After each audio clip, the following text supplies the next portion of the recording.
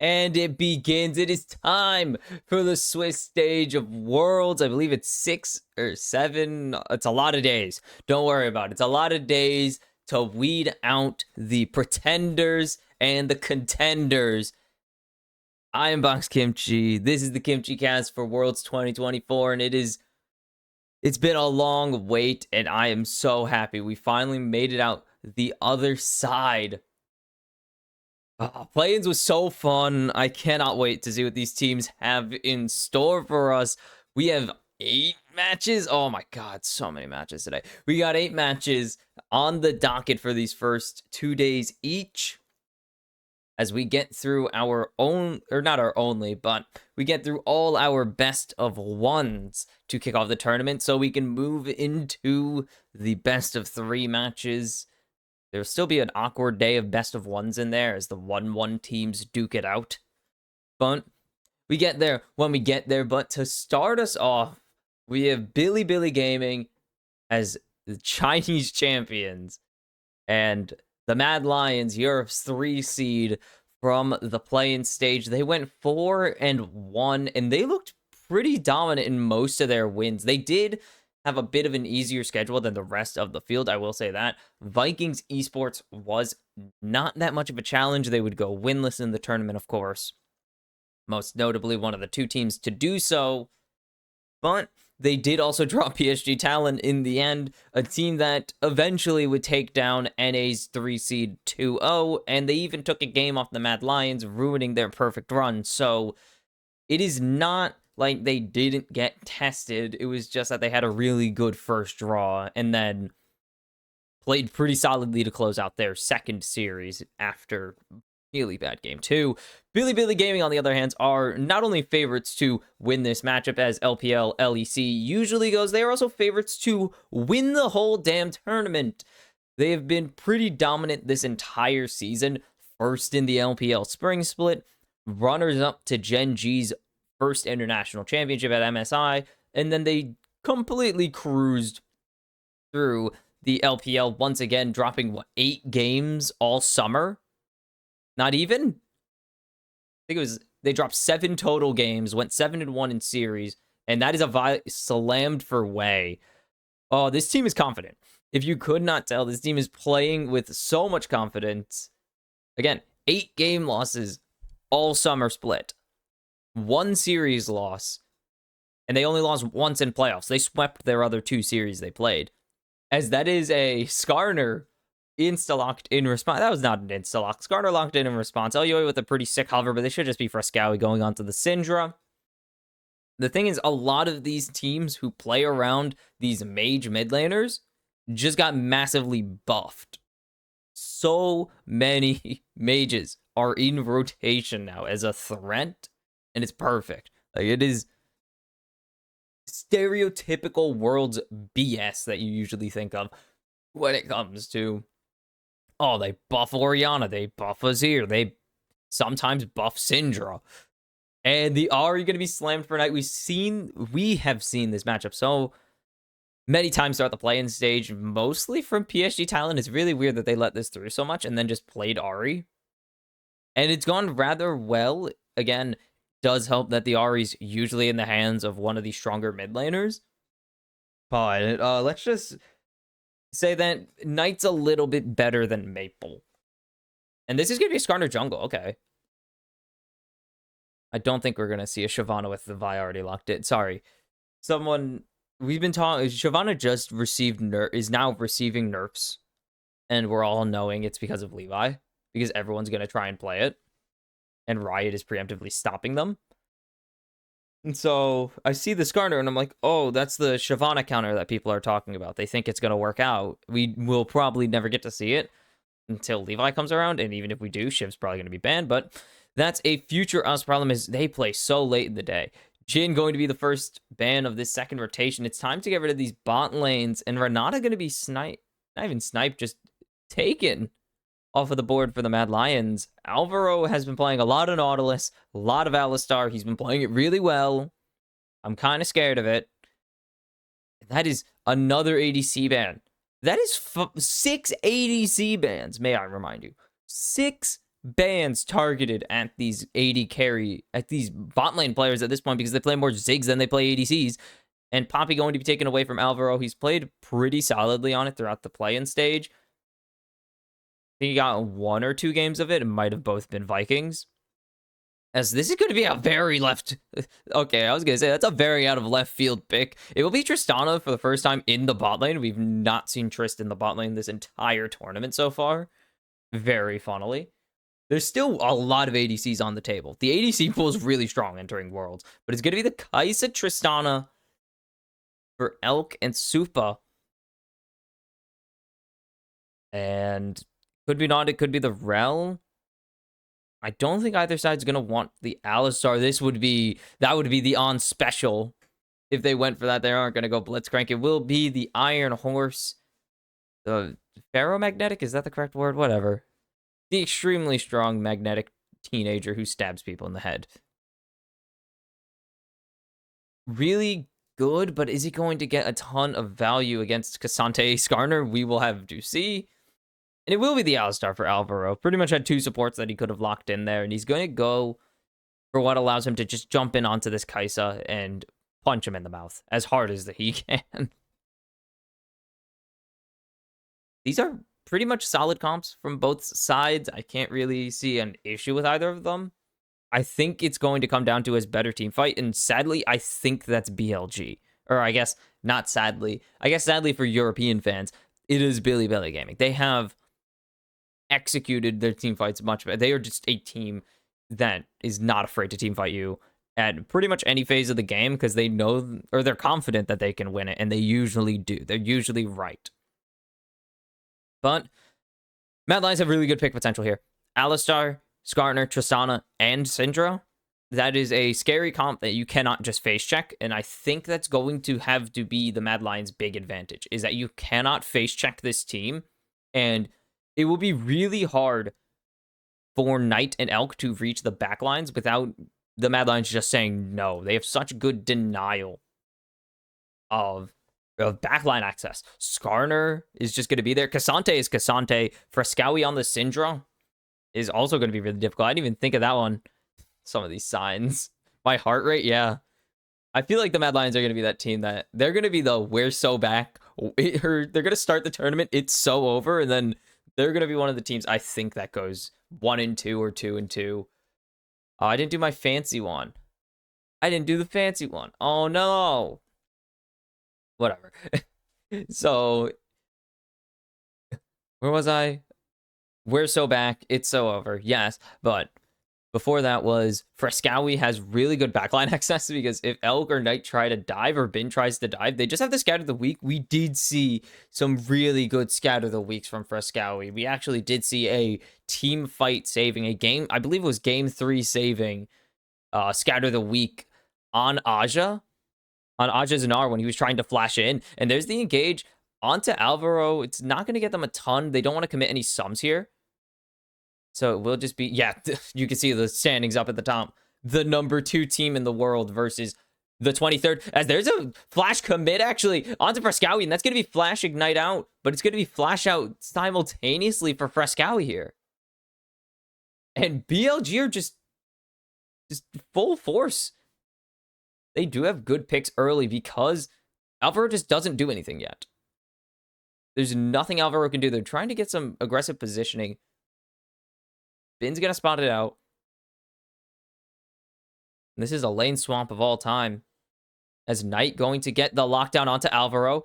With Bin here in mid, that is a lot of damage. And that's going to just be another flash force from BLG. Billy Gaming are playing this so damn well already. So aggressive. They could just keep the pressure on. Now, Frescowy has no flash. And the charm not going to connect, but that's not even going to matter. They're forcing Frescowy to start chugging these potions. Just a problem. I mean, the Mad Lions have kind of maneuvered themselves into a half-decent position to follow it up with the lane swamp, at least, but Alistar is Alistar. Like, there's nothing that's going to change that. Supa should be shredding these turrets. Alvaro is going to be giga useless unless he gets level 2, because Flash Q isn't even an option, and Hex Flash Q is barely even a combo, as Bin just going to continue to abuse the fact that Alvaro doesn't have Flash. This is going to be a 4-man dive onto the Alistar. There's teleport from the Cassante, so they're going to dissuade it, but I don't know if they're going to be able to execute it. Mirwin's level 2. He has the footwork at least. He has Intofos and the Pathmaker, but he's going to Hex Flash right into Alvaro, or right into Way's Vault Breaker. I don't see BLG getting much more off this dive, but they're going to commit this. There's the first plating going down on tanking the turret. No, it's been tanking, and they're going to juggle this aggro. They're trying to get this kill. On is going to be the next one to tank it up. There's the Pathmaker. Alvaro, or not Alvaro. Why don't you take Alvaro away? Goes down, and turret aggro is going to take out on, actually, Mirwin with a double kill. And Billy Gaming overcommit to the play. And the Mad Lions have found a beautiful counter dive. It is just one champion. So Bin's 0 health. On needs to start tanking here, but Wei actually starts tanking. Or no, On starts tanking this. And On can't tank this last turret shot. He thinks he can. And they don't have Meganar yet. They didn't have Meganar available. They really overcommitted to that play. And now the Mad Lions are in a huge... This Cassante getting an advantage is massive. This allows him to pretty much free farm, or at least match without really risking anything.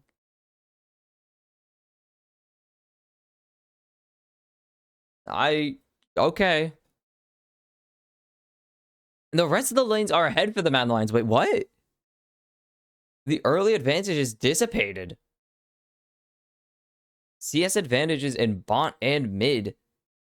And then the 2 kills on top lane just makes this impossible for Bin to really get back without fighting in some way. This is a team that, again, is supposed to be competing for a world championship this year, and at least early, they just got outplayed by a team that most people only expect to get out of the Swiss stage, or only get out of the group play-in stage. This team's been playing kind of hot, though. That is the thing. Mad Lions coming in off of the play-ins. They have the momentum on their side for now. BLG have only played scrims for the past 2 months. Early Drake going to just go over to Wei. Can't just solo this Drake. However, he chooses. Alvaro going to get the engage. Super going to get the follow-up on. Is hovering around trying to stop any movement to the dragon. Elyoya not going to get the stun. Alvaro very low here. And Wei not going to come down. Elyoya is a bit of a threat, and Elk has no health bar available to him. So it's just going to be Drake for some summoners in the bot lane. As they're jumping in onto Frescowi. There's the flash out, and nice scatter the weak to push Knight away. And that is kind of what I was saying earlier. This matchup is good for both sides. It is a skill matchup, but it is very Syndra-sided on the engage and disengage parts. Syndra can just force disengage whenever she wants, as long as Knight doesn't flash through it or dash around it, which is really difficult because it is a very wide ability. First grub taken. Elyoya's here, though, so it should be a 2-1 split for the Mad Lions, as the rest of their team is pulling up. And this one's not going to get smited, so that... Oh, no, it is going to get smited, as there's the charm onto Alvaro, but there's the flash engage, and the crash down canceled, but Wei hits a huge vault breaker. Elk going to be able to get out with his life. Mirwin going all out, though, onto Wei. And do they want to fight this? This Q3, good charm, flash over the wall, but On will not be able to escape. Elyoya taking out the support. And Mad Lions are just prepared for anything Billy are throwing at him in this early game. 3-0-1 on this Cassante. That is a problem for Billy Gaming to solve. Is look at that buy. Instantly going for... I believe he's instantly basing and trying to grab... What could he be grabbing? He's probably grabbing a Force of Nature. As Supa has ulti. Elk does not. Buster shot plus the bomb. Not going to be enough to get the kill there. Elk, how close? Very close to that next level up. I think he just needs this wave right here is on. Needs to be very safe. He knows Elyoya is around and cannot afford to base check that for very long. Is on. Going over the wall now. Supa has the rocket jump away. And Supa, no crash down, magnet storm, flash follow, any of that. Furrow's level 3. That's all you need until you hit 6, and then you don't need anything else. It's Alistar. You hit 3, you have your combo available. You hit 6, you have the ability to just not take damage for quite a bit. Perfect. Okay, it's only 700 gold lead. It could be worse, and it could be more concerning, but it's not. Pretty in control still. While it is good that the Cassante is getting ahead, feeding Cassante not the worst case scenario. Still not good, obviously. You don't want to give any player on the enemy team a ton of gold, maybe except a support. As Frescowie, no, flash, and there's the cease, the desist, and Knight's gonna pick up a kill onto Frescowie with the assistance of Wei. Some platings to follow. Might be a second one. I don't know if he has the damage quite yet to pick that one up. As a 2v2 skirmish is going to turn into a bit of a mess as Elyoya thinking about it. Picks up the rock. And he's going to be flying in. Nice stun. He's going to need to hit the ulti. Elk able to ulti away from the Impale, but On is not so lucky. His third death of worlds already.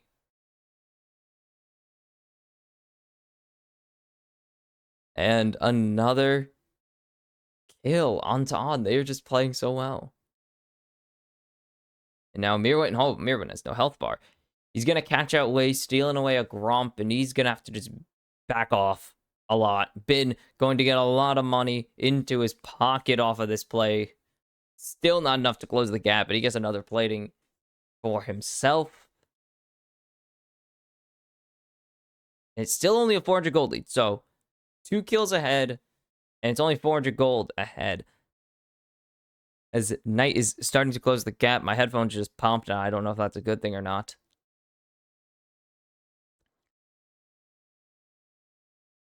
They got Elk in mid right now, and that's pretty much just to set up this Grubs fight. They don't have the Killer Instinct. They don't have the Crash Down, or the Magnet Storm yet. Not the Crash Down, they have that. And I'd say that's more important than Alvaro's ulti. Alvaro can afford to sit at no XP for quite the longest time, as they've spotted out Wei with both of their wards here. Alvaro can afford to sit around and not do anything. He has his full combo. On a crucial part of his combo is gated behind his level 6. Alvaro gonna Hex Flash at him.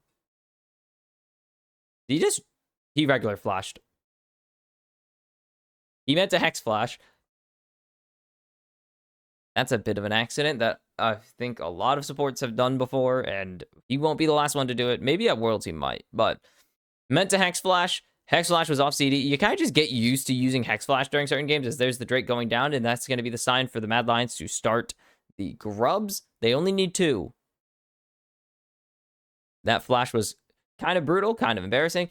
On has ulti. They need to be careful for Elyoya. Elyoya also has ultimate. As there's the Magnet Storm crash down. They're just going in onto Alvaro, but that's just going to allow Elyoya access to Elk. 2-man Impale. Elk doesn't even have the chance to ulti. He does actually, but Mirwin's chasing him over the wall. There's Frescowie unleashing his power. And the Mad Lions, they say you take the wrong target. Why are you looking at the moo cow? You got to look at our damage dealers. It's going to be a 5-1 Grub split for the Mad Lions, and a pair of kill, and another kill to go along with it. Onto the Syndra this time, and that's going to be really helpful. Teleport out of Night to match the push in top lane. Wei should be spotted there. As Bin going to jump in, get scattered the weak, gets scattered to safety, I guess is the way to put it. First items continue to be finished across the board. That is going to be a Sundered Sky for Wei. Ayoya. Bin doesn't have Mega anymore after this, so he needs to be very safe about how he plays it. But it will be a plating, as Frescowy's taking his base. He'll grab that, force out a teleport. Easy peasy, blah, blah, blah. And, yep, there's the Gnar getting the advantage. Mirwin's kind of just been in a negative lane state this whole time, while he's gotten a ton of kills. I mean, he has 5 of the 6 takedowns, including half of the kills for the Mad Lions so far. He also has 67 CS because he's been laning into Bin for most of the game after the lane swamp. He's been in a rough lane state, as Alvaro going to get his Q off at least. As Wei jumping in onto Frescowy. Frescowy doesn't have flash. Can they finish the job? Wei is just getting shredded. And here comes Elyoya. Supa's going in. Supa not going to find Wei. Elyoya already uses ulti. Elk flashing forwards. Supa just going to dodge the sphere. There's the Magnet Storm. And there's Elk finding 2. Frescowy going to trade back 1. But there's Knight picking up another. He's on a killing spree. And Billy Gaming swing the gold lead 2,000 in their favor suddenly. They find the Mad Lions in a caught-out position. No flash on Frescowy. No flash on Alvaro. That is their go angle. They still do not have the unbreakable will.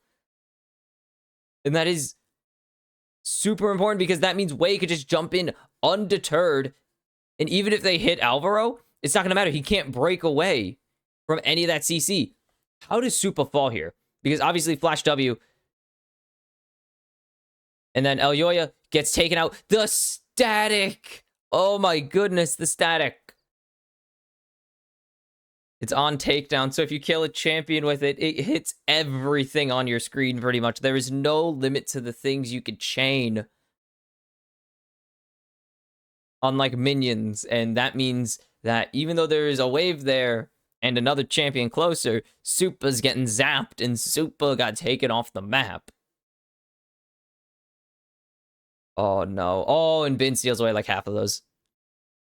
Mad Lions trying to answer with a play in bot lane as a Rift Herald being taken by Wei. But now this Ahri's fed. Now the Kais is fed. And Wei has been super active. And been super important as there's like the world's weirdest looking insect. Supa just solos Elk. Elk giving him a freebie. Elk? A bit overconfident. I did say this team is confident, obviously, coming in because they're the champions 2 times running. That made MSI finals over teams like T1 and even regional rivals. I believe it was Weibo. Who the heck made MSI for them? Was it Top Esports as well? It was Top Esports. Top Esports, debatably, you could argue that they're potentially the better team, but also, they've been 3-0. They got 3-1, so no.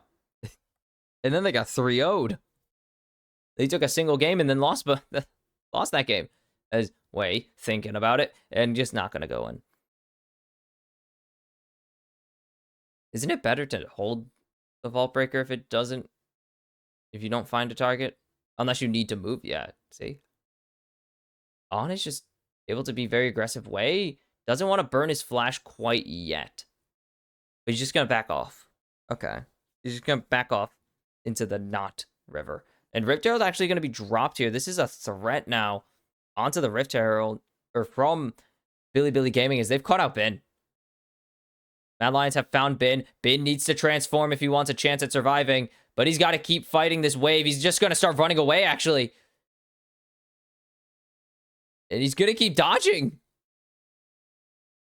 And he's just going to gnar them away. Flash out. He's wasting so much time. Scatterweed going to finally connect. And there's the all-out onto Bin. And I think Bin's going to be sacrificed. He bought a lot of time to push mid. They get 2 full turrets off of that play.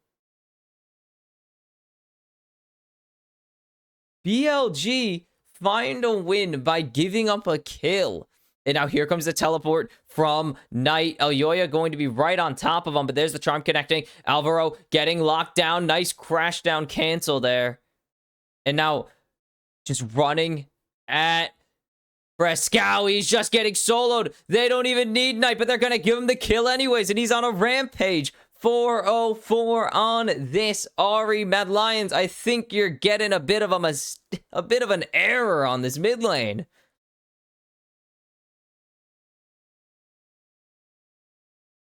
And now Drake Soul Point for Billy Gaming. In spite of the Mad Lions having some really good fights, they just massive surrender there on this. In these previous two fights, they chased Bin for miles. They chased Bin for so long, allowing that Rift Herald to get maximum value. Knight was free to push in this top lane all the way to the tier 2. And that means Mirwin had to base, had to answer, and Knight's just allowed to TP to bot lane for free and kill someone on top of that. Oh no, not the worst trade deal in the history of trade deals ever. And An has completely made up for his early blunders, his early oh my goodness, terrible, horrendous early game.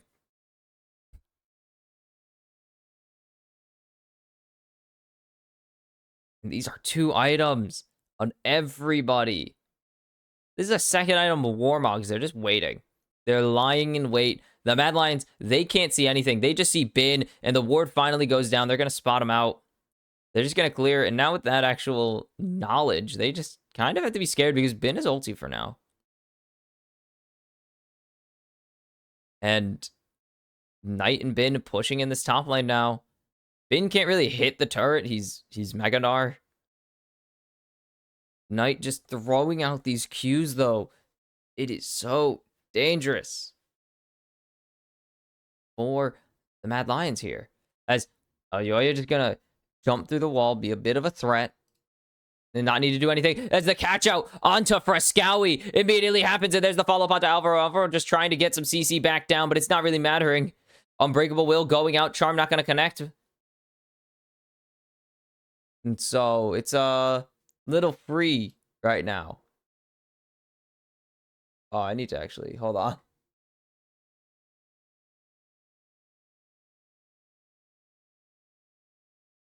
Oh my goodness. They're going to get that top tier 2 as well. This is a little scary right now for the Mad Lions. And, oh, that's nearly 100%. That is almost 100%. That is, ooh, it was close. There were moments, but the Mad Lions have, they have lost that time. That early game closeness where they were actually leading, that time has disappeared. On just going to get shot at, blown up for half his health bar almost. Gonna get a nice chunk onto Knight, but is that going to even matter?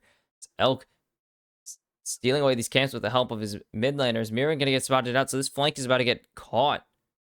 As there's the charm coming through. He's going to need all out, but he's not even going to be able to move. There's so much damage. And now Billy Gaming just going to go for this Baron. There's a Gnar pushing in this bot lane, shredding the tier 2 to pieces.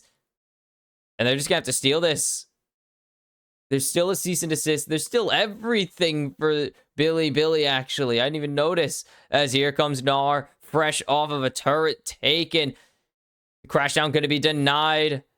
But BLG need a run. Frescowi's locked down. He's told to cease, to desist. He's not even going to find one with the unleashed power. Bin teleports in, finds a kill. Knight dominating 6-0-5 on this Ari in game number 1. And this is how you make your world's debut. BLG, first game at the tournament first game at the tournament this year. But how you open a tournament, my goodness. With one of the best team fighting performances we've seen so far. And Frescowi, look at how he hits way. Doesn't even matter. Great locket there from On. Oh, baby. This is a problem. And this is why BLG favorites to win the World Championship this year after years of just falling short. Semi-finalists last year. And I believe they were even lower before, but just, oh my goodness. They don't have an answer.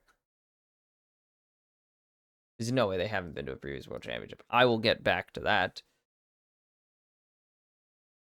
I know they were at last year's, okay? Oh, it's just free to do whatever the heck they want.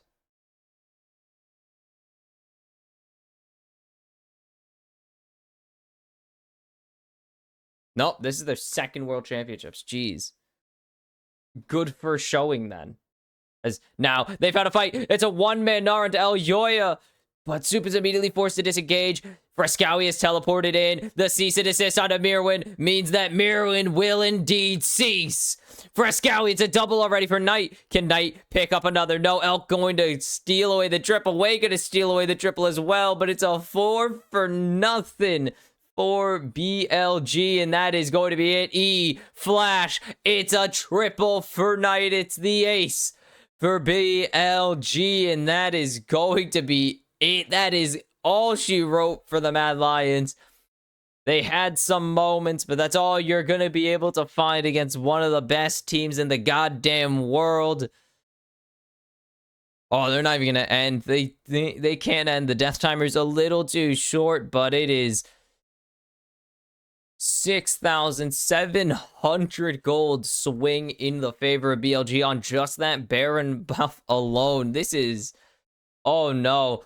And it only finds El Yoya, and that's not even going to matter because with the threat of Bin's ulti, Supa needs to disengage. Frescowi teleports, but Frescowi's not doing any damage to Bin right now. And then Knight's just here to shred through everyone. That crash down cancel really did nothing but just put the nail in the coffin for El Yoya. It will be an easy Drake Soul, a very obvious Drake Soul for BLG. There's just not even a question about it right now. And, oof. 4-item Ahri, 23 stacks on the book. This guy is reading. Knight is shredding through Mirwin. That doesn't do true damage on return anymore, by the way. I believe they nerfed the mess out of Ahri and just said, yeah, you're not doing true damage with that anymore. How much gold does Ahri have? 11,000. Oh my goodness. Elk is 12,000. No one on the Mad Lions is within 1k of their lane opponent, and that includes the freaking supports. Supa is just chunked immediately.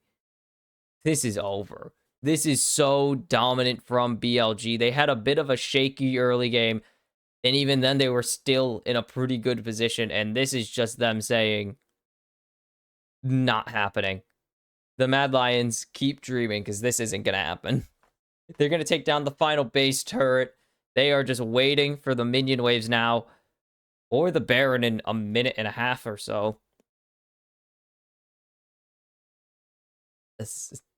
Bin is just making sure this top wave doesn't get a chance to contest. As now the supers are going to be pouring in all 3 waves.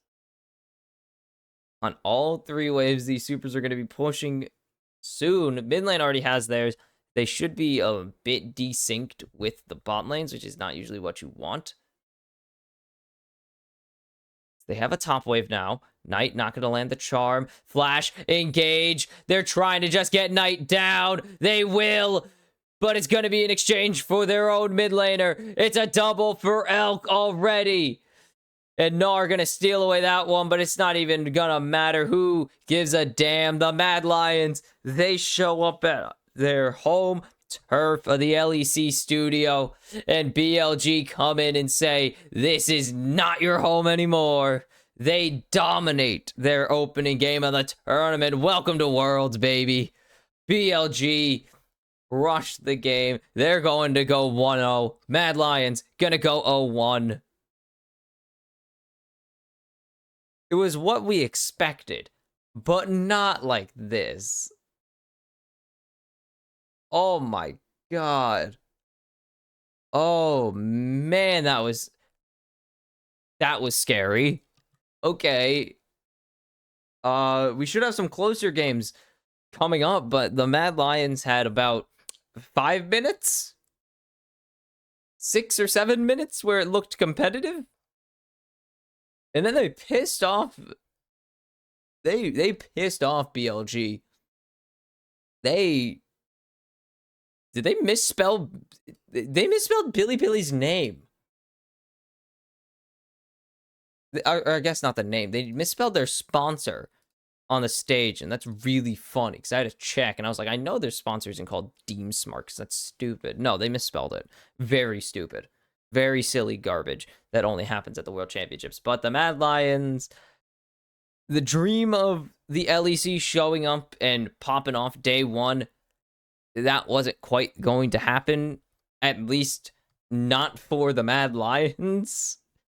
They had a tough matchup coming into this. We'll see if Fnatic can take down Damwon, and if G2 can just make sure Pain doesn't get Titan really fed later.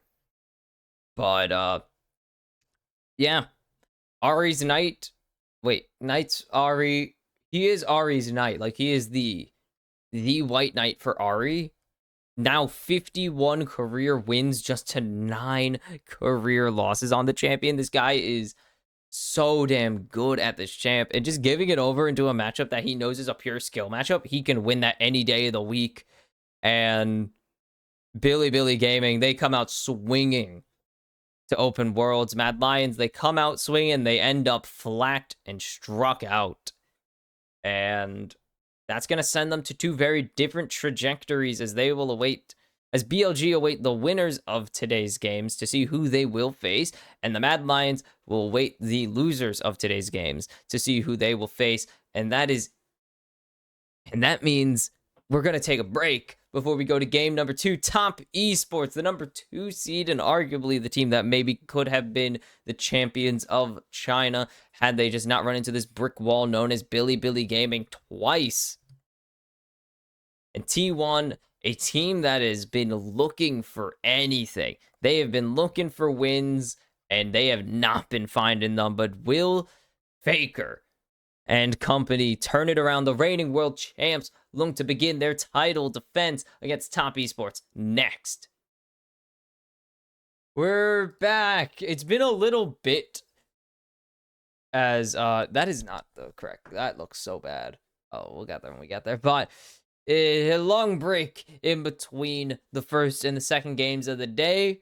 Tech issues get them out the way early, but we are back for real. And oh my goodness, everything is failing. I see why they took a small break. Everything is failing, but it is time for game number 2. Finally, the players aren't out on stage.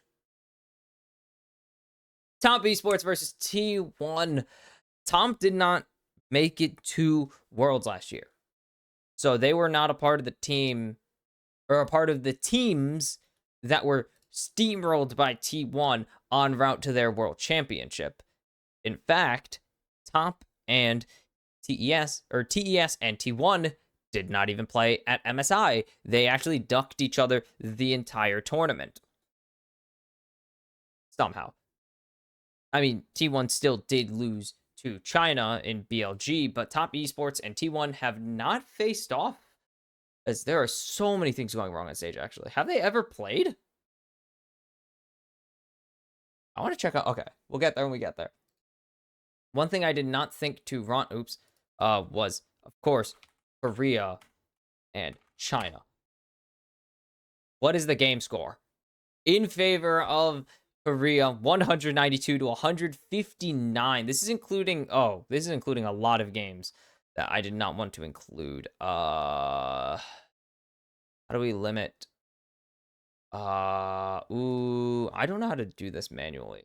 This counts for a lot of games. Like, this counts Rift Rivals. This is counting the mid-season cup actually should count, because that is a all China or an all Asia tournament that took place instead of MSI in 2020. But this also includes like Asia Star.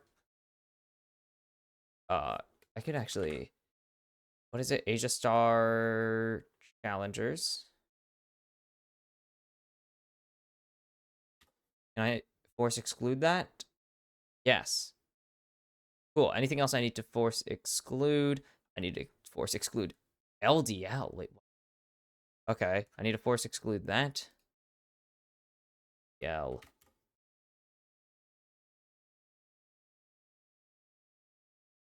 Okay, I need to actually, like, type that whole thing out. Jesus Christ. You see why this is a pain in my neck. But it's back now.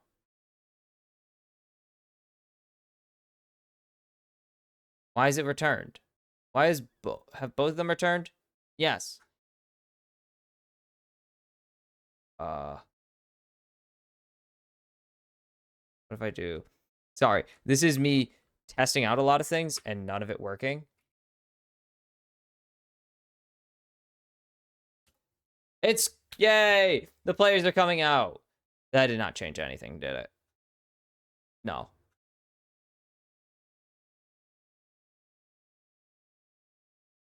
We're working on it. But even then, if we just manually exclude the LDL, that's we could say it's like 10 games or so. It is still a lot. Like, these regions have met up a lot, to put it lightly, as it is another. I don't know if they've ever faced top esports still. Does not seem to be the case, actually. Yeah, T1, top esports, don't seem to be on the list. Nope. These two teams, as far as I can count, have... Oh, wait, maybe? They have, one time, the Mid-Season Cup. Top Esports 1-0 them on day one of the Mid-Season Cup. That is... Oh, no. Oh, yeah, Rift Rivals. T1 got them at Rift Rivals, if that counts for much. As far as I can tell, though, that is the only 2 times these teams have faced. One at a major tournament, and the other, not so much. So it is 1-1 if you count Rift Rivals, but 1-0 if you only really care about tournaments that kind of actually mattered. That was the Mid-Season Cup way back during the COVID year of 2020, so...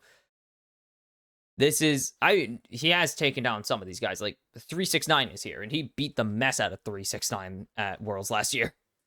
But, or I say he as if it's one person. T1 beat the mess out of 369.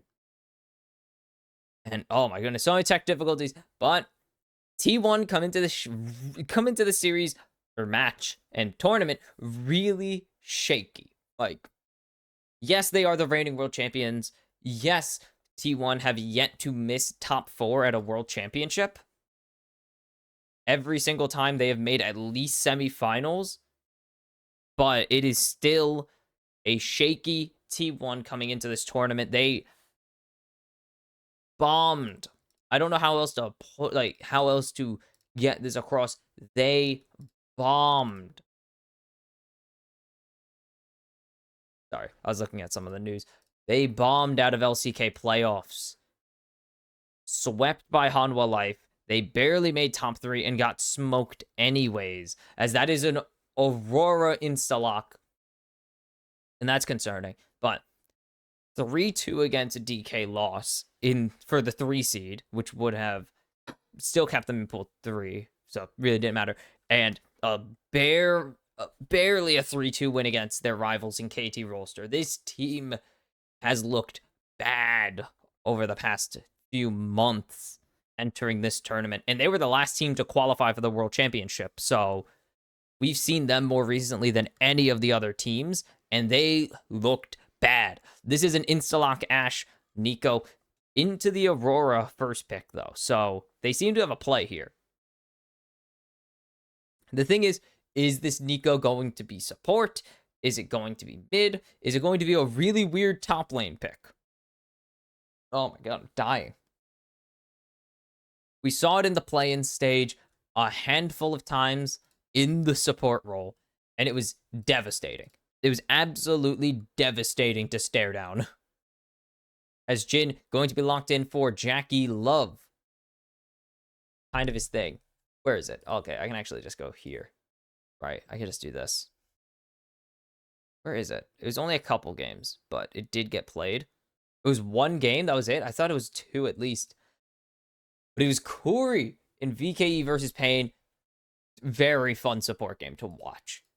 But we've seen it happen to a ton of teams, obviously, already. And that's Renekton locked in for 369. That's going to be a Renekton blind, actually. Okay. This could be really good for T1. if they know what they're doing here. They have a lot of plays. It could be the Jax for Zeus. And this Nico going to continue to hover around. So it's mid or support. It isn't some weird top lane pick that I would do. Some weird Nico on, not even on hit, but Nico PTA top lane. I think I go back to lethal tempo Nico top lane. Yes, lethal tempo was so important for me playing a bunch of weird things top lane. Like Lulu and Nico top thrived with lethal tempo. That's just me though. Poppy taken away from Tian or Mako, whichever they prefer to really put that role in or put the Poppy in. Doesn't really matter. It's gone. Oh, Mako's in. Okay. So if you didn't see if you aren't watching the stream, the actual stream or the VOD, then they showed Tump Esports' lineup with their mid substitute in. GA, their mid substitute, was shown in for support over Mako, which was very weird because they didn't tweet about it. I couldn't discern any of the posts on Weibo, but it didn't seem like any of the posts on Weibo were announcing that Mako was benched for game number 1, because that would be huge news if fans found out that Mako, the star world's winning support, was benched for the first game of the tournament for a team that desperately needs to be in top form, no pun intended, but to be in peak form given how their history of competing has gone. That would be really bad. Viego going to be taken away from owner, very commonly played. Not MVP. I was like, was he MVP? It was Scout. Scout's back, baby. We'll get there when we get there. But, it was really weird for the lineup to not have Mako in, as that is Carria's Rakan. This is going to be Faker on the Curious Chameleon. And that means the jungle counterpick going to come through. They wanted to slam this Rakan early. That means they have some plan for it, hopefully. Well, obviously they do, but you know what I mean by that. I mean, I'm hoping that they actually expect to execute, not just have Rakan and then not plan a jungle pick around it. Does this have 3 world champions on? This TES roster has 3 world champions from 3 separate teams. I just realized. Actually, Jackie on IG? Yeah, Jackie was on IG, right? Yeah, he's a world champion. Gotta make sure. As Skarner jungle, okay. I mean, it's not locked in. It could be something else, but it's very unlikely they're pivoting this off of Skarner jungle. And that was an interesting hover, to say the least, from owner. Really good comp coming out from Top Esports, though, already. And it's going to be on T1 to answer it. I can already see the team fights playing on my head because we've seen this comp very similar, or at least very similar comps. We haven't seen this exact comp yet at the World Championship, but we've seen plenty of comps built around this Rel and Skarner. I believe even last game we had Rel and Skarner. It's been a while since the previous game, by the way. I don't know how to explain it. It's been over a half hour since the previous game. We did not. We had them on opposing teams, but good. Owner Wukong. Did we see Wukong? I feel like we did. We saw 9 Wukongs. Wait, what? 9 Wukongs during the playing stage. He's 5-4 so far. If you count that, I don't know if Riot counts that as a part of the same tournament, but 5-4 so far. Will owner make it 6-4? And will Cream keep the good name of the Aurora alive, as Aurora has been tanked? People have been throwing on this champion somehow. Where the heck is she? She's somewhere on this list. There she is. 12 bans, but only 3-2. She's been let through in 5 games, and she's only 3-2 because we had some inters on it. Her last game was the first game of Mad Lions versus PSG. So we'll see if the Mad Lions did not cast their curse on it. Again, T1. Historically, oh, it was Evi. That's right. I forgot that existed. I forgot the Evi game happened. We don't talk about it. But historically, T1, very good against the LPL. But this year, not very good against the LPL. I believe they've lost both of their series. It was at MSI. They lost both series to Billy Gaming. As it is time for game number 1, the only game. I'm so used to the playing stage where everything was best of 3, but it's time for the second game of the World Championships main stage, the Swiss stage, whatever you want to call it. And T1 looking to add top esports to the list of teams they've beaten from China. They added all 4 members of the World Championship appearances last year, and they can only add 1 more, I believe, as everyone else has already been topped. This is the LCK 4 seed, though. They are saying it on stream. This is the LCK 4 seed still. They beat LNG, they beat JDG. I think they beat Weibo in the or not the Weibo. They beat BLG to make, yeah. Okay. So this would be the first new one. And you can see the list of accolades. Top esports have 3 international appearances and 1 top 4, which was back in 2020. Yeah, back in 2020 when they lost to Suning. I mentioned this earlier off stream. T1 back in their SKT day, they have 15 internationals appearances as 369 just forced to flash. I don't think they're going to be able to get it, but Guma flashing, Zeus going to follow. The call, the meek is not enough. Zeus first blood. And the Ultra invade for the lane swamp is going phenomenally for T1 already.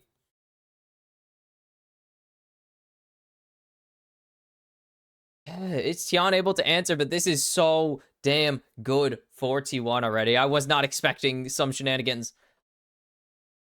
I was not expecting a lane swap anymore. Like, I mean, they happen, but I'm never like, oh, this is going to happen kind of thing. It's more of just, okay, they're doing a lane swap because it's not the default anymore.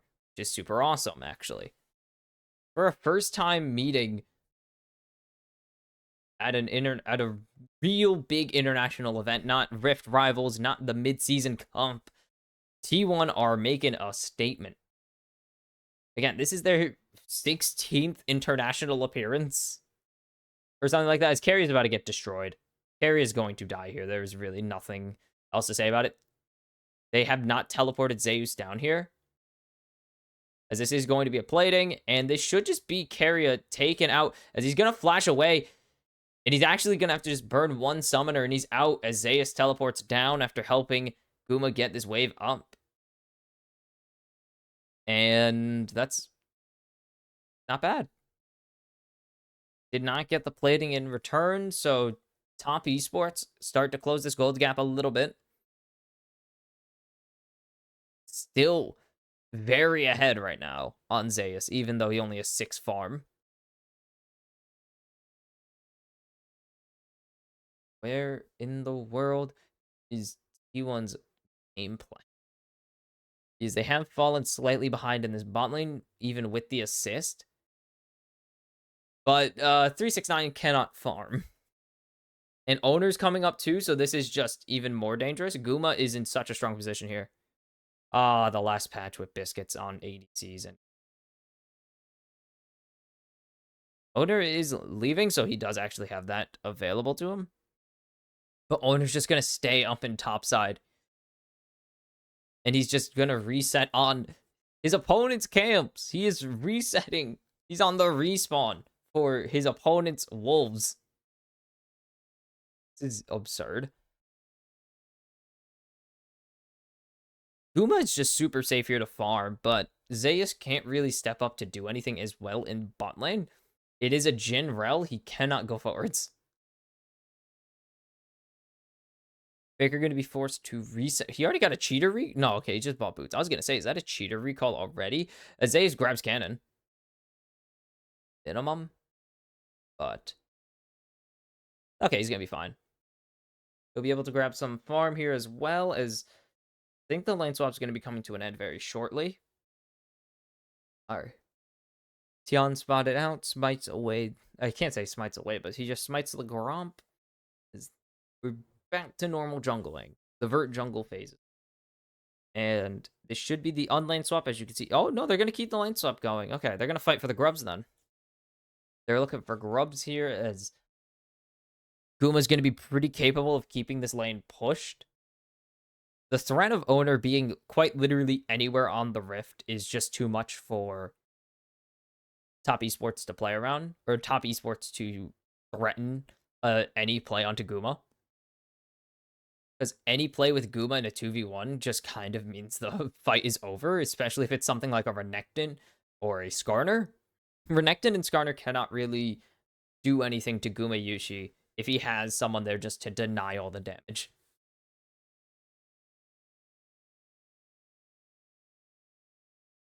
Guma going to continue to push us out. There's the Cold Meek, and that's about all he's going to get, as 369 is just getting chunked down, forced to back. He already burned his teleport, so he's going to have to actually walk back to lane, as Owner's going to just solo these.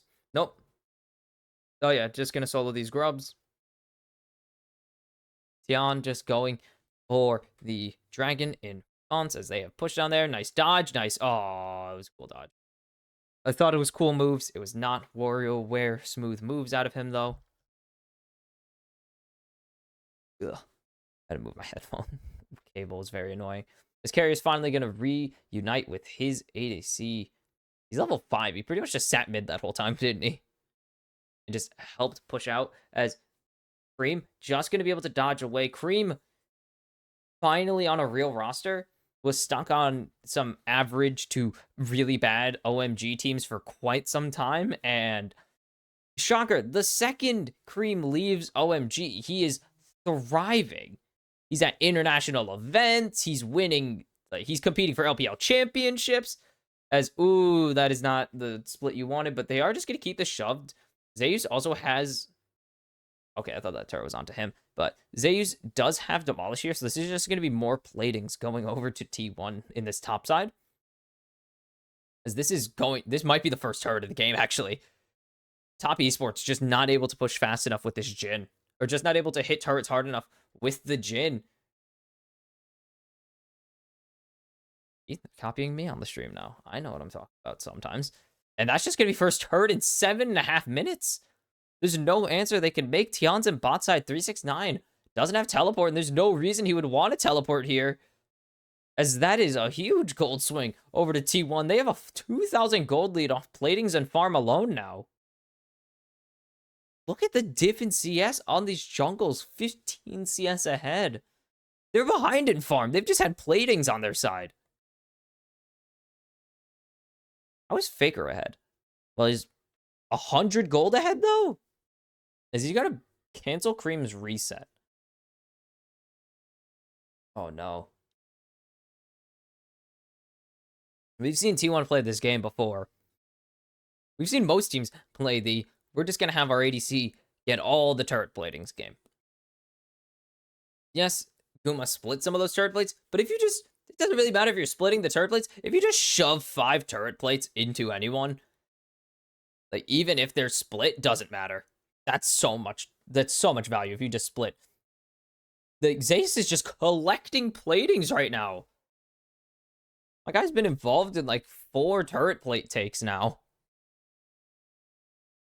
Like, it doesn't matter if Guma had to split 2 or 3 of his 5 platings if he's just getting them shoveled into his face anyways. You got, what, 2 solo platings in topside? And then 3 split platings between 1/3 and then half of it? That's still 4.5 turret plates to himself in gold value. That's still like 500 gold as they're jumping in onto Jackie Love. The cleanse is out, but he's still airborne, and the charm comes through. Guma, great charm by Keria, but I think Tian is going to be taking Guma and Keria to the grave. It's 1 for Tian. Owner is here, so Keria able to get away. And they'll get something back, but it's even trade for T1, which is in their favor, especially with the kill going on to the Skarner, as opposed to the kill going on to the Ashe. Cream going to get chunked down by Faker's Blooming Blossom there. Or Blooming Burst. Sorry, Pop Blossom Blooming Burst. And 1-for-1s are going to favor T1 for the most part.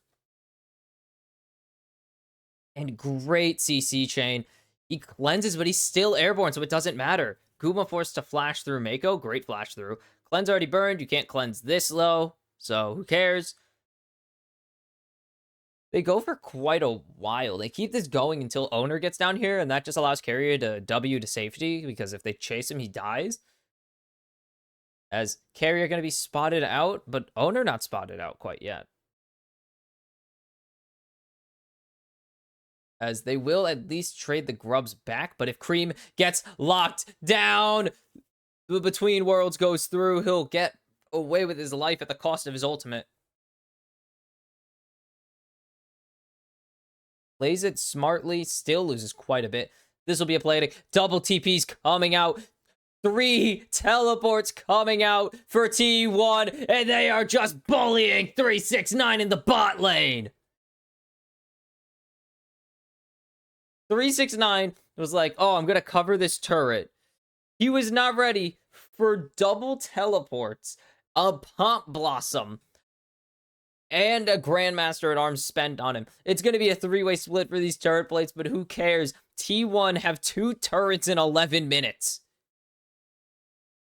Guma is so far ahead. He's 1,000 gold ahead now. This guy is really strong already. Oh my goodness. And they just continue to play, let's get this guy fed with their ADC. And it's working so well. 2-1-1. He's down like 20-something CS almost. And it doesn't even matter because he has 2 turrets worth of platings. I think he's been involved in taking every plate in top and bottom.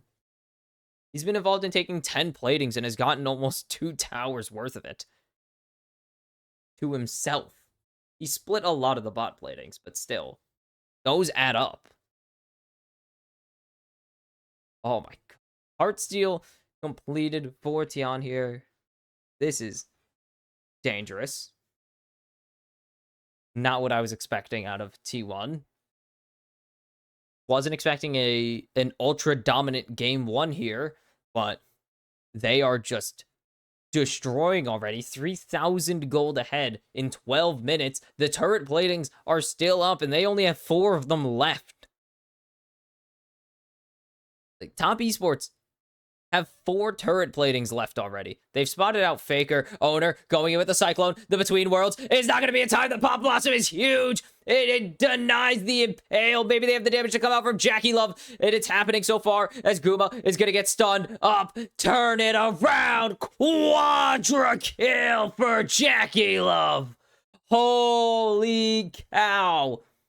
T1 overextend. They thought they could pull the fight. It opened so well, but Jackie doesn't get caught for a second. He is free to do as he pleases, and he punishes the ego play from T1. They couldn't get him with the Pop Blossom. The Between Worlds was honestly huge if they were going for it, because if Faker was going for this, where did they go? Because it starts with a great Cyclone. So you can see where Jackie's positioned right now. Jackie's not even close, actually, to this Pop Blossom. He wasn't even close. He wasn't getting hit by this. The flash didn't even connect. Mako almost stuns himself. Great combo here, but this Magnet Storm followed up with the Impale means that there's no damage coming through during the Pop Blossom, actually.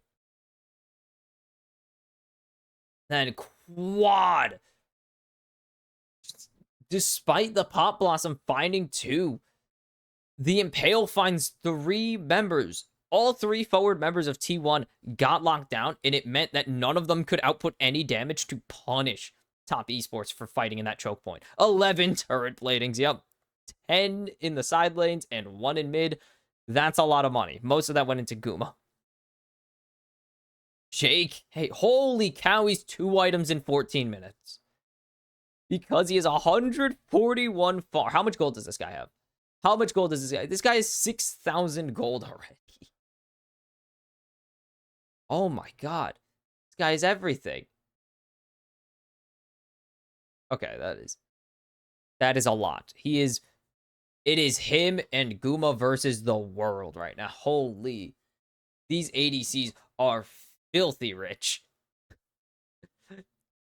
TES going to be spotted out. They have the ultis available to counter TES, to fight TES right now. Can T1 find the angle? They have everybody pulled up here. Zeus on the way. If he needs to teleport, he can, but he's just walking down mid lane at the moment.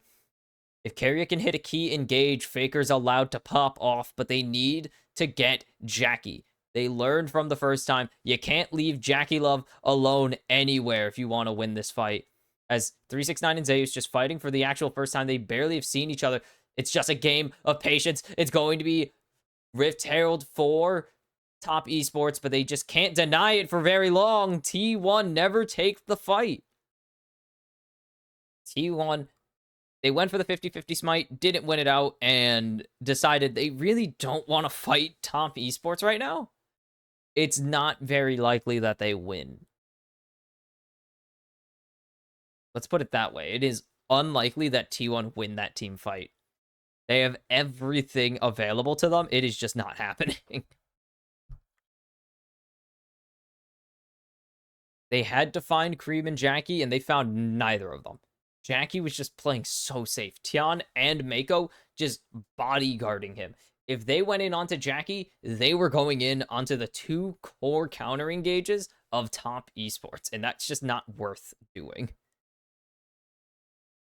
And now Top Esports have a really good lead in the objectives. They split the Grubs, 2 Drakes, and a Rift Herald at their side now. It is Top Esports fighting back. They're still down about 1,000 gold, but Jackie Love alone is making up that difference. This guy is so fed off of being left to free farm.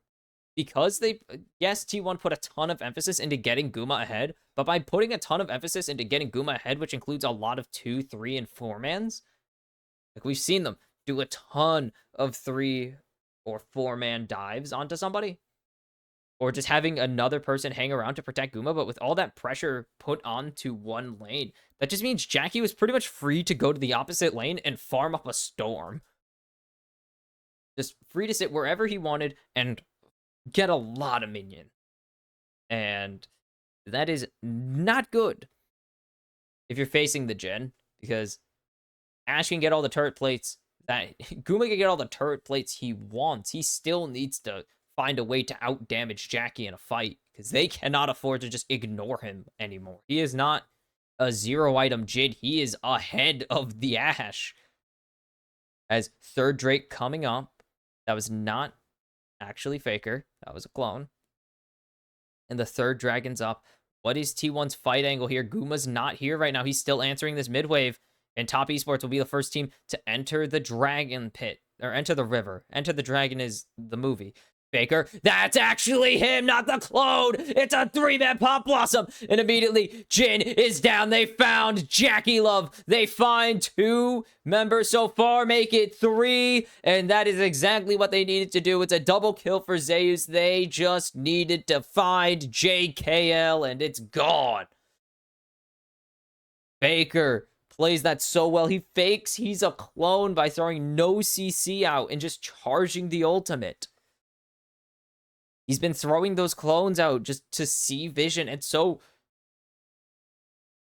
look at Faker. He throws the clone out to the side, and he moves it like he is. And then he just baits in all of Top Esports. They think it's a clone. They start backing off for safety, but they're not expecting a Pop Blossom from Faker's clone. Or from Faker himself, because that definitely wasn't a clone. Oh my goodness. Okay, I had to make sure I was also in the right camp. I just get very, paranoid at times. And this is, again, the featured matchup of this game. They haven't shown it yet, but they mentioned it on the broadcast. The featured matchup is supposed to be 369 versus Zeus, and it's just not happening. We thought we were going to see 2 top laners who love to play bruisers just beat each other over the head for 10 minutes. But no, it's been lane swaps and team fights. Lane swaps, dives, and team fights. Put that on an album cover. Because it is... Oh, there's my mic getting bumped. That is what this game has been. It has been a duel of who can carry the hardest. Guma and Zeus versus Jackie Love. As this tier 2 in bot lane's getting shredded right now. Sorry, I had to crack my knuckles. Owner going to continue to take those. And this is a back and forth game. Yes, the win probability has mostly favored T1. Top Esports are right there, though. Heartsteel stack, come on. Oh, he autoed it early. Brutal. Top Esports ganging up around mid. They want this tier 1 to fall, open up the map a little bit more as they haven't taken any other turrets, but if they take this, take this. If they take this mid tier 1, that could be huge. As there's the crash down engage, 2-man impale into the between worlds. Faker has the pop blossom. He finds Mako, but is that all they're gonna find? 369 is locked down under turret, but Jackie Love's opening up the curtains. It's 2, not gonna be 3. Just missed the last bullet by inches. But it's 3 for 2. Jackie Love going forwards. He wanted to see if he could find Faker, if he could find Kuma. They're so low. Faker has to keep hiding as the rest of Top Esports are hunting him down. They want him gone. And again, the fight revolves around Jackie. He's playing so far back. He's playing so cautious and having his frontliners play really far up as well. And that means that they can never get to him. It is so crucial to keep him alive. He is the entire reason this gold is swung back in their favor. So this engage starts with Mako onto Owner, actually. Denies the Cyclone. And then 2-man impale. Look where Jackie is, though. Carrier gets denied, and then Jackie's just out of range to hit the pop blossom, or get hit by the pop blossom. And then he's just opening the guard. Look at the damage. Cream is doing so much on top of this. If that bullet connected, Faker falls. It is another triple kill for Jackie Love. That would have been devastating. But the damage from the mid and ADC of TES is unreal. Both of them topping 4,000 damage right there. Jackie's nearing IE. He's almost done with 3 items.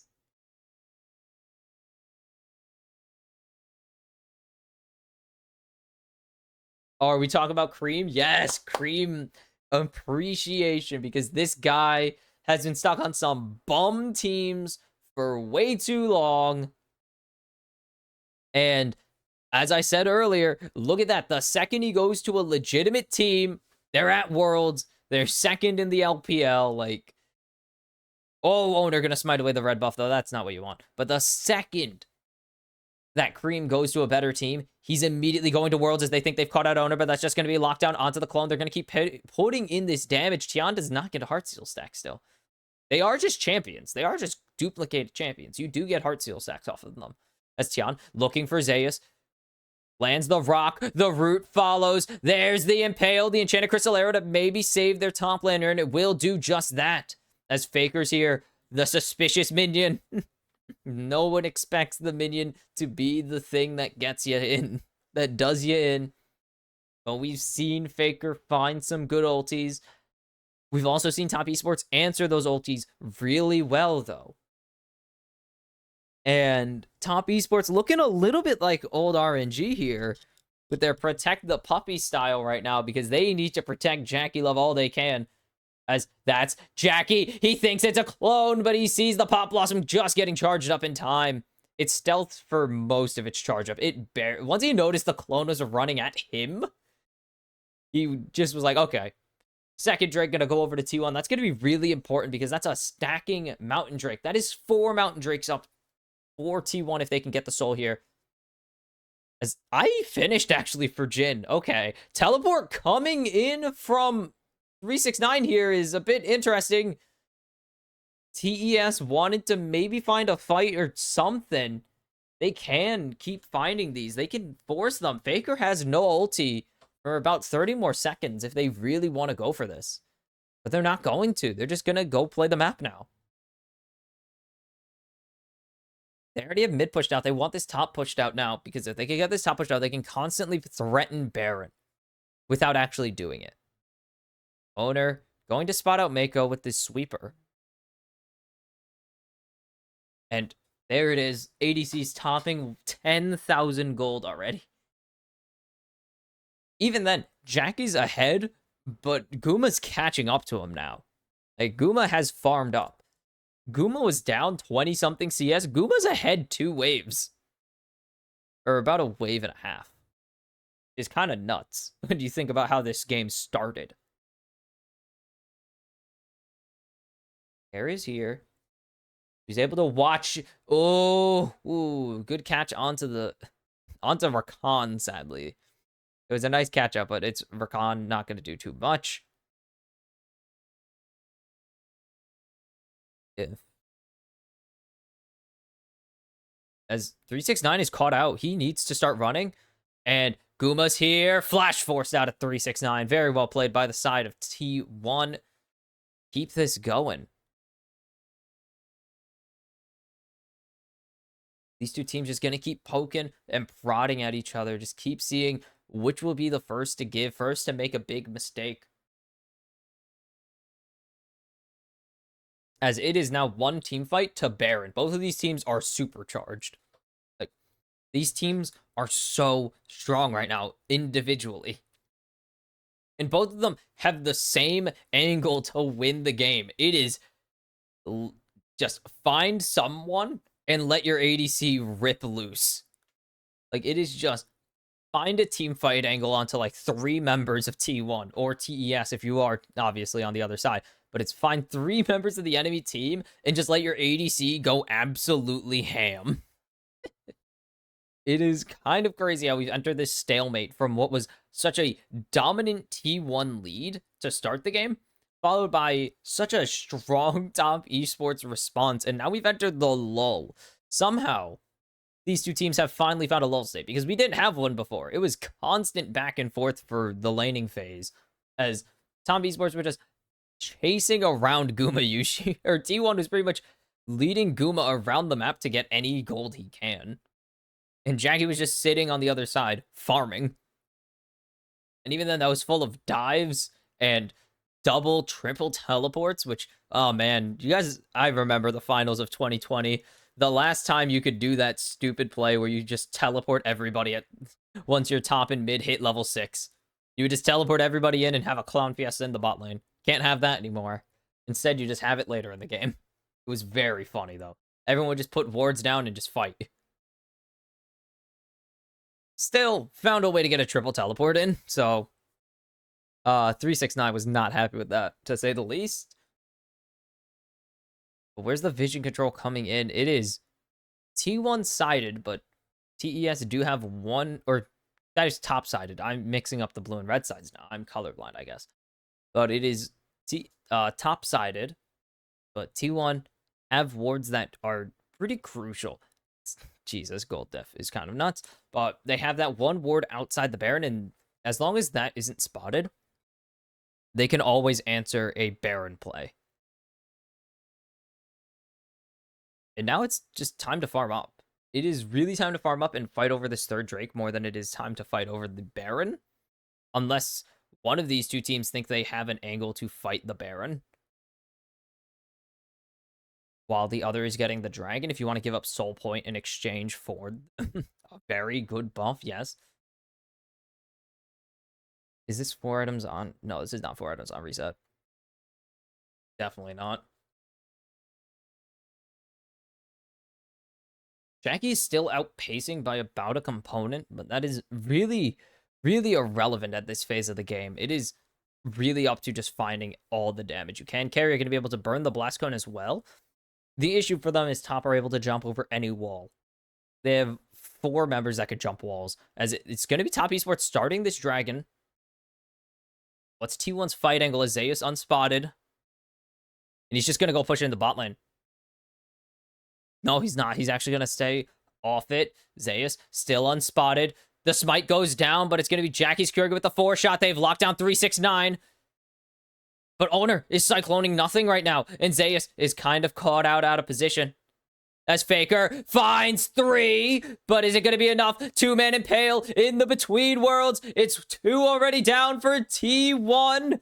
Make it 3. Make it 4 for top esports. The curtains open. They're not even needed. Cream shuts down Guma Yushi, and I think that's it, actually. They're just going to call for the end of the game here. Top Esports with one phenomenal team fight. And they're going to call the game here. And they're going to send T1 to the 0-1 pool as Top Esports battle their way back in their opener. And they catch T1 lacking. And this is why you have Jackie Love. The team fights go hard, and the game win goes harder. Top Esports will be joining fellow LPL team Billy Gaming in the upper pool, I guess. I don't know. There's not really an official name for it. But Top Esports, their counter engage was so strong. Oh my goodness. They're not going to show the bow? Come on. Yeah. The counter engage from Top Esports was so powerful today. It all started with that play. Ow. Knee on my desk. That hurt. It all started with that one play in their own blue side jungle. And it kind of just foreshadowed how the rest of the game would go. Catchouts for Top Esports. Like, their whole game was counter-engaging. They let Faker get his ulti off, and they immediately hit him they charged up the Impale, they hit the Between Worlds, and they made sure Jackie was not in the Pop Blossom, and I don't think you actually, kick something. You can't get caught in the Between Worlds as your own teammate, so they didn't have to worry about that. But made sure he wasn't in the Pop Blossom, made sure Carrier couldn't reach him, and then that just allowed him to free fire because while the rest of his team was stunned up, he had three of his opponents locked down usually by the Impale, and they just could not counter the ability of Jhin to just unleash damage with his 3 autos, a Q, a W, his 4th auto, and if he needed a curtain call, that on top of it, and that is kind of how it's been. That is what makes the LPL so scary. They know how to team fight. They know that if they get that counter engage, it's either they know what they want to do immediately, or they just find the angle, and the Impale got buffed so hard. That was significantly more possible because of the Impale nerfs, but they were actually buffs. They were intentionally buffs. You used to be unstoppable during it, but now you aren't unstoppable. So if you get hit by CC and say it's like a Taric engage or a Pantheon or the Pop Blossom from Nico, if you get stunned or hooked or anything that would cancel a channel, that isn't I guess that isn't silence. I don't know if silence cancels it. Root definitely doesn't, but any CC that would cancel your channel instantly releases Impale, and that meant that Carrier and Faker and Zeus were always caught. Anytime that the Pop Blossom was shown to be charging, all that my god, why can't I remember his name? All Tion needed to do was sit back, charge Impale, and he'd get at least 2 members following up the Pop Blossom every single time. And then they just send in the rel. It's like, oh, GG. And that is exactly how it goes. We saw like 3 team fights exactly like that, including the closing fight. And that is why these Chinese teams are such a threat to the World Championship this year. And T1, it is a rough start to the title defense. They did lose a game last year. It was in the 2nd rotation. I think they lost to G2, oddly enough. No, it's Gen G. They had to face Gen G. Last year was a significantly easier opponent, though. They faced TL. But T1 do not get their first win against Top Esports at an international event. It is 2-0 Top Esports in this historical matchup, but it is 1-0 Top Esports at the World Championship. It is 0-1 T1 at the World Championship as they join the Mad Lions in the first day losers pool, and Top Esports join their Chinese brethren. So we'll have to see how these tournaments develop. We'll definitely have to see the draw for tomorrow, most importantly, because the draw makes or breaks your tournament pretty much. It determines, the draw can single-handedly determine whether you're going 2-0, 1-1, or 1-1 or 0-2. And it is up to the fates of who wins and who loses We have not seen any major upsets yet. And the next one could be a major upset as Gen G take on Weibo Gaming. So it is the reigning MSI champions, the formerly four straight LCK titles against Weibo Gaming. Against, I don't even know, is this Shyless? This is wow, this is a hodgepodge team. I mentioned that a long time ago with some friends, but it is a kind of hodgepodge of LPL kind of legends, actually. Like some really solid LPL players historically against the well-oiled Gen G machine. Will they be able to pull off the upset? We will have to see as they face off in the third game of the Swiss stage. I'll see you then. All right, we are back. Game number 3, almost up. And it is maybe a banger, maybe a bit of a doozy. We've seen curb stomps on both ends. I mean, I guess T1 TES was a bit less of a curb stomp, but TES still just overpowered them in the end. Billy Gaming was a curb stomp to end all curb stomps. But now Gen G take on Weibo Gaming, the MSI champions, look to get the clean sweep internationally after dropping their LCK title at the just failing to get the 5-peat by a game against Hanwha Life Esports. And they look for redemption. And the way to start that, the biggest cure to losing is winning. And the beginning of that path is getting through China's 4 seed. And we'll see if they can get the job done. This is a bit of a atomic bomb coughing baby situation. Gen G, obviously, the well-oiled machine. They've been to every single finals they can compete in. One LCK, obviously. One MSI. Those are 2 finals. Made LCK finals in summer, so they have they've yet to miss a finals this year, and I think for their fans and the team themselves, with the dominance they've had over the past 2 seasons, I mean, they've had regional dominance and international disappointment. 2023 didn't even make the finals. Of course, it was an all-Chinese finals in 2023 MSI. 2023 Worlds didn't even make semis, I believe. Yeah, didn't even make semis. Got knocked out by BLG again. Like, this is a team that needs to show up. They have yet to make a semi-finals until MSI 2020, until earlier this year at MSI. And they haven't made semifinals at a world championship, and I didn't even think ever, honestly.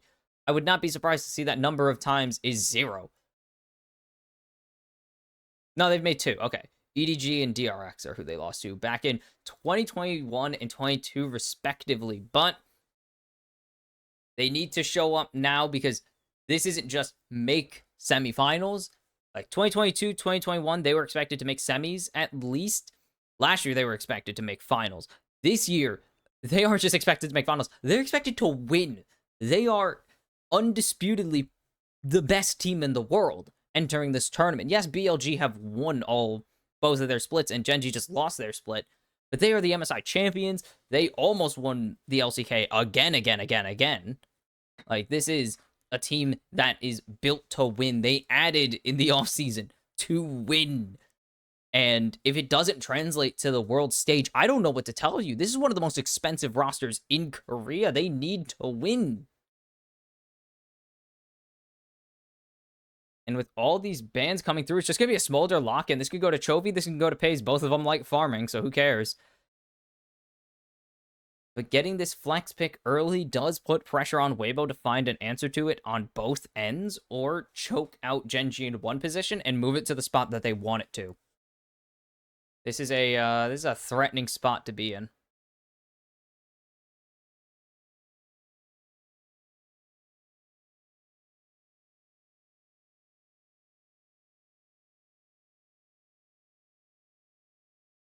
Just trying to. Okay, they aren't gonna update it. I see how it is. Poppy taken first pick for Weibo this time. Interesting. Now, okay, no, this is the second game between teams we haven't seen. in quite some time. Again, Genji, one of the last teams to qualify, actually the first team to qualify for Worlds, but generally would have been one of the last teams with the position they're in. Tarzan going to lock in Breathes Jax. This is going to be Maokai locked in for Canyon. And Keen going to be on this Rumble. And it kind of looks like Genji are playing a patch behind pre-Rumble nerfs, but this is still not a bad comp so far. Rumble, again, we've seen how nerfed Rumble is. If you've been watching the Champ Q, some Champ Q streams, you have seen how Rumble has not been solo killing nearly as much as he normally does, and how it's kind of odd to see, like, rank 3 Flamespitter not just kill people immediately with good Rumble play.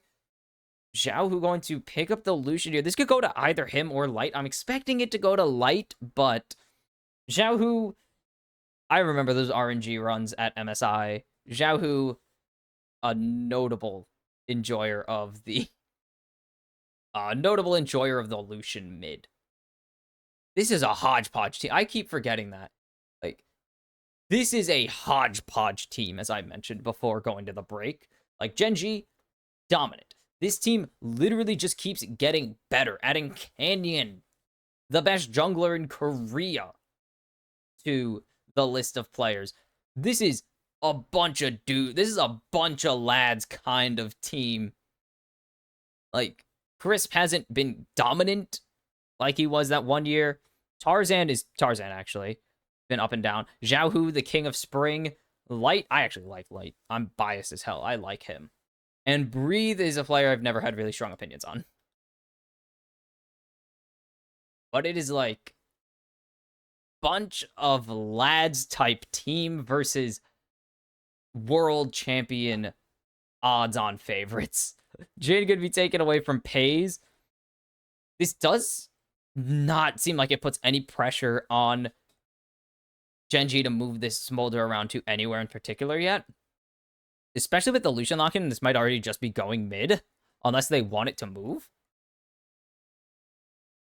I imagine this is going to be a jungle lock-in if this is indeed Crisp on the Poppy. If not, it's going to be a mid lock-in. It's going to be proof that this is... Okay, not Lucian going bot lane. This is going to be Jinx. Finally left available. Jinx going to be locked in for Light. There's going to be Zhao Hu's Lucian. Oh, baby. We've seen it before. He won MSI on this thing. How is Lucian doing through summer, though? Lucian. I mean, hasn't even been 160, 155. I don't think a ton of those are mid. This is going to be Kalista Renata locked in, so this is going to be the Smolder mid. In mid, Lucian, 138, 129. Okay. That can work. But this is Poppy support. This is Poppy support with the angle they're looking at. This would be a huge lock-in right now for Tarzan. I don't think I've ever seen an LPL player play Ivern before, but they've had to learn. And Crisp is going to be so damn strong into Pays here. And then Tarzan is just going to be so valuable. He's going to get... I mean, he's going to get all the support items that you could imagine. He's going to get Mikhail's Redemption. Ardent Censor is going to be insane here with Lucian Jinx. This is a very strong comp coming out game 1. Sorry, it is so damn bright. Turn the sun off. It was cloudy, damn it. It was so cloudy before. Now it's... I hate everything. I've already popped the brightness down, or the exposure down on the camera too. So I can't really drop it more without it. Just can't. It doesn't even help. Doesn't even help, man. So frustrating. But Genji kind of just drafting. Oh my god, it's so damn bright. Genji drafting like it is summer playoffs still. Weibo Gaming drafting to piss off Genji, really. This is just a we're gonna piss you off kind of comp. Denying Pays the ability to play the game with the Poppy, drafting double ADCs with an Ivern, so they're going to become unkillable. Drafting Jax, that is pretty much just drafting Jax. But it is still Genji. Like, this is a 2 seed, including a team that qualified for Worlds back at MSI versus Weibo Gaming, a team that probably no, they should be here. I can see, yeah, they should be. Like, they were way better than thought they were gonna be.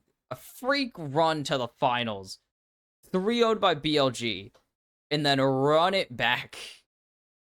I mean, 3-2, 3-2 over LNG and Top Esports, and then blown out again by Billy Gaming in the finals. It was not really a question of who was going to win, and then they had to go to the qualification matches, and they did not really do too hot against LNG, despite just beating them. Oh my god, I'm like position here. Is, yeah, #1 team in the world, the #11 team in the world. So you can see it's a bit different. Okay, where are we going with these teams? I haven't paid attention. Oh. Light going to be in the lane swap. It is Keen on this Rumble. Double E's going in. Breathe is just walking forwards. Crisp is here. Lahen's also mid. Can he land this E? No, he does not have it none.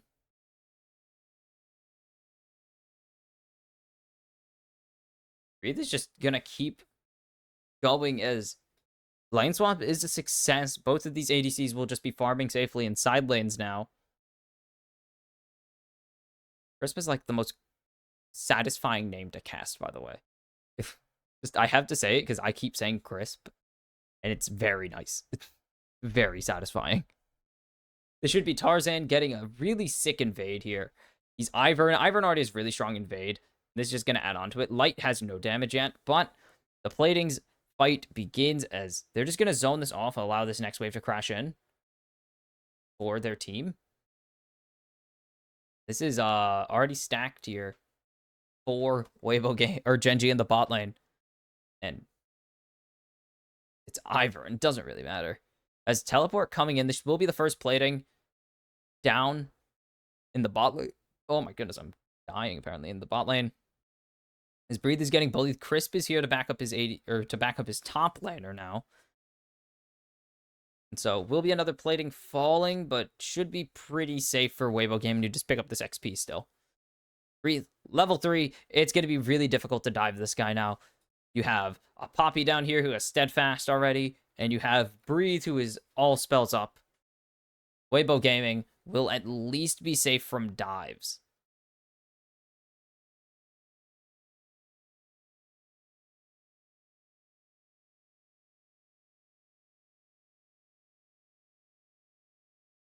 Oh my goodness, I had to sneeze so bad and I did. Sorry. Light is kind of just stuck in a very boring 1v1 as another plating going to go down. Ivern is just not here, and Genji are taking full advantage as they have gotten 1.5 platings onto both of their, basically just onto Kalista. Lahen's is just here to help the Kalista. As Canyon going to steal away this blue buff. And you can see the vision control in the enemy jungle for Weibo Gaming. As Light gonna just base, grab his cult, and keep farming into this... I was gonna say Kindred. Into this Rumble. He's not really able to do anything. There you go, all the new bands have gone there. But Rumble going to be an okay enough matchup. He could play from range at least, and really avoid getting gunned down. That's about all I got. As Breathe is going to keep this going. As Genji have determined this isn't worth it. And they are just going to swap back, which is not what Light wants. Light is not really in the mood for this. Would rather just not. As Light going to spot out the vision. but just has to give up.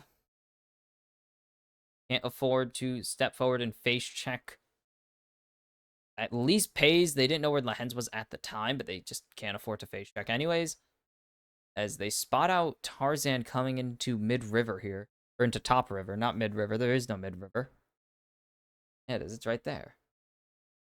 Figured out with magic mark. Anyways, Crisp getting a little damage taken, but he's going to be able to just play it off and walk away. He is a Poppy after all. Crisp doesn't care. He's just going to stand here. 2v2, 3v2 now, as Crisp is forced to back off, as Chovy just going to continue doing some good damage to, or Xiaohu going to continue doing good damage to Chovy. I mixed that up. This should be first grubs pretty convincingly over to Genji. Nah. There's nothing they could do. Tarzan is not doing damage, and he's not going to be able to steal any safely. He has Flash if he really wants one grub, but it's just smarter to not. It's significantly smarter to just not, unless they can get all their members over here. They don't have the smite in time, though. And Tarzan going to lose out on it. Canyon unleashing the culling, forcing the flash out of Canyon there. Big super mega death rocket, but it's going to be eaten by Chovy there. And Genji able to get out with all their members alive. All 3 grubs in their pocket. They're in a really good spot.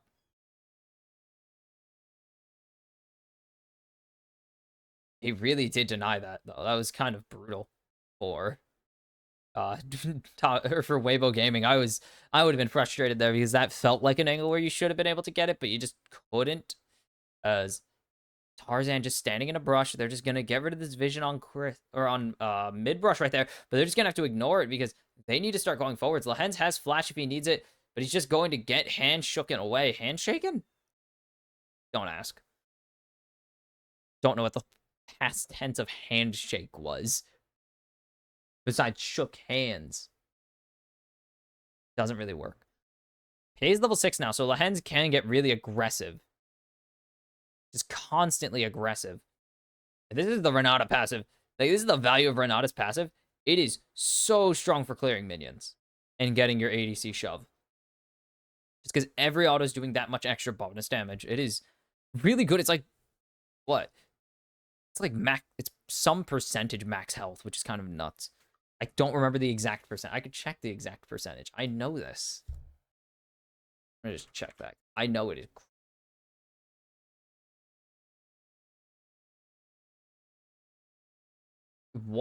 I mean, right now it's like 1.5% extra health plus 2%. Yeah, per 100 AP. You're not gonna have that this early in the game, but that is an extra 2% max health damage still. Like, that's not a bad amount. On minions, it's not that much, but then you go to a champion that has like over 1,000 health, and you're taking out 2% of that plus your regular damage. Crisp going to block Pays from going forwards, but he's going to get handshaken back, and Pays picks up first blood onto Crisp. And this is so much slower pace than the rest of the games we've seen so far. Like, we saw a really high pace from BLG and Mad Lions. We saw a really good pace from T1 and Top Esports, and Gen G have slowed the game down to a crawl, as they're also going to get first Drake on top of the Grubs, on top of First Blood. This Callista is going to be very strong because Light doesn't seem to have an answer right now. Like, this is dangerous for Weibo right now. As Canyon going to pick up the Locket of the Iron Soul. It's like Locket of the Iron Solari, I think. I only call it Locket. I never call it anything else. So that was odd that I called it the full name. Zhao, who's very narrowly ahead. Breathe is behind. This is not going super well for Weibo Gaming, considering they drafted very oddly. Or not oddly, but it seemed like they had a plan and they just have not been able to do a ton with it. Redemption finish now for Tarzan will make the team fighting significantly better, at least. But it's only about 700 gold behind right now for Weibo, so it's not that bad still. It's very playable. Renata, or not Renata, Callista not at an item yet. See how long that lasts, because Genji are still in a really powerful position. Oh, the Sentinel. Look at that thing. So valuable. 10 free gold. Is teleport coming out here from no, that's from Keen. Chovy's already mid. They want the grubs here, and they're going to get them. As Poppy not going to be able to send anyone back to spawn. Literally. Daisy's out. Daisy doesn't steal away a camp. There's the Renata ulti. The hostile takeover into the Nature's Grasp. It's going to be all 6 Void Grubs. As Redemption's only going to be good for damage. Crisp, so low. Xiao Hu unleashes the culling. Breathe in the backline. He's gonna find Canyon. There goes Mom over the top, but it's a 2-for-1. Xiao Hu finds Lehens. Can they keep this going? Chovy flashes to safety. It will be a 2-for-1 in exchange for the grubs. And the gold gap is closed, but that is going to be really big for Pays later on.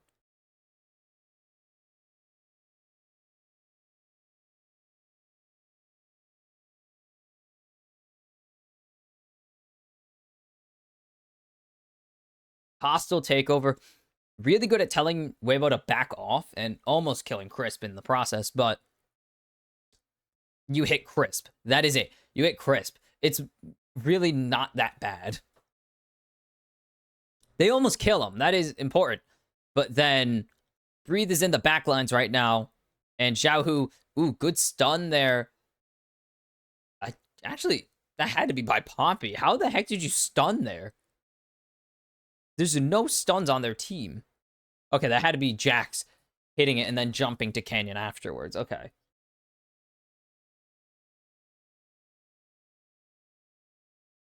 And Genji fight for the full 6 and then don't have anything left in the tank to back it up. They have one ultimate. They use Nature's Grasp, Hostile Takeover, and Equalizer to stop Weibo from contesting. And then they only have Mom, and I guess they have Fate's Call. Yeah, they have that. If that counts, like, it is the worst ultimate in that context. It's only good for saving Lehens, and it doesn't even do that. As this play is going to fall to nothing. That's just a drop plate. They can't afford to push forwards with it, though.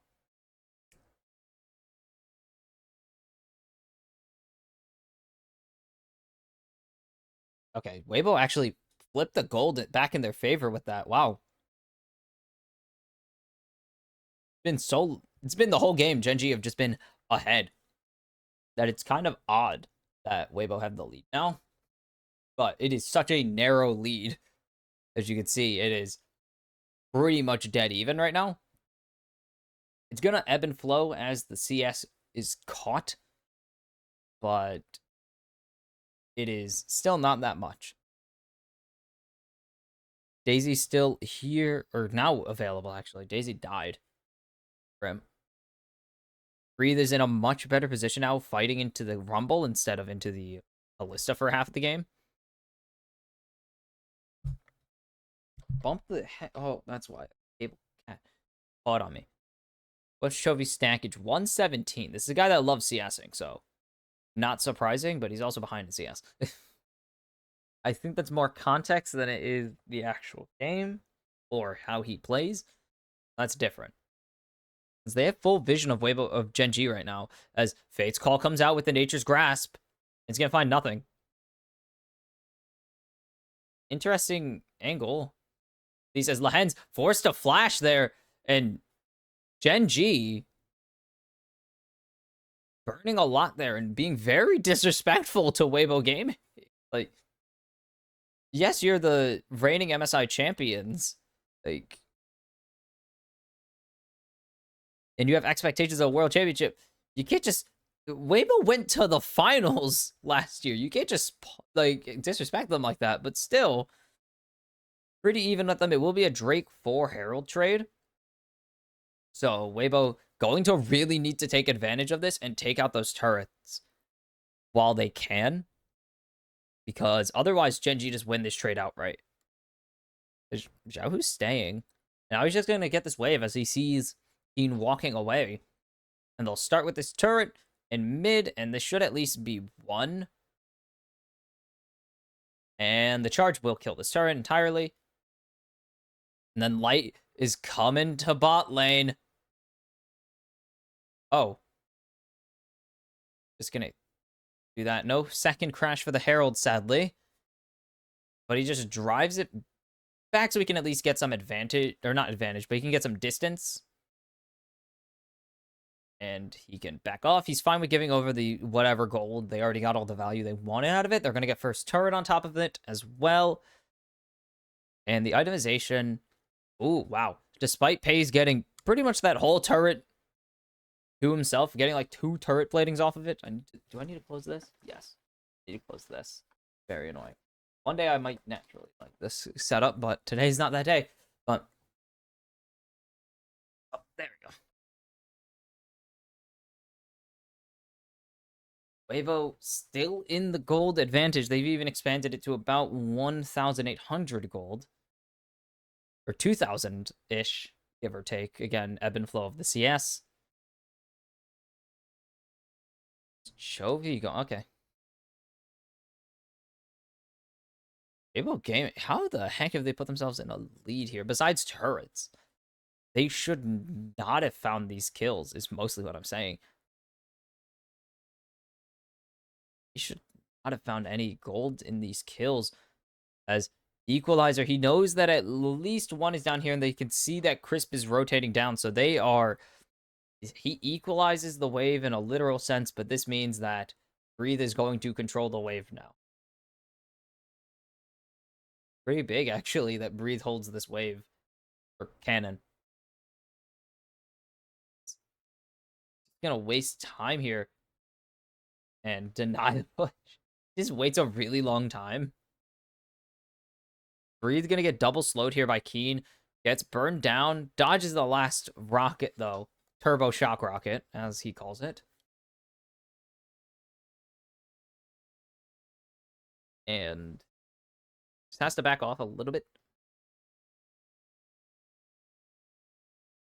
This gold lead is continuing to balloon, actually, in the top side. Or in this bot lane, I guess, technically. But you know what I mean by when I say top side, it's the actual top laners. Xiaohu going to pick up this turret. And despite the early lead, they have lost all of it. They'll get the bot turret, but that'll only give them advantage for a little bit as Xiaohu is killing off minions. Chovy's here, so he's going to finish the turret off. Grab this 300 gold and walk away. How is this such a weird position Gen.G have put themselves in? Like, it feels that they shouldn't have been in the spot at all, but they are so behind. Ow. I keep kicking things. I need to pay attention to where I'm moving my feet. But it's just really odd that they are just in the position they're in because it feels like they shouldn't be. They drafted for scaling, absolutely. But Weibo's outscaling them. Like, Callista, yes, Callista and Smolder will become super valuable later on, but so will the Jinx and the Lucian. We've seen Lucian take over games at the tournament, even though it was only in the play-in stage, so the skill discrepancies were there at times. We've seen players like Titan completely beat their opponents into submission with the Lucian. He is one of the best, I would say he's one of the better Lucians at the tournament, but that's me also being biased because I like him. And I have no doubt, like, I've seen Xiaohu play Lucian so many times, I have no doubt in my mind he's a good Lucian. So, already 2 items on it. This is very dangerous for Gen.G to just let scale up. They've let him build up a CS lead. They've let him get a kill even. And it's kind of on them. As Gen.G have gotten control of the Drake, this is the position they want. With 2 dragons in their pocket already, Weibo kind of have to answer. So this is good for them, but now Crisp has gotten the flank, actually. And both of these top laners going to teleport in. The Scuttle Crab locked up, so that's going to be an extra bit of vision. And now Breathe going in on a flank ward. Have they spotted him out? Yes. They spot him. They throw a little bubble at him. As there it is. Canyon is sent away. And this should be the Drake locked up for Weibo. That's a lot of damage on the culling, but it's not going to be enough. The Equalizer does a lot to zone them off. And Breathe going in. And he's only going to be able to jump out of Pays. But now Pays going to survive because the Berserk comes out. And Pays going to kill off Breathe. Do Weibo keep going? Do they think it's a worth fight? They have Light. They lock down Canyon. They have to flash away, though. Light just doesn't find it. And Xiao Hu goes forwards. Lahens thought he could stall a little bit. The flash, not enough. It's a 1-for-1 and the dragon for Weibo Gaming. And they just wait. Weibo, I don't know how they are so patient, but they are. And it pays off entirely. No pun intended. God, his name is Pays. And I'm going to have to deal with that. First, Canyon gets ejected. So Weibo immediately start burning down this dragon. They try to just kill them off while they're doing it. Great redemption here. Look at the healing on that. Holy. And then Keen just doesn't get stunned. Breathe gets locked down. This is really well played from the bot laners of Gen G to buy as much time as they can, as the Renato ulti is so big there. But then they're locking down Canyon so close. Crisp actually forced to flash away as well, so they get a lot there. But then Xiao Hu just goes forwards and blows up Lahens. It's a 1-for-1 that Weibo should be very willing to take and very happy that they got. That is very big for them. Genji mitigates disaster. Mitigates disaster. If Breathe got one of either Lahens or Pays, it's over. That fight is so done. They have no peel or no damage, whichever one you prefer. And now it's continuing to scale up for Weibo Gaming. We're nearing a 3,000 gold advantage for the LPL 4 seeds. Again, this team qualified barely. Like, may I remind you, this team barely qualified for Worlds. They got obliterated. T1 got 3-2. They went to Game 5 against Damwon. Weibo Gaming got obliterated by LNG. Weibo lost 6 straight games before qualifying for the World Championships. This team was famously weak, and they only won against JDG by a singular game. This is a team that just narrowly got here, and they are showing really well why they should be here. How they made LPL finals in the first place to qualify for regionals. And this isn't some cookie, some cakewalk team either that they're facing. They're facing favorites to win the tournament, and they're showing out like this. This is a damning indictment, if anything. But Genji, first game, you got to do some testing, some cleanup. I have no doubts in my mind that they can continue to do this, as they have Teamfight available to them. Tarzan getting burned down by the Equalizer. As Teleport coming in from Breathe. As Xiao Hu is in the back line. He's culling only Canyon. That's not really the option you'll want to hit. And that is kind of Weibo Gaming messing up badly, as there's a 225 on the Smolder. Lahens goes low, but he's going to be able to kill off Daisy. Pays, doesn't even take damage from the Super Mega Death Rocket. And now Genji in a super advantageous position. They have all their ultimates, and Weibo have like 2. They actually do have 2. I thought they had maybe 3 or like somewhere in that range.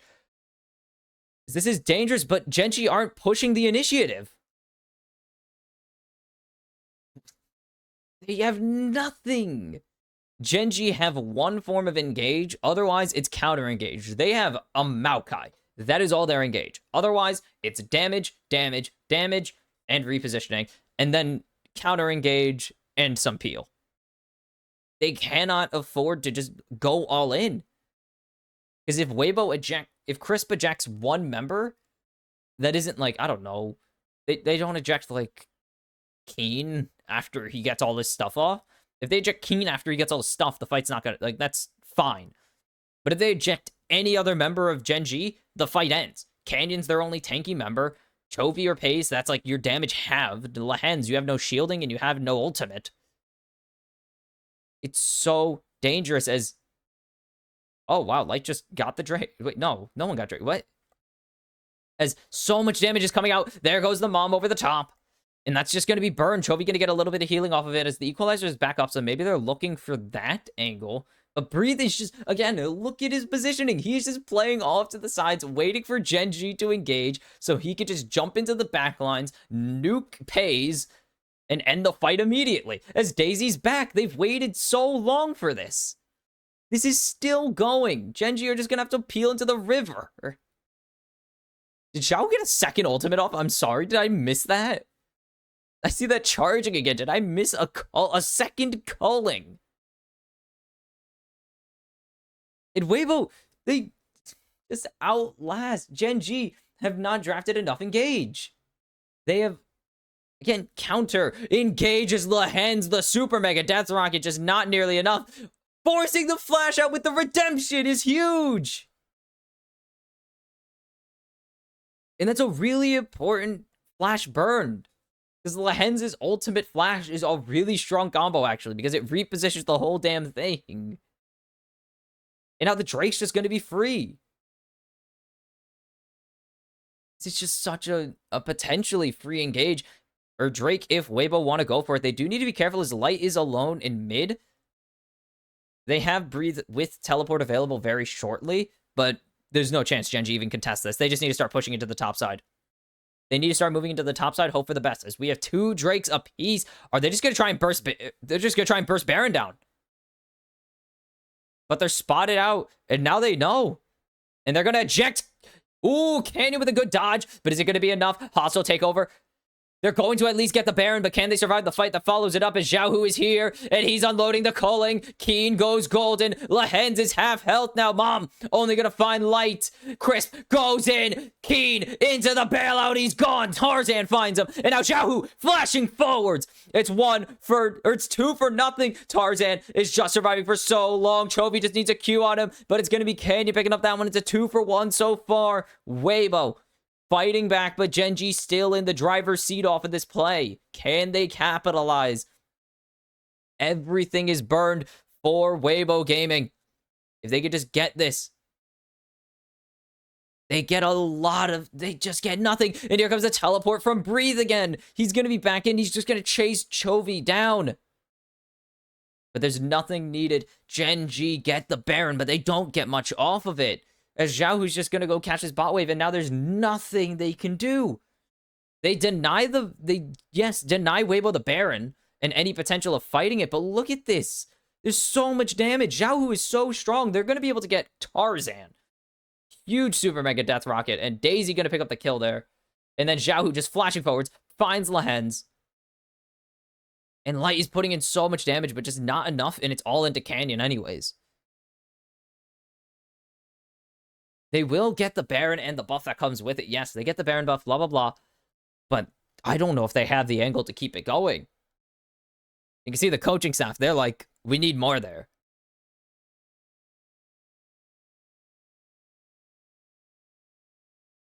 Can Gen G get enough to really threaten as Breathe a nice ward hop? They will get this top turret, so maybe there's an angle as... Chovy is just such a problem now, actually. Almost 300 stacks at this moment.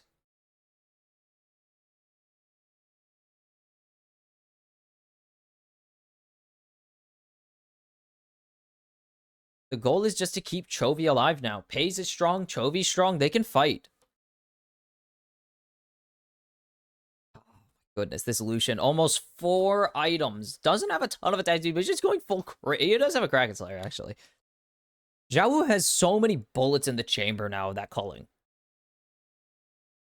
That is kind of the danger of Weibo as Light going to get locked down. Xiaohu going to be able to get Mikhail's out to safety. Tarzan going low. The culling hitting into Canyon. It's not doing a ton of damage. Pei's taking a lot of damage, though. And that's going to be one already gone. Ejecting the minions is not really the goal here. Tier 2 down in the mid lane. Gen G have found an angle back into this game. And the gold will be dead even. As, ooh, Super Mega Death Rocket just not going to connect. And now, Gen G kind of have the angle where they can keep going here. As Breathe takes out the tier 2 in top lane, so gets something in response. TP out from Xiaohu. Can Xiaohu find something? This is a dangerous play.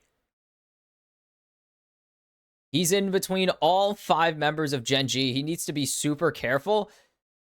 As Keen is here on the flank. They don't know. And he's just burning down Light. Light is off the map. Can they get anything else on top of it? They can. They have Smolder. So much damage. Breathe. Just trying to go for Chovy. But Chovy has gotten him instead. Double kill for the mid laner of Gen G. And Weibo. Xiaohu having to run for his life. He did everything he could to go for a crazy play there. The teleport gets punished so strongly, though, as Chovy is going to get cold, but it's not going to be enough. Xiaohu needs to go forwards, but the Q is going to burn him, and Pei's is going to finish him off with the Q. Oh, that is not the angle you wanted. You almost got Chovy, but instead, Chovy again has you. Weibo Gaming have fumbled the bag here, and now Gen G almost, or nearing a 2,000 gold lead. They need a little bit of work to get that, but that is a really long death timer, especially with Drake up in 15 with no teleport, may I remind you. This is a 4-item Lucian now, so that's going to be really nice. But there is no teleport for Xiaohu. He has to run this whole thing. And he's just not going to be able to... There's no contest. Gen G have Canyon, they have Pei's, they have Smite, and a Rend. That is so much Smite secure, as it will be Drake Soul Point for Gen G. And it's an Infernal. That's really strong. Chovy with the Bloodthirster. It's going to be so much harder to burst him down. It's going to be so much harder to just normally kill him, as he's going to be healing off of every Q he throws. And Crisp kind of stuck on the wrong side of the team.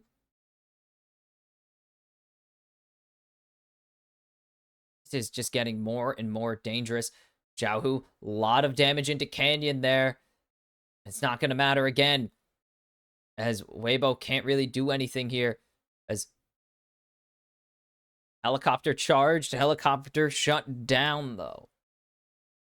And Weibo's goal should be focused on pushing out waves and pretty much looking for occasional picks, because that is all they can hope for now. This Smolder is a problem. Kalista with a Randuin. Pei's has a freaking Randuins to counter the double ADCs on Weibo Gaming. Are you kidding me? That is insane. That is absurd. I love it. This is the weird things you can get in pro play. Like, you can get really weird niche builds that only make sense in this context, as Canyon might have Breathe locked down here. Doesn't have anything, though. Not going to throw a Twisted Advance.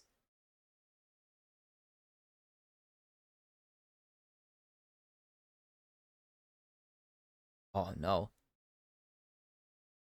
This is a very dangerous situation for Weibo. As... Oh, thank God they noticed it too. I'm not a psychopath. I'm not imagining this. There's a Randuin's on a goddamn ADC. The vision control strongly in the favor of Gen G. Weibo trying to break into it, but it is really difficult to penetrate the vision, anything at this point, because of the control Gen G have. As that's a lot of damage. Your Randuin's does not account for just eating bullet after bullet. I believe the Rit can come through as the Flash Force out of Lahen's, and he's going to get rooted, and that's going to be Lahen's gone. There's no chance Lahen survives. He's going to get pulled out during the bailout. I think that extends it, but it's not going to matter. They try to get him revived. It's going to be breathe in exchange for Lehens, though, as Canyon has gone too far forwards, and Canyon will be gone. It will be traded by Chovy, though, as he goes on a rampage. Xiaohu has been slowed down by the sapling. Good route by Tarzan, though, and he's going to be able to jump over the wall to safety. And oh my goodness, it is just the triple carries of Gen G standing, and I think they can Baron. There's no chance Weibo can test this. Oh, my shoulders are stretching out. Xiaohu's coming in with the teleport. I think he's spotted. Weibo need to find a fight here. Genji have forced the Baron. They need to find an angle, but Xiaohu is off the rift already. Light has been excited, though. Lands a gorgeous Super Mega Death Rocket onto Keen to pick him up. It'll be a 1-for-1 with some members already down and respawning. They stomp the Baron play. The route onto, onto Chovy. It's just stalling, buying time. Oh, Xiaohu swings for the fences a second time and just doesn't have anything there.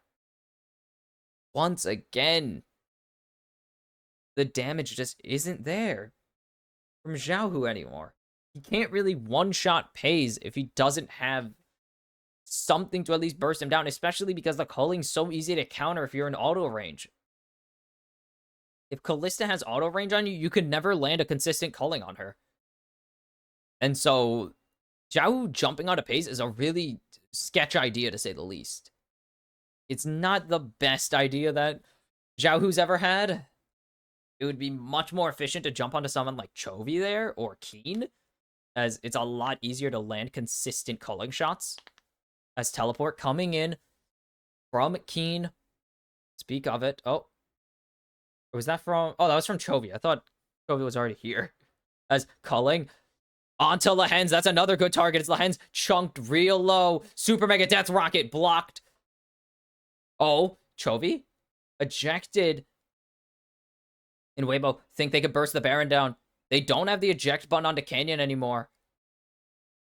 But can they burst it down in time as Mom goes over the top? There goes the Baron. It's a big equalizer, and it's a lot of damage on to Crisp from Chovy. Lehens forces the flash out. Lehens already won. Oh god, if that lands, Light might be seeing the spawn. Some gray screens, but Breathe is sending someone else. But Chovy is responding in kind. It's a double for Chovy. Flash in. He's not gonna find Light by the millimeters of health bar.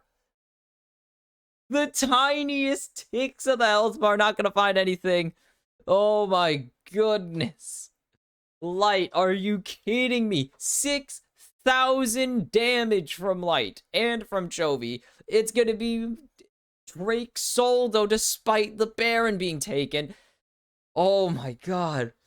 Weibo, keep fighting. And Gen G are more than willing to fight in response. Oh my god. Holy cow, this is a game of all time. Like, I'm not even joking. This is crazy. If they find one more there, but I don't think they can get onto Pace consistently anymore. Chovy has a Mercs. A Scimitar, I guess. I should call it that. I don't want to call it Mercurial. That's gross. Crispus gets exploded here. Tarzan is trying to do so much. Breathe is just waiting. Buying time. He gets spotted out. Lehens, again, if this hits onto Light, Xiaohu is seeing the gray screen. And then Xiaohu's seeing the gray screen anyways. Look at the damage from Chovy. He's so fed. How is he alive? How? Holy cow, Light. I mean, that's 1,000 gold. What is... That Thirster is putting... That Thirster needs a raise because it is pulling triple time. It's like pulling triple time there. Are you kidding? The small... That 18% lifesteal is huge. Just barely getting it. And now with the Drake Soul out, Chovy and Pays are even scarier. Keen is going to be eliminating people with this equalizer. This is just disastrous.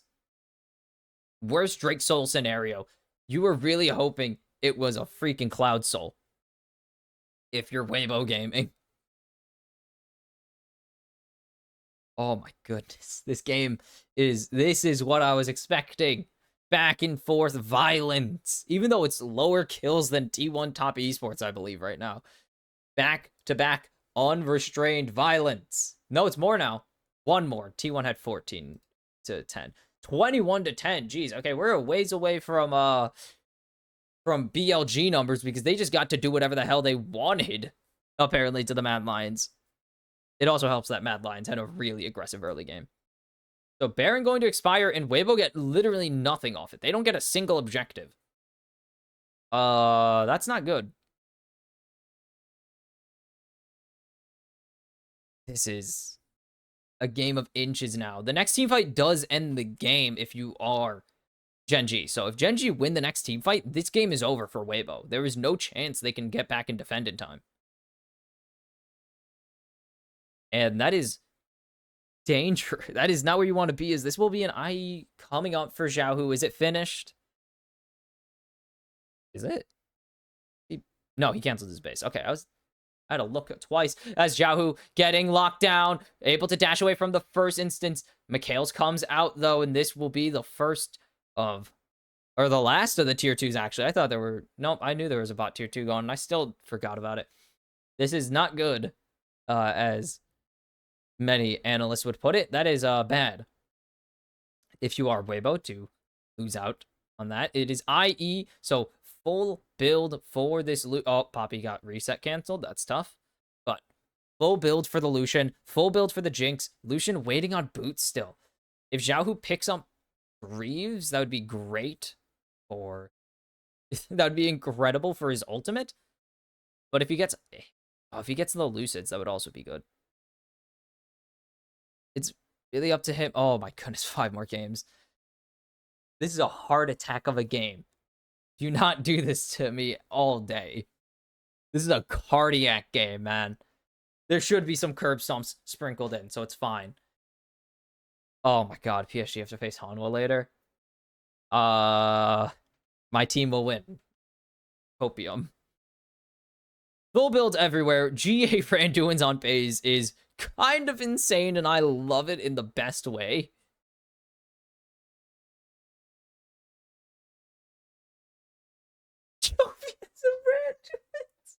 He sold his mercs. He bought it, or not mercs. He sold his scimitar. He had Mercurial Scimitar, as we saw. He sells it and gets a Randuin's instead. That is insanity. This game is insanity. Weibo Gaming have such an uphill battle. Again, triple 80, double ADC with a Jax top. Not the best plan they've ever drawn up. Really not the best plan they drew up. They don't have a Ziggs available to them, and they don't have a Rumble available to them, so what the hell are you going to put AP in the top lane? But it's kind of worked, but it's going to be really hard to execute this play, especially against a triple Randuin's comp. May I remind you, this team, Gen G, have 1 tank and 3 Randuins. I don't know how else to put it. Gen G have only a Maokai. Their tankiest member is Maokai, and they have 3 Randuins on their goddamn team. That is insane, and I love it. This is what I want to see at Worlds. No Ardent Sensor out. Really. Equalizer going out in the meantime. No Ardent Sensor, really.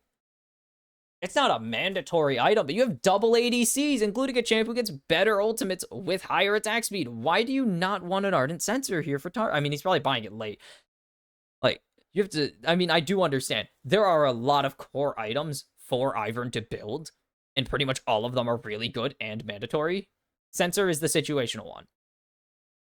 Like, you need Redemption, you need the Mikhails, you really would love Moonstone because that shield is absurd, plus Redemption healing, and Battle Song is a bit of a optional item, but it's still really useful, as the flash for flash of the supports, Breathe taking a reset, he has a teleport if he wants it, as Xiaohu also needs to base. Xiaohu doesn't have teleport, though. And now Elder Drake started. Where is Breathe teleporting to? On the flank. They have so much vision. As ulti canceled on Crisp. That is really big. The mom not going to connect onto anyone, but there's the hostile takeover. Can they find one? That's going to be Elder. And this is just disaster for Weibo. It went well for so long, but it's not going to matter. Gen G get the Elder, and they just wipe the floor with Weibo in this late game. And at 45 minutes, I think we can call it. finally, the clean ace for Gen G comes through, and they will be the first Korean team in the upper pool. They join TES and BLG. Weibo, the only Chinese team to lose so far. LNG, will they join them? We'll see later in the day. But Gen G, dominant late game showing to open worlds. This is more the thing we were expecting. Oh my goodness, what a long game. I think longest in the tournament by far. T1 TES went 30 something minutes. This one went 45, and Weibo had a really good shot at winning that. Gen G had a really bad early game, despite having a really good plan for it. They just did not prepare for Weibo to do whatever the hell they wanted in that early game. And we're going to need to see some improvements on that front, because you can't afford to do that, especially against the teams in the 1-0 pool. BLG and Top Esports, if those are the teams you're going to draw, they are not just going to give you those kinds of comebacks at any point of the game. And yes, Gen G played very well in the mid to late game to get that, but shouldn't have gotten to that point in the first place, especially against a team that looked very bad entering the, they're what, 5 series entering the World Championships before this? Actually, 6. 3-0 loss to Bilibili Gaming, 3-2 win over LNG, 3-2 win over Top Esports, 3-0 loss to Bilibili Gaming, 3-0 loss. There's no way that's all of. Yes, that's 6. 3-0 loss, 3-2 win, 3-2 win, 3-0 loss, 3-0 loss, 3-2 win. That was 7. Shot. But, like, that is... Oh my god, that looks so weird. Hold on, I need to... That's trippy. Anyways, like, coming into this, Weibo Gaming looked terrible. They were either 3-0'd or went the full 5. You shouldn't be going to 45 minutes as a team that should be the best in the world. I mean, yes, Weibo played phenomenally well. They played so clean during that early game, and a really nice mid game as well, but it just fell apart once they realized... Once Gen G got any form of armor, because they drafted 3 AD champions to be their damage carries. So that was kind of a downfall of the draft. If they got to the late game, if they got to the point where Canyon was able to eat all the damage, they really couldn't contest it. And then triple Randuins happened to them. That was awesome and stupid. But Gen G really got to clean this up. I don't see them going very far in this tournament if they continue to play like that, because that is a team and a game where you should roll. Even though they are from the LPL, and that is a generally stronger region, you should not be going 45 minutes down to the wire, even though it was kind of decided that they weren't going to lose, but you shouldn't be going 45 minutes against a team that should be crushed by a team of your caliber. But win is a win. Gen G to the 1-0 pool. Weibo Gaming to the 0-1 pool with the likes of Mad Lions and T1. So far, all the lowest seeds have lost their games. The 3 seed from the LEC, the 4 seed from LPL and LCK. Will the trend continue? We won't find out, as neither of the lowest seeds will play for quite a while. I guess technically the next lowest seed to play is Squid. That's complicated. Anyways, up next, Fnatic, the 2 seed from the LEC, take on D plus Kia. I still call him Damwon because that name is so much better. Damwon Kia taking on, Damwon Kia, the 3 seeds from Korea.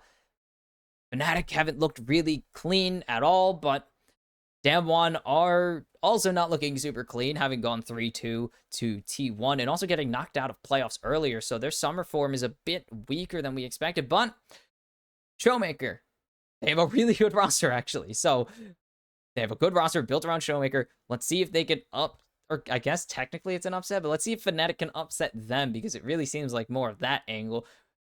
Can Europe pick up their first win of the tournament, or will Korea pick up their 2nd consecutive win? See you for the next game. And it is time for the fourth game of the day, the midway point of day one. Jun broke his foot. Holy cow. Okay. That's a... What? Uh, Interesting. Anyways, game four. Fnatic. Damn one, because I'm not calling them D plus Kia. It is the worst name in in any sport. Honestly, it's one of the worst names in any competitive game or sport or whatever the hell you want to call them. Because I don't really like calling it esports. It's weird and it sounds kind of cringe. But uh, adequate description for most of the time. Like now it's not. But oh my god, 2023. Adequate description of the Damwon roster. D plus. Like it was okay. They were fine. Who cared? But now they're back on the international stage, and this is a... I like this roster a lot more than last year's roster. I'm not dying for Kingen. I'm not loving Kingen, but Showmaker, Lucid, aiming. They brought in Moham as their support instead of, I believe, did they bring Barrow back? Who's the Kellen? Oh my god, that was a bad choice. But Moham has shown up and has helped the team thoroughly recover from their early showing in the LCK, and now I mean, they've beaten T1 to make it this far. I still don't know how they did it because this really shouldn't have been at all. I mean, yeah, they beat up on a lot of the small teams. They beat HLE. I forgot this team was so like up and down throughout the season. And then just dead in playoffs. It's kind of the issue. They've only beaten T1 once. They can only beat HLE. They can't beat Genji, really. Like, they can't beat Genji, and they can't beat Hanwha anymore. And they can't beat T1. So they're screwed. But you don't got to face those teams until at least round 2, so you can pick up a game win here against Fnatic, a team that I'm still skeptical in. I like their roster. I mostly like Razork. Noah's fun. Jun's fine. Humanoids, sometimes, and Oscar is... I genuinely cannot tell you any Oscar plays. Like, I cannot tell you what Oscar does, who he plays. I don't remember this guy. Ever. I just do not remember this guy. And I think that's, like, the most damning statement is he's just invisible. Like, half of the time, he is just there. He plays tanks. Everybody in professional plays tanks. He's a very I'm just like never... Well, I'm thoroughly whelmed by Oscar. Not underwhelmed, not overwhelmed, just whelmed. Normal amounts of it. And against Kingen, I don't know what he's going. Again, I think Kingen's a lot higher rated just because of the Worlds win. I think a lot of the DRX roster is highly rated just because they won Worlds back in 2022 with really, Deft. Zeka was not a bad pickup either. I mean, obviously, Deft is still a phenomenal player. Oh, Draft is dead. But, like, Kingen, I believe, was MVP. He was fine. I cannot remember who was MVP of that series. It was probably Deft, because Deft deserves it. But, like, there's a reason most of that roster is not at Worlds. Actually, no. 2 of them are. Yeah, Kingen and... it's not Pio... Is Pioshik? No. Why can't I remember who the hell was on that roster? Aurora going to be taken away as they aren't looking to first pick it. It's kind of crazy. Okay. Who the hell was it? Oh, ow. Definitely not Barrel. Yone Blind is a bold option. Zeka and freaking... It is Kingen. I know that. Daft, Barrel, Pioshik all stayed home. They lost game 5. Skarner going to be picked up here. Could be a top lane, could be a jungle. We've only seen a jungle so far. Actually, I think we have seen one Skarner top. Not in love with it, but we have seen one Skarner top, I believe. Don't think we should. Really. Oh. Nope, only been jungle this tournament. And Gnar going to be locked in for King in here. So this is a Skarner for Lucid. The main stage, it's currently Gnar, or not Gnar, Ashe that is highest priority. Ziggs still banned away. We're probably going to see Ziggs banned like the entire tournament. As Zyra for Razork here. We haven't seen a lot of Zyra this tournament, if not at all. Still an AP jungle option, but just Zyra has been absent, to put it nicely. Zyra has been pretty absent. Is this going to be... Okay, so this is Renekton for Oscar. He's one of the worst Renektons in EU. Just going to put it out there.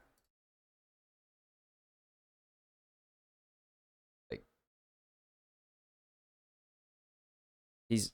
Oh, that's going to be aiming on the Ezreal. His Renekton's really bad.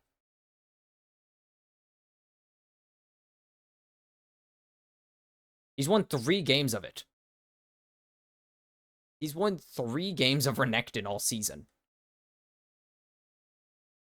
That's bad. That's pretty bad, not gonna lie. I don't want to be, I'm not just being a hater. Give me, 3 wins. He's played 11 games of this champion. He's won 3 of them. Ashe and Syndra are going to be taken away. Showmaker literally named himself Syndra in EU solo queue. As double ADC bans onto Noah. They did also take away, I think, I'm going to call it Noah's best champion. They took away the Ezreal immediately from him. I do think it's his best champion. He's very good at it. And then taking away 2 champions that he's definitely very comfortable on, the Ashe and the Kalista. They've been good all year. So we have Jinx, we have Jhin, we have Kai'Sa if you want it. Like, there's a few options still. There's no bad options available. But definitely the best options have been taken away for Noah. It's going to be the LeBlanc for Showmaker. Support counter pick locked in again. I don't love this Zyra pick. I don't know. I'm not really digging the Zyra pick. Just, I mean, it has good clear. Yes, obviously, it has really good clear. Teams wouldn't be picking it if it couldn't clear the jungle efficiently. Like, having a good Zyra, having a good ultimate for team fights is not worth having terrible clear and objectives. As it is going to be. Okay. If it is the Kai'Sa, that'd be not that bad, honestly. I think it's going to be a bit easy to blow up. I think something like the Jhin would be a bit... would it be a bit better? I think the Kai'Sa might be better just for the mobility alone. But the Jin's going to be nice. But Kai'Sa has the movement is mostly what I'm thinking. They need someone that can serve... They need an ADC that can survive LeBlanc, and Jhin just does not do that. Jhin cannot consistently survive LeBlanc. And that is kind of the problem. Even with Peel, it would be very difficult.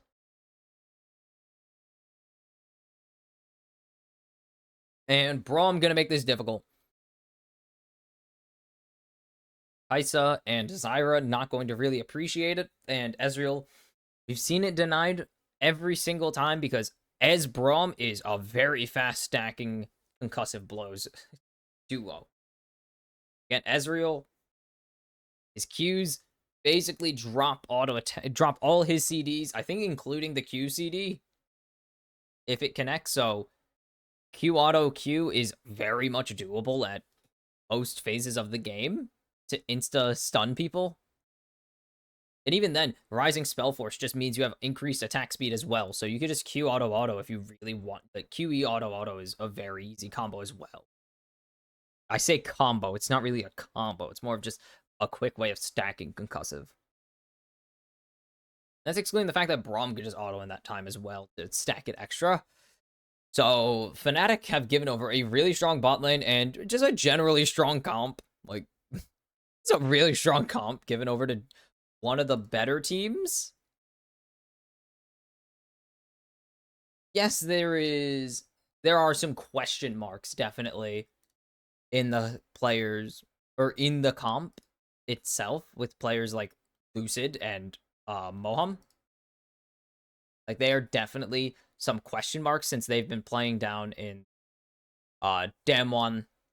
They've pretty much been fostering these guys for a long time. Hell, like Lucid's been with Damwon since 2020. And he's been climbing up the ranks for them, or he's been hanging out in academy for like 4 years. And he finally got his time to shine, and he's been pretty good. And Moham, he was formerly on the Kwangdong Freaks full time for very long, actually. Was a bright spot of a really bad team, got picked up by Damwon, and has replaced Kellen pretty much since for the entire summer split. And now he's pretty solid. He is the starting support, and he's been a key part of bringing them here. And these two teams not very far apart in ranking. Again, the rankings do need some tuning. We'll get there when we get there. As Oscar is hanging out in a bush, wow, mix them up. Said do it in a bush unspotted. And that's a lot of vision actually gained by Oscar. He can't leave through the main jungle entrance. He's got the wraparound to Showmaker, just able to dash away. He's not going to distort back. Invade successful as the lane swap is underway. We're 3 for 3 on lanes, or what? Are we 3 for 3? Yes, because T1 also lane swapped. And then the Mad Lions have lane swapped. I thought it was not going to be everything, but it is been a lane swap every single game. It is still very good. Yes, I was just hoping it wasn't this good. I was hoping it was an option, not the option. Humanoid going to get chunked pretty low. Nice Q by Moham there as well. And Lucid going to be able to get aggressive here. If Damwon stack this in time, they can just go for a dive. Oscar not damaging the turret. They don't do damage yet. It's a bit. They got to work on it, and it'll happen. Aiming and Kingin are really good here. As Moham just going to rotate down, help the clear. Jun going to get spotted out. And can be forced to blast cone.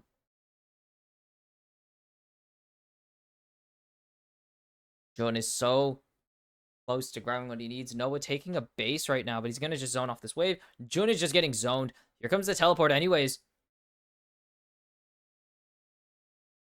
As Oscar has made it down, but Lucid should be coming in with red buff as well. This is going to be very dangerous for Fnatic, as it is pretty much just Oscar here. And they're going to start the jump onto Oscar. There's the stacking. And good flash from Jun, but it's just going to delay the inevitable, it seems. As little bit of damage coming through from King in first blood for aiming. And now Jun is just going to get locked down and put on the gray screen. Lucid picks up the second kill, and Damwon find a gorgeous early fight. Early dive. They zone Jun off of any XP, and now they are in a comfortable spot here. 2 takedowns onto your Ezreal, 2 onto your Skarner. Your Gnar is getting gold here. Despite only getting 1 CS, he's getting in this spot that he really would love to be in. And it starts really well, actually, for Fnatic. Jun blocks the E, but it's not going to matter as Lucid just keeps... They juggle the aggro so well. Look at how low Moham is. So low. But then Lucid's very tanking and tank up that turret as well. That's 2 platings down in the bot lane for Fnatic, and a lot of gold swinging the wrong way. Kingin's down CS and ahead still. He got a plating. I think he got both of those platings as well. As this is a bit devastating,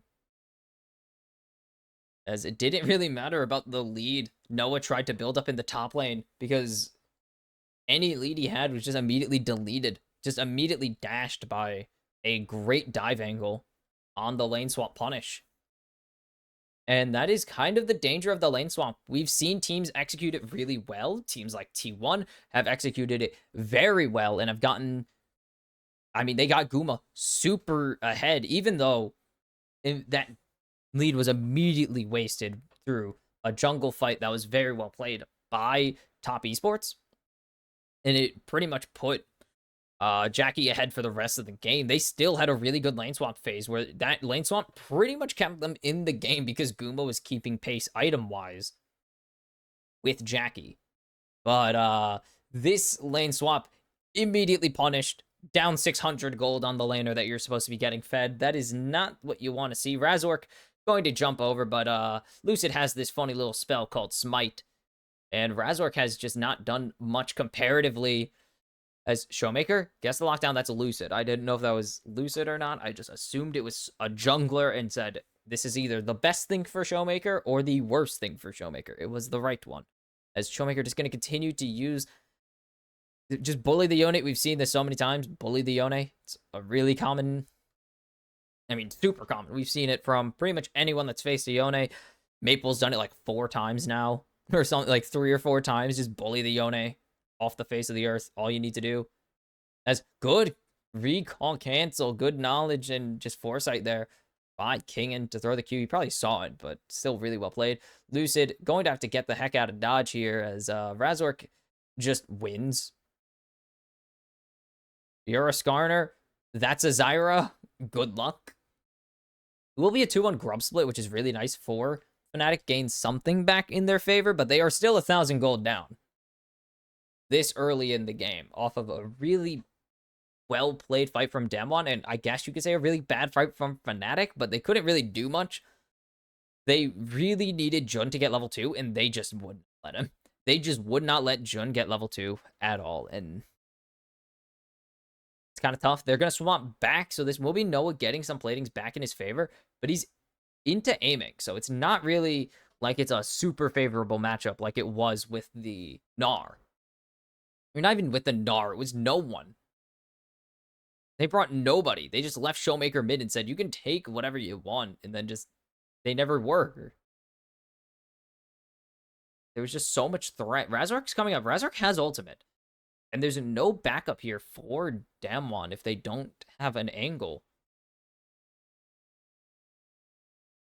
But Fnatic don't really have a fight. Boham really strong into this Zyra Kaisa comp. And as they're hitting 6, this does also just keep improving Damwon's odds of winning this 2v2 and or 3v2. Kingen gonna just wait for 6 here. Get some stacks off of Oscar. Oscar does have a nice lead here. Aiming very good at the Ezreal. I feel like aiming was also a very good thing. He knew he was going to be an ADC, because if he was like, his name was aiming and he was, I don't know, like a top laner, that'd be really awkward. Nice combo there by Showmaker. And again, just bullying the Yone. Flash forced out though. Good flash Q into the crash down. Showmaker just gonna be able to survive.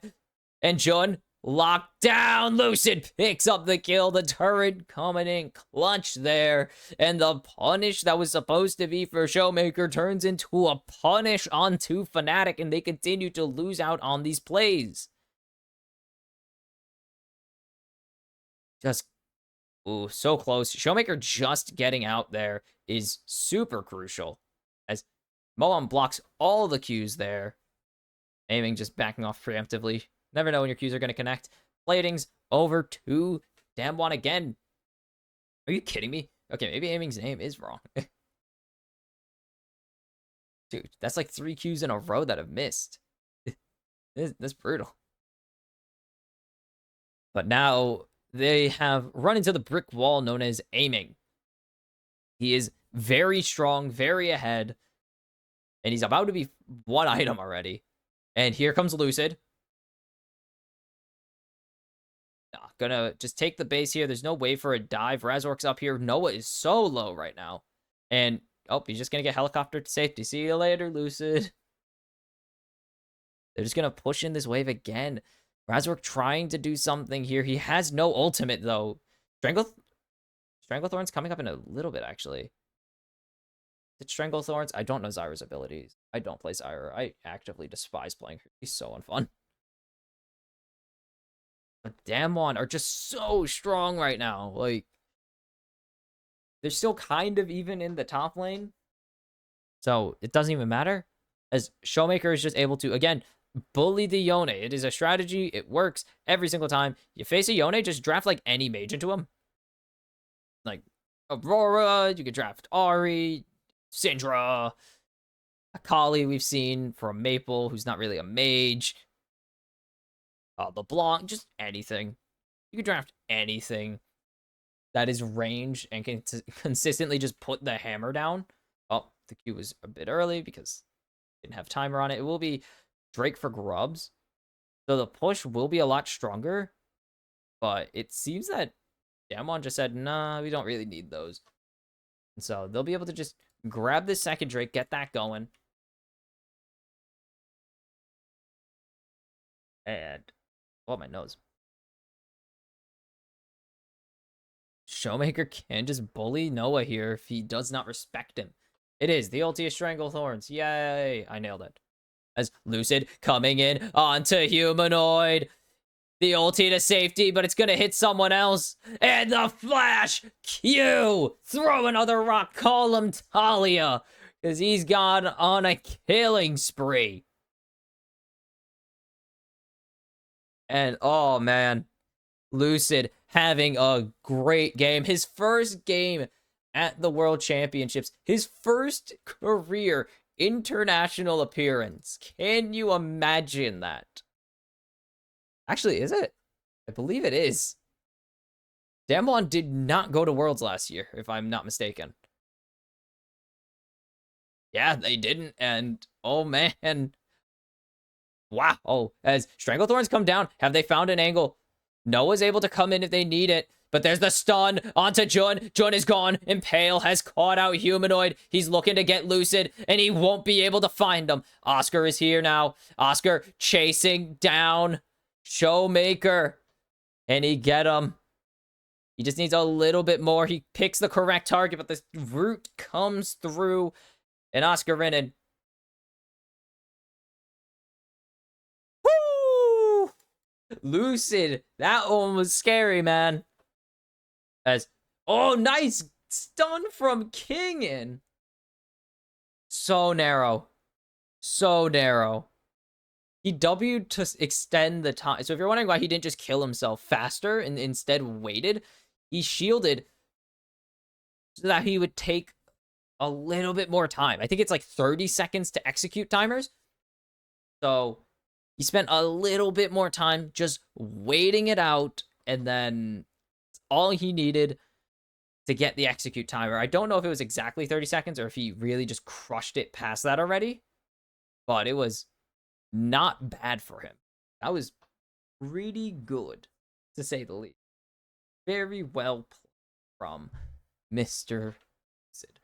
And again, first international appearance. Like, this guy is playing so well. Same for Moham, I believe. Yeah, he was on KDF. This is definitely his first international appearance. Aiming's been here. He was on KT.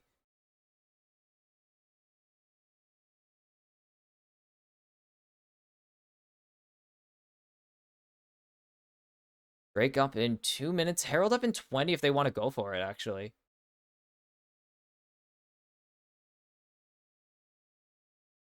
One world championship. Yeah, he was on KT, told you. But the game's play, he did make knockouts. But, oh, Humanoid. Going to just keep pressuring King in.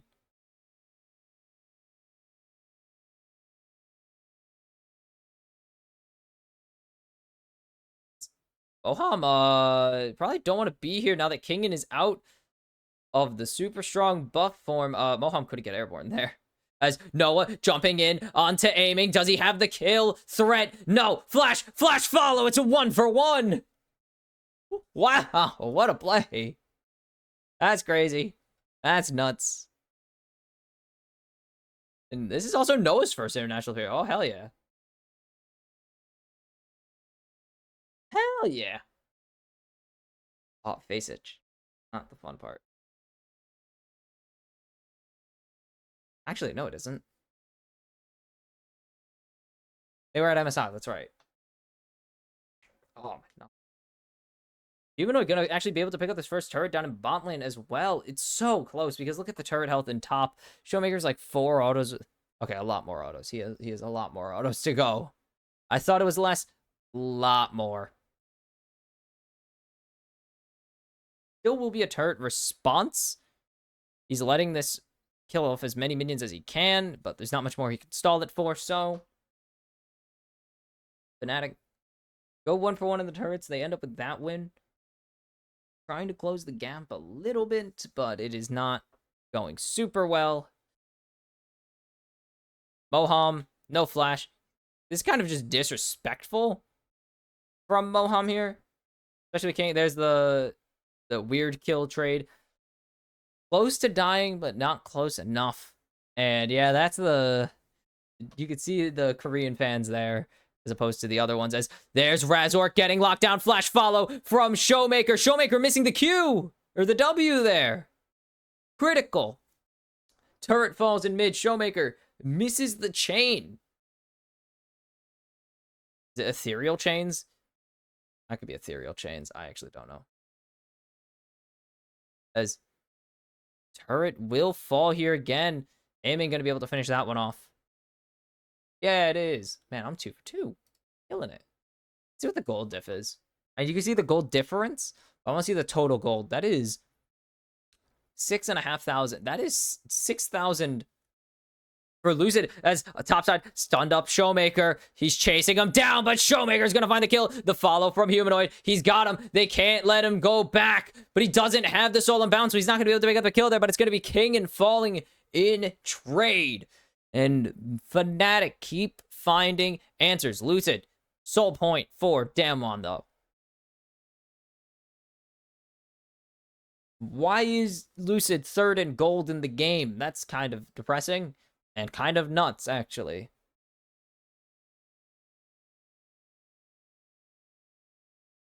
Fifth? That's pretty even now, though, because of the kill. And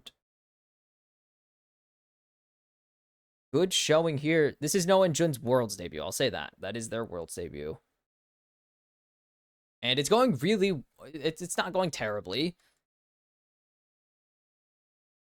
Could be better, but this team has been really shaky throughout the entire year, honestly. Even though they've made LEC finals twice, they are still pretty iffy of a team. They have a bit of a reputation for being okay, I can't call them that because it's not what I want it to mean. They're a bit, I mean, I could say throwers. I was gonna say tossers, but that's something else entirely.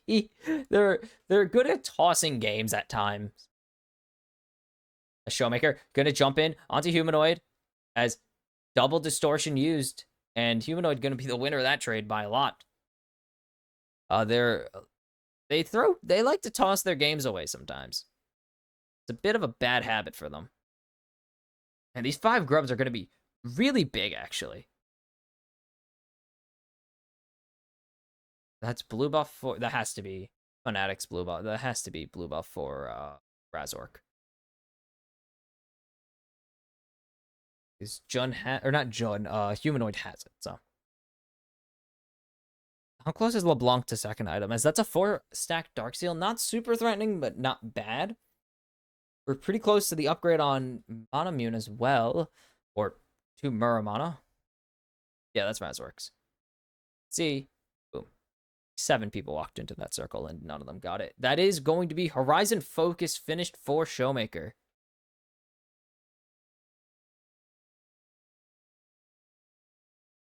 And Lucid just gonna throw a rock at Jun. Has the Heart Seal, hasn't gotten to stack it pretty much at all. He's gotten 1 auto off with it. As 45 seconds on Baron, not gonna really see that going quickly. I kind of just glanced over the fact aiming already has 2 items. I just didn't think about that, as there is the upgrade coming through. That was just before, actually. It doesn't count. He has to hit another thing. He'll hit the Scuttle. There's the upgrade. Can't just throw the spells out anymore. It's way too easy to stack. They decided, yeah, that's not fair. Whatever. Quite a bit ahead. 1,000 gold lead for aiming. 1,000 gold lead for King. And he was down like 2 waves for quite a long time. And now he's dead. He's leading. He's winning against his lane opponent. King and having a good game to start. I mean, all of Damwon having a good game. I think Moam's been the sacrificial lamb. No, he's like 0-1-4 or something. Look at that win prob. That is 20 minutes into the game. That is an insane win probability, but if you've watched the MLB playoffs, you know that win probability is a weird stat and it kind of doesn't reflect anything until super late in the game. It is 0-1-4. I just read that backwards in my sleep deprivation. What was it? Had teams with 23% odds to win the game in the third inning, and I'm like, that doesn't make sense. Not mathematically likely for that to hold for that long, but whatever. Like, that's the same thing here. A team 20 minutes in having a 95% chance of winning is just statistically improbable. Even though the quote stats say that it's very unlikely. There's very much a chance for Fnatic to come back in this game, and it's extremely unlikely that Damwon hold this exact lead or like get to do whatever they want in this game, though. But it is really likely that they can do whatever they want in this game. They know how to play really well, actually. This Kai'Sa is going to take a lot of time to scale up still, and they have not put a ton of resources besides the plates into getting the Kai'Sa ahead. And I think that's where Damwon are going to be able to take advantage, because they've put a lot into aiming here. And Lucid, they've put a lot into getting the Skarner strong. Or he's put a lot into getting himself strong. True Shot Barrage going to take a chunk off of Razork as they're just trying to zone off Fnatic from stopping their Drake Soul from going through. Showmaker just going to throw a quick Sigil of Malice at Jun, as everyone is here for both sides, but which side is going to be able to do anything? Kingen trying to delay his Mega Gnar for as long as he can, as in comes Oscar, and they steal the dragon! Smite goes early for Razor. Kingen doesn't smite, or Lucid doesn't smite at all.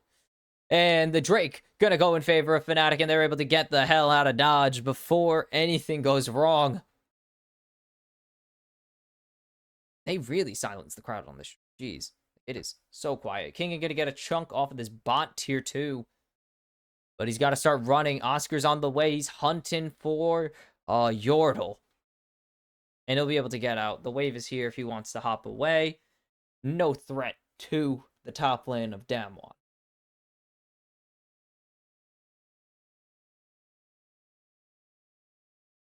They want to get they wanted to get aiming out of there. They put a whole dude in front to make sure they don't get it. Razork going to take away these camps. He's able to clear faster, and that has given him the advantage, but also I just don't really care. That's not, I don't like the Zyra picks. 2,000 gold lead for Damwon here. So it's still not out of reach. Very playable, especially with them delaying the Drake Soul for 5 more minutes, or I guess now to like 4 more minutes, as a minute has passed.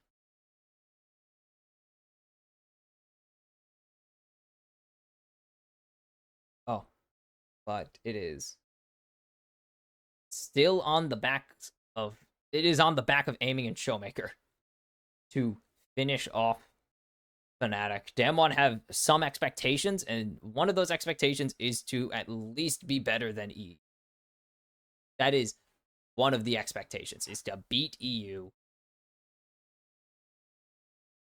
But they need to find an actual angle where they can take down Fnatic clean, because they can't go 1-for-1 like they have been, as Kingen is fighting Humanoid. Humanoid gonna get some good damage.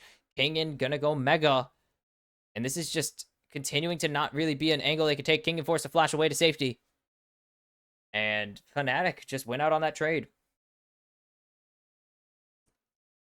They get to be aggressive onto Kingen, get a chunk of his health bar, and then force him to flash. Pretty big. And now just gonna keep this game going.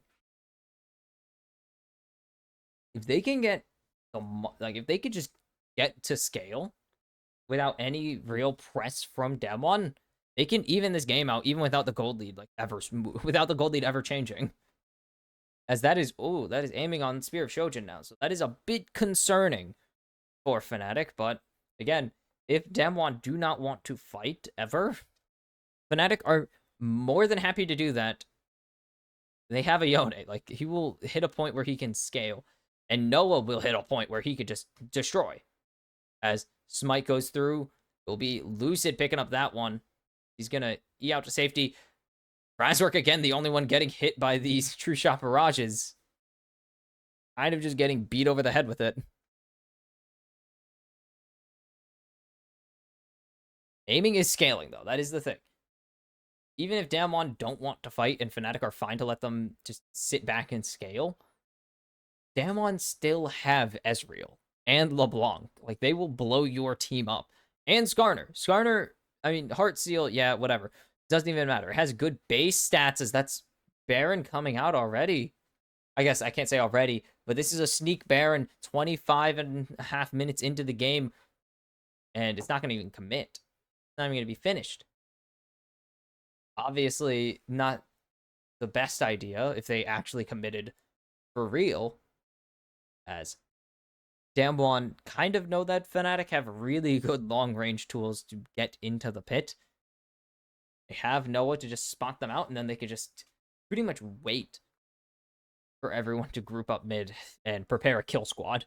Especially since Razork by himself can clear the whole pit, or have Jun just lock everyone in the Stranglethorns. It's not really likely that Damwon just kind of take a really weird angle like that. As Kagan is getting chunked out on Vision. As 20 seconds to Drake. If there's a significant Drake fight win here, we could be seeing a Baron Siege very shortly after.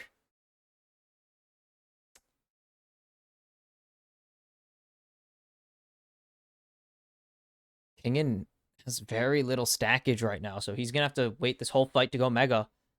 Not what you want from your Gnar, but Fnatic have just bullied their way into the river. And look where Lucid is. There's no chance Fnatic are losing out on this Drake. And they continue to fight back as there's the engage now going in with Jun. There's a huge 3-man ult from Humanoid, but it's not, and it's Noah leading up the fight. I can't say, but it's the same team.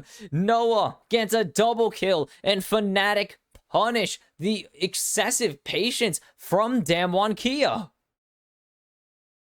And now Fnatic can go for the Baron. It is a definitely a clean fight win. 2-0, as they're going to look for Lucid here. And it's going to be a shutdown for Humanoid. Showmaker, can you make the plays happen? He's trying to lock down Humanoid. Kingen not going to pick it up. It's going to be Showmaker picking up that one and giving the Crypt Bloom healing to everybody, but they need to get Razork down. Razork just sitting at the back of the pit, and he's not going to get taken down anytime soon. Kingen can't go Mega fast enough. He has a limit to how many stacks he can get. It's going to be the Baron going over, but a 2-man Gnar for Kingen.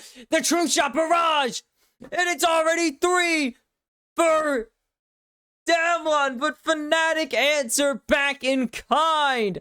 Noah survives. He will be the sole survivor of this Baron fight.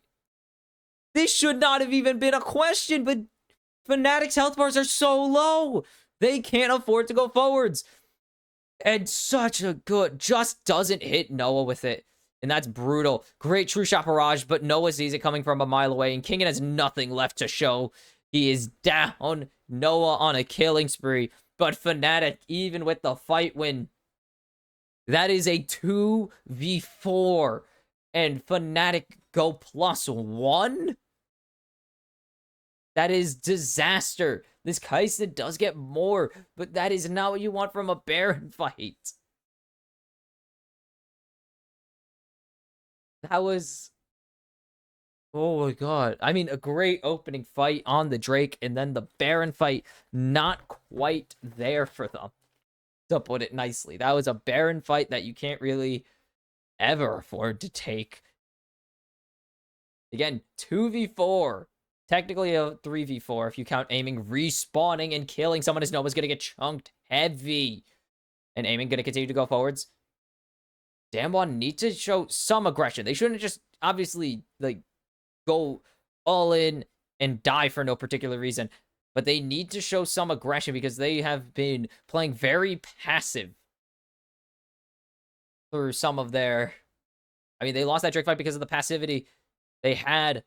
And now Lucid going to lock down Humanoid. I almost said Showmaker, but it's not Showmaker who's seeing the gray screen. It is Eamon picking up Humanoid, another kill for him.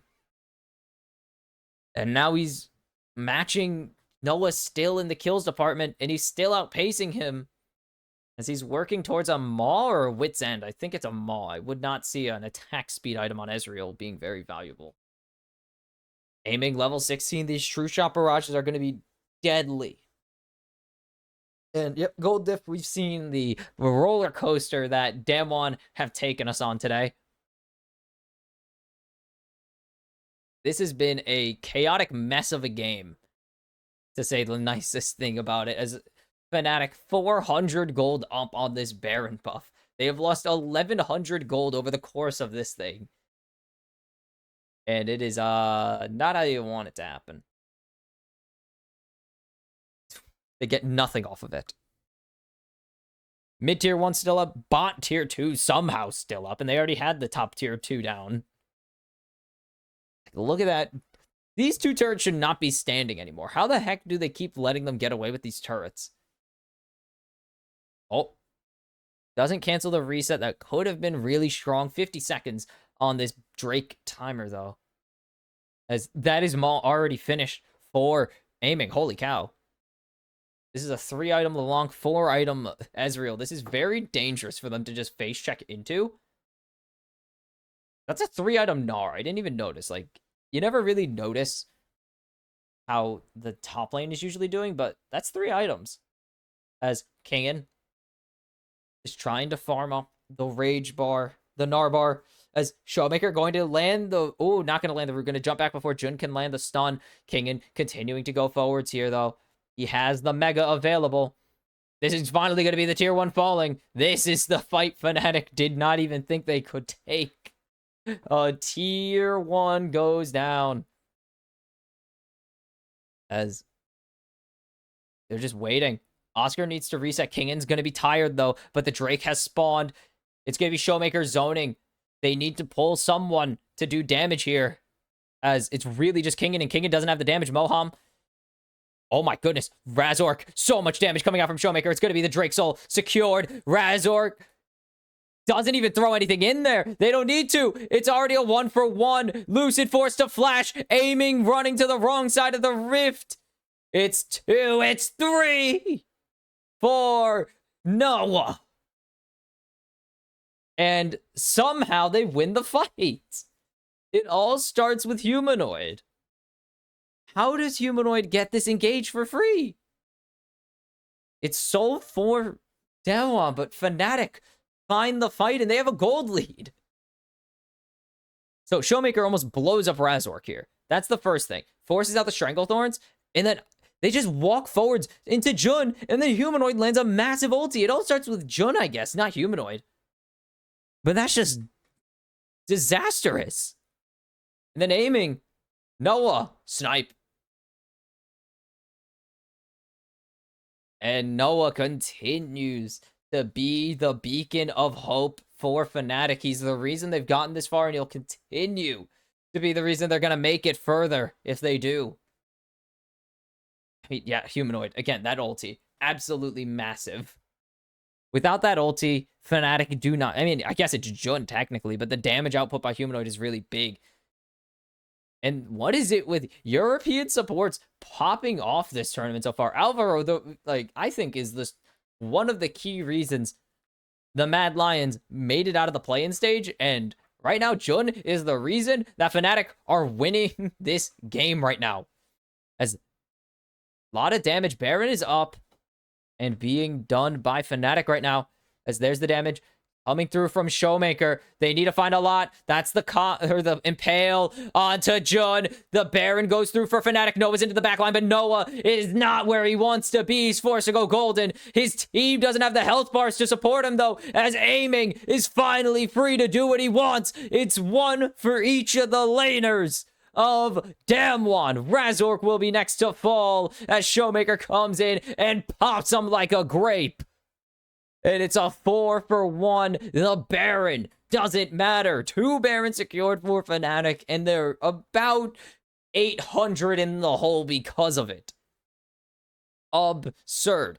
400 gold positive on the previous Baron buff, and now 1,300 negative. They are 900 in the hole to Damwon, and this could be it if they can burst down these turrets. It is Oscar Rinnan versus the might of two world champions, and it's not going to be enough. Fnatic, they put up a damn good fight, but they fall to the might of Korea as D plus Kia, the ugly name, will join Gen G in the upper pool. Roller coaster of a game. Fnatic had so many moments where it was doable, but they just fall apart. Noah goes way too deep following a Baron fight, and it's going to cost them their shot at the 3-0. And there you go. Lucid, Moham, welcome to the international stage, picking up their first career wins at Worlds. Absolutely huge. And I mean, that is a game Fnatic would love back. That is a closing fight Fnatic would love to have back, because there is no world where Damwon should have won that fight, really.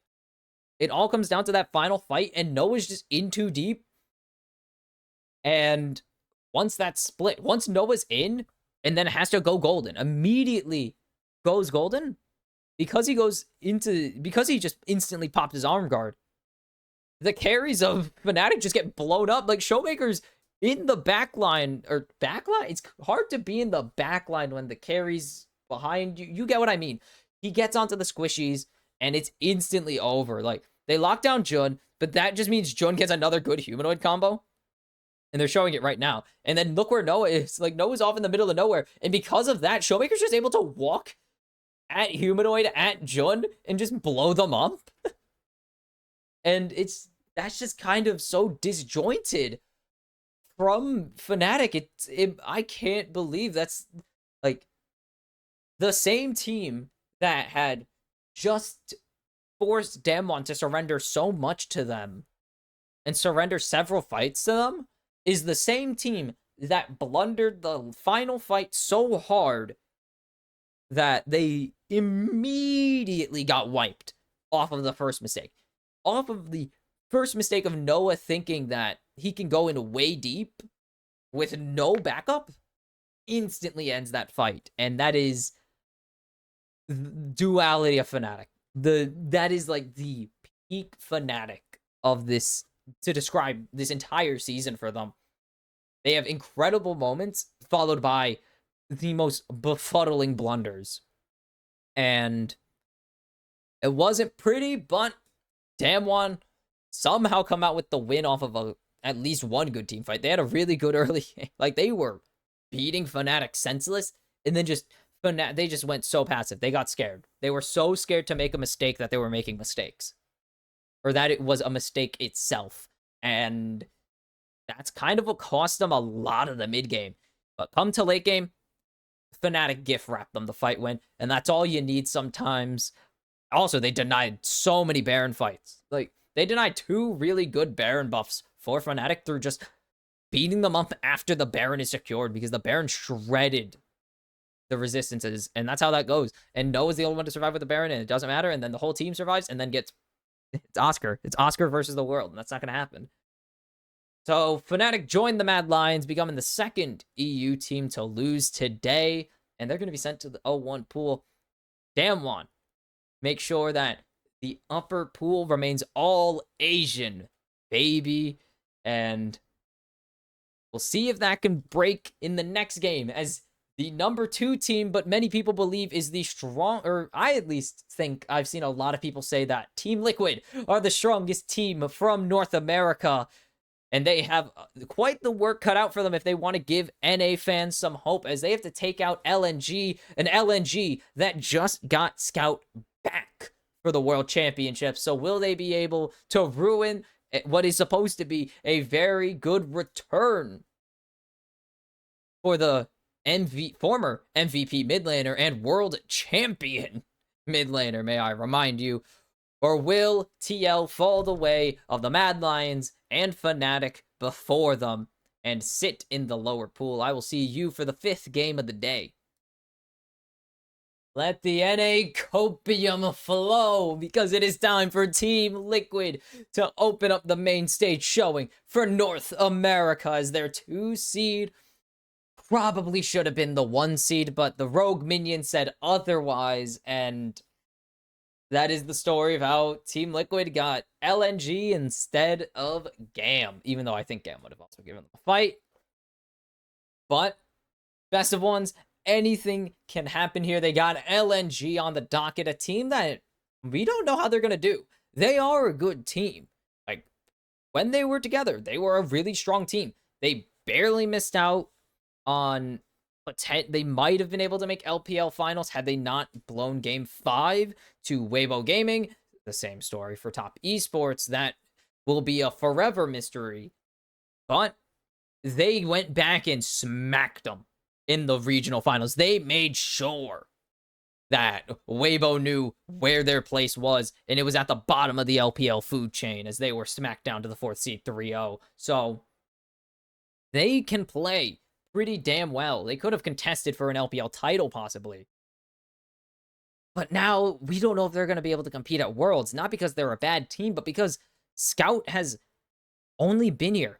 This is his 7th, he's been here a week. This is his 7th day with the team in Europe. The team has been practicing, I believe, with Yagao, or without a mid laner entirely. Yagao was expected to fill in because Scout was in court, or was going to go to court with EDG for quite a while. But they released him. He's been here, but again, 6 days of practice is not a lot of time to catch up on what you've been missing when the rest of the team has been practicing. So we're going to have to see if Scout, I mean, obviously Scout can't perform, but we're going to have to see if LNG can get on the same page and if they can ramp it up as the tournament goes on, because this is pretty heavy expectations for a team that's had their full lineup for not even a week to practice. And that's going to be first pick Skarner, could go to Impact, could go to Umpty. We'll have to just wait and see. And that is Zika immediately responding with the Rumble. If it does go through, that'd be an interesting angle.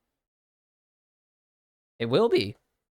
The Rumble has not been, it's not great. I mean, it's 1-0, but it is really 50-50 at the tournament so far. Oh, there we go. Gala looking at this Jhin blind here, and he will just grab it. Had the Kaisa Misfortune available, Ashe is available, and LNG did not go for it. Umpty going to take the Jax for Impact here, and that is going to be Yawn on the Kaisa. I'm still befuddled at the fact that there is no Ashe lock in here from either side. Okay, that is an interesting thing. Gala, don't do this. The Draven has been so bad at Worlds. Even though I know you're very good at it, don't give Scout Draven. Don't handicap him like that, please. It will be Scout on the Tristana, something we've seen him play plenty of times throughout the summer split. Seen everyone play throughout the entire year and a half that it's been meta. It's very tiring. I'm tired of ADC's mid. Please fix this problem. We kind of got mages back in the mid lane. It's a work in progress. Talia going to be taken away from APA. He's no longer an Asol one trick or a Ziggs one trick or a Nico merchant. He plays a lot of Nico still. Let's be real. I'm like let's not sugarcoat it. Still plays a lot of Nico Talia, but he has picked up quite a bit of the champion pool over the past year now. Oh my goodness, it's been a little over a year since APA joined the roster and helped them run all the way to Worlds last year, so he's evolved quite a bit into one of the best mid laners in North America. This team has evolved into one of the best in North America as well, so oh my god, I'm gonna choke and die on something. Is this cold enough for me to drink now?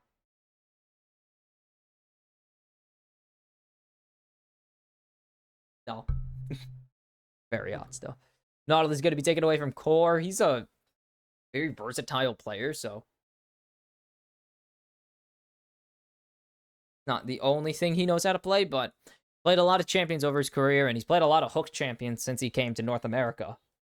Oddly enough, he's like known for Thresh, and I always have known him as a Thresh mate. He never played Thresh in Korea. Like back in Korea, he barely played Thresh. He played it when he needed to, but he never played it like consistently. Alistar taken away from Han. God damn it, it's so hot in here. I thought it was gonna cool off. But no, it is so goddamn hot in here. Rel would be nice lock in here. Pretty much everyone on the team would appreciate having one. And that's gonna mean jungle counterpick for Weiwei. Would be fine, honestly. We have not seen the Azir yet at the main stage. We've seen Azir in... Actually, have we even seen Azir? No, we have not seen Azir at all this tournament. And it's going to be the Nico for APA. He's not a Nico merchant anymore. Still plays a damn good amount of Nico. This is going to be the Leona. Okay. This is going to be a big team fight ultimate. A super ultimate, if you could. As they have 2 super ultimates on this team. 3 Impale. And that's going to be Sedge locked in for Weiwei. These are very confident or comfortable jungle picks still.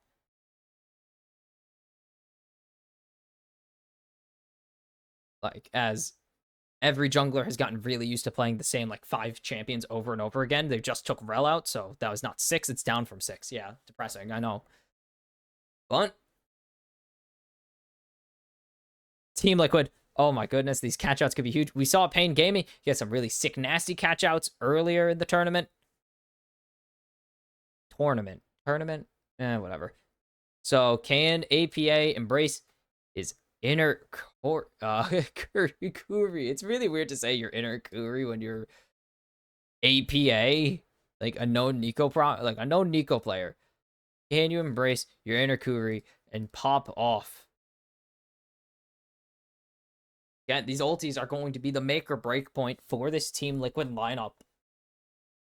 As Leona and Skarner are kind of relying on it. We saw really good Skarner play from Faker. Or not Skarner play. We did see really good Skarner play. Not from Faker. Umti has a really big fan base. He's Korean. He has a huge fan base. But we have a really... We had a really good showcase of the Pop Blossoms from Faker earlier. And they actually did take away the #1 counter to it, which was seemingly Skarner. Because if you went in, you just got punished. And boom, into the game number 5 of the day. Yeah, there you go. How to count. Game number 5, LNG look to maintain as perfect attendance as possible for the LPL. As TL flashing their emote. The surrender emote. It's really good. But you look at the top cut, it is 2-2 between China and Korea. And you look at the bottom, it is a lot of European teams. Mostly European teams. The good news for Team Liquid is they're mostly Korean. They're made up of like 4 Korean players and an American. Very funny, actually. Okay, Yon is Korean-American. That's true. Yon is Korean-American. And the rankings put these teams really close. LNG has not gotten to go international this year. They did not get to go to MSI, and their whole team barely made it to this year. So, like, anything's possible for this roster. Where were they last year? Where they placed last year? Ah, ball sacks. That's not what I want to click. They got 3-0'd in the quarterfinals, and their only other showing before that was actually with Tarzan. They've mostly kept the squad together. And, oh, wow. They stole all-pro votes from each other. That is the downside of being, like, all-pro on the same team, is Umti and Hong are just fighting. Hong going to get, or give up level 2 still, so it's not really going to matter. But this team has not won a playoff game, actually. LAG have not won a playoff game at Worlds, which is really odd to say, because they're good. They usually are pretty good. Gala, former RNG guy. It's always weird to think of him as not an RNG guy. But Lane Swamp in action again. 5 for 5 today. Call it what it is. It's meta. As this is a really threatening dive, actually. It's a really threatening dive for LNG. But it is up to Core. He has level 2. He can deny this whole thing by just showing up. But now here comes Weiwei. Impact has hit level 2. This is very bad for Team Liquid or for LNG. Is Zika going to teleport to the top side? They're going to call off the dive. And Scout and APA going to trade aggressively here. They're going to get the plating for Gala. But that is a really good cancel on the, like, really good denial of the dive there. And now, I mean, now they have advantage. They could jump in onto Gala anytime they want. They can burn his summoners pretty quickly. As the root going to connect. Good buffer from Scout there on Tangle Barb. As Gala going to be stunned up, but he's going to be able to walk away. The root going to connect, and the 4-shot going to connect. But now Gala forced to cleanse. Good engage by Core. Good counter engage by Hong there. And this bot lane is going to start going in favor of Team Liquid. As the wave pushing for them, actually. And that is kind of denying the one thing that LNG have in this lane swap situation right now. Is the control of the wave. And you can see how good Yon is doing it in the top side. But now Gala back in control of the wave with Hong. And this is more of what we were expecting when we see a double melee into Jhin. Is Weiwei going to steal away some camps here. As just going for the singular scuttle. Yeah, scuttle trade, of course. Usual. Is that the longest range champ on their team? Isa? Not super long range. There's no HG. It's just for disguising the Q. Let's see. Nothing special here. Gala and Hong just gonna back off this wave in a... Oh, the blind is not gonna... Blind Q does not connect there. Let's see what they're gonna play for here. They could play for the unswap, or they can play to keep the swap going. If they want to base Zika here. And they're gonna just play to... Looking at the Jhin on the minimap. And they're gonna unswap here. Or I guess swap into the swap. So it's up to whether Yon and Team Liquid are aware of this, and they're going to bring it back into the swap territory. No, they're going to keep it swapped. They've spotted them out on that really deep ward. See it? They spotted them out, and that means that they're going to be aware of this counter swap. They're going to be able to keep things going. That is kind of the advantage of being the first team to swap still, is that you control the pace of the swaps. If you want to keep going into this rumble, you can just send Yon to the bot lane as you're also resetting impact. But keeping it going is really not that big of a deficit either. Or just letting them swap into you, not that big of a deficit. Is really strong. There's still no cleanse on Gala here, so if Gala doesn't play this properly, could be really big lockdown. Is here comes Weiwei. Level 5 on these jungles, though. 6 is coming through for mid, and Yon's about to hit 6 as well. You can see Gala very far behind in XP, as was just left to farm solo lane against Zika. Now Team Liquid have taken the early grubs. I do think LNG is going to take this. I feel like I need to clarify that somewhere, but I also have been, like, I'm a bit of a Team Liquid, I don't know if believer is the right word, but I'm a Team Liquid truther. I believe Team Liquid are the best team from North America and one of the best teams from the West. I think they're better than Fnatic. I think they're better than most of them. Is APA gonna lock down Scout? And there's the cancel. And it's going to be first blood as they continue to lock them down. Taking out Scout here. As Yon, no ulti, no cleanse, has flash available, and TL have the early lead. For now, they have the lead. They get a lot of value out of that mid play as well. APA going to continue to expand his lead, of course. And now he has some advantage as well, as it's just going to be Core trying to cancel resets. It's only going to be Hong's reset really delayed. And what is the play? Oh my god, this freaking headphone angle is so obnoxious for me. what is the option here for LNG? Because they kind of have to answer now. And that's the problem, is they need to answer.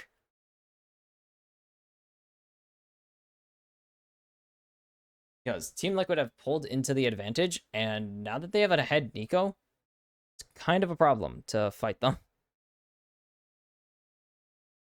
And getting this win would be gigantic for them. Like, this would be one of the biggest wins in Team Liquid history. Like, this team has done quite a bit, and this would be a pretty big win. Has this team ever made knockouts? That's really my question. I just always forget. They did go 2-1 against T1. Nope. This team has never made the knockout stage.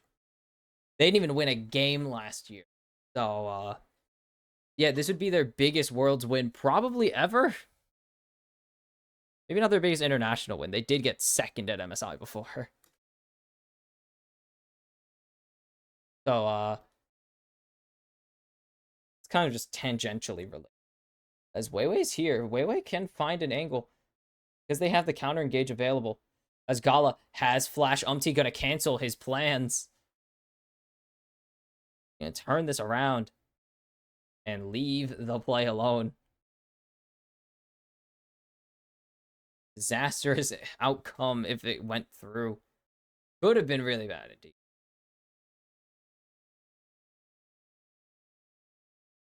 APA's lead kind of gone down as the Glacial Person connects onto Core JJ. The CC chain comes through, and that is going to be second blood going over to Gala with the 4-shot. And is here. There's no CC. But he can't reach him. Does he go for the flash impale here? No, he's going to impale Hong instead. I think Hong might go down. Crash down use. Rock going to connect. Does Yon have the killer instinct? And more importantly, is he going to be willing to go in? Because that's not really an option. As APA is just chilling in this mid-river to catch out Scout and Weiwei coming around. Gala going to get locked down by the drive. Rock throws are so deadly. Yon gonna go in. Doesn't have a Q available. Gala able to flash away. And Team Liquid are going to keep going for this potentially, and they're going to just fail as they see the resets going through. They still don't have the Solar Flare quite available yet, and there it is. Literally 1 minion. Wow. But TL, another good play to get the flash out of Gala. That's really good for a stationary. Really big, like, on the stationary punish there. And this is going to be 6 grubs. They might have all the Kevins in the world here. It will be a 5-1. That's still not bad. As APA, they go onto the clone, and APA dodging away. But I think he's going to fall to Gala here. Doesn't have anything. A Bomb Blossom would be tangential, like, exponentially. No, side grade. There we go. It would be a side grade to a burned summoner, at least. And that is APA playing a little too aggressive there, and it's going to be punished thoroughly by LNG, who are now 300 gold ahead. Not in bot lane somehow. Or no, it is. Sorry. I saw the arrow pointing the wrong way. It is exclusively in bot lane. It is all on Gala to have this lead. And, I mean, it's up to TL still. I still think TL are massively in control of this game. It really needs to be Gala to pull the trigger for them, literally. As it is dangerous as they jump in onto Hong. Not who you really want to hit with that with the Zenith Blade there, but it is the target they chose. Drake is available, so Team Liquid have bullied their way into the pit. Gold, dead, even. Solar Flare available. They can really, really mess up LNG here if they misplay this, and they just won't contest. There's no angle for them. I'm going to go forwards here, but I don't think he should really try to do much else, as that's the Smite Secure going through for Team Liquid onto this Mountain Drake. And it's a late first Drake, but it's going to come through anyways. Thinking about it. Looking for Hong. He's going to find it. And that's going to be Flash Force for the Impale. That's a valuable trade. That's just a better trade. Team Liquid continue to just find these small advantages. And this is, again, not what you expect coming from an NA2 seed. Historically, a very weak seed position to have his core going to eat the Glacial Prison. Good cue from Hong to cancel the drive-in. I mean, it wouldn't have been a stun, but the drive-in. But now, Zika, all alone. He's going to have to flash here. But he can't even flash. How did the minion get here? What a strong minion. He's going to equalizer the wave, and it's APA picking up his first kill of the World Championship. And Team Liquid continue. How do they find these? I mean, they give over 500 gold disadvantage. It is, again, all on Gala. He is the gold lead.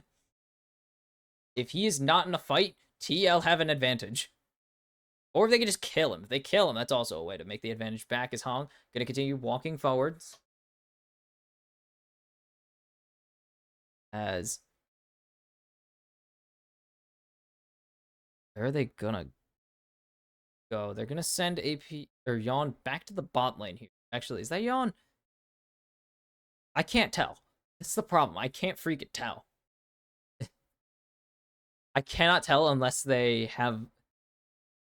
what do you call it? Unless I'm looking at the itemization at the exact moment. I think it's APA in bot lane right now. I'm pretty sure it's APA in the bot lane. And that's Yawn in mid lane. No, it is APA in mid lane. Okay, that's interesting. Storm Surge not going... ooh, not going for the Protobelt start is intriguing build, but Scout and Zika just burning down this top tier 1. I don't think Yawn has the damage to match it. It's going to be first turret to LNG here. And the complete unbeatable control is not going crazy as the Glacial Prison doesn't connect. Doesn't hit either of them. Yawn going to be able to get this turret down. Gonna let some of the wave die, but I don't think he can let much of it die, sadly, without risking someone responding to him. As they're just gonna keep canceling Hong's reset. I don't think it's gonna matter that much, but it's there. APA just gonna continue to push in this mid lane. He's significantly better push than Jin, as he gets rooted. How the heck do you get rooted? Oh, he has a rock picked up as he's going to drive out into nowhere. Core is going to have to flash here. Core has worked himself into a corner, but he's going to get the lockdown onto Weiwei. Solar Flare forces flash out of Gala there with the Pop Blossom going through as the equalizer goes down, and that's APA going to die. Gala on a killing spree. The curtains are open. He's looking for Yawn. And I think he's going to be able to survive it, but LNG, the 1-for-0, and they get a lot of value out of Team Liquid. They're going to get this bot turret. They're going to get this mid turret as well. LNG are just winning now. Like, it was arguable that Team Liquid were in control of the game before, but now it is LNG firmly in the lead, as that is all the tier 1s taken off the Rift in exchange for well, actually nothing on that play, but it is 1 turret for Team Liquid right now taken. I'm going to see if my hot water is not hot.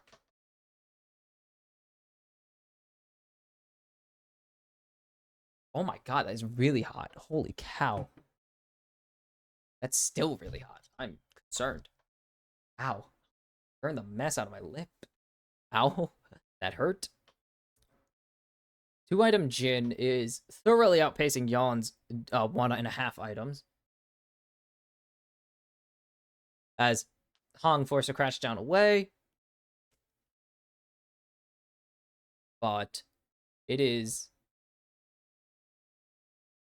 Team Liquid needing to find an angle back, as they're 2,000 gold behind now, and it's a deficit everywhere. It is no longer just Scout powering this deficit. It is a lot of the bot lane powering this deficit, though. This bot lane makes up for about 1,300 of this 2,000 gold deficit. His core has been found out. Solar Flare connecting onto Zika. Zika going to lay down the equalizer. The Impale finds 2. The Glacial Prison will find 1. Yawn will get Zika off the Rift, though. He did provide all his value to the team, though, before he died, so it's not really going to matter. Impact is fighting Scout in the bot lane. And Drake going to start in favor of Team Liquid, but Umpty has no health bar, no Impale. He's just starting to heal up now. Drake started. APA has ulti, but he has no way to get inside the pit. Is APA just going to walk around? As curtain call has been open. The Drake going to go in favor of Team Liquid. They got to start running away. Yawn. Ulti's over the wall. Umpty drifts out as Weiwei has found Impact. Zika has found Yawn. Can he finish the job? The cleanse comes through onto the slow, and he's not going to be able to get the ADC of Team Liquid down. Core might be going to the wrong side of the rift, and he is going to the wrong team. He is a sacrificial lamb to get Yawn and Umpty out to safety. APA, where is this teleport going to? APA is getting teleported on by Scout, but Scout a little too deep on that teleport. And it will be APA running away with his life. And LNG just... They waste the time at Team Liquid. They do lose that Drake, but they just waste... They just wait for Scout. And that's all they need to do. Or is it... No, it's Zika. I'm stupid. They wait for Zika because Scout teleported after play. And Zika's just... Here, he's such a problem to deal with. They wait for Zika to come back, and they just take the fight. They say, if we get the steal, we get the steal. But otherwise, we just want to get these kills afterwards, and they pick them up. And that is mission accomplished, because it's not even Drake's whole point, so it's not even that bad. These are really late dragons that these teams are taking, so it will be a late Drake Soul. It'll be a 30-minute Drake Soul, give or take.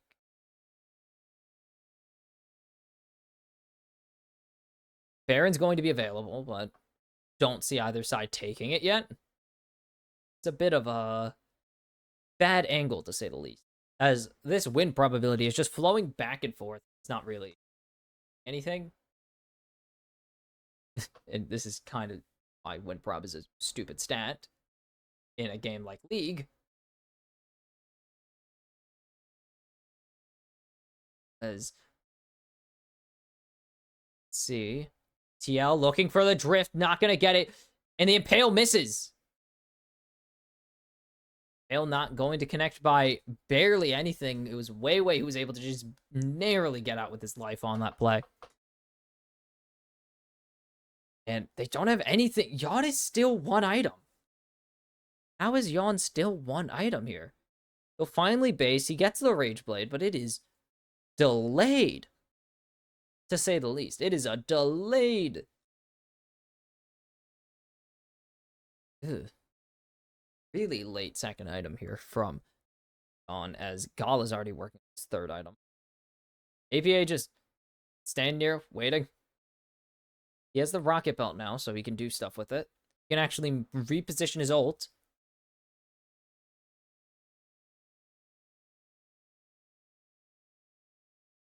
Now we kind of just sit and wait. Most teams aren't going to fight over the Baron at this point when you don't have a massive advantage.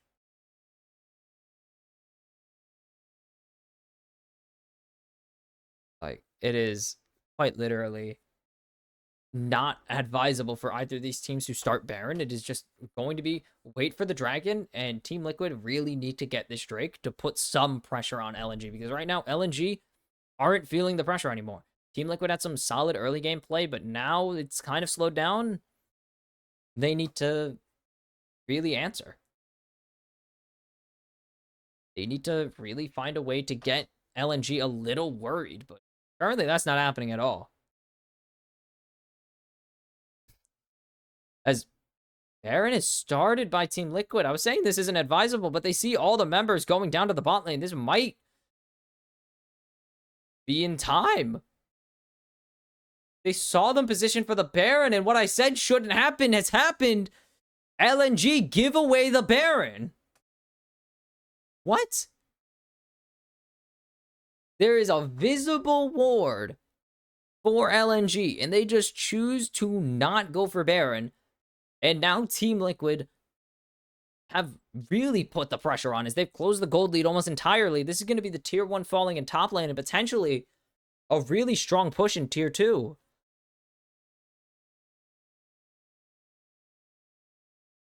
How?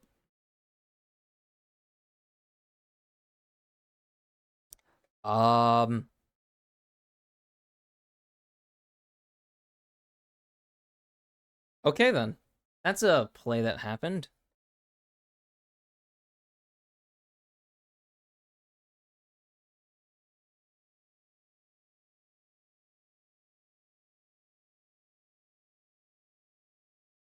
Oh, that was a Nico clone. Where can they find this advantage? Scout has teleport, but he's not even needed. He's walking down. Zika has teleport, more importantly. He's not very close.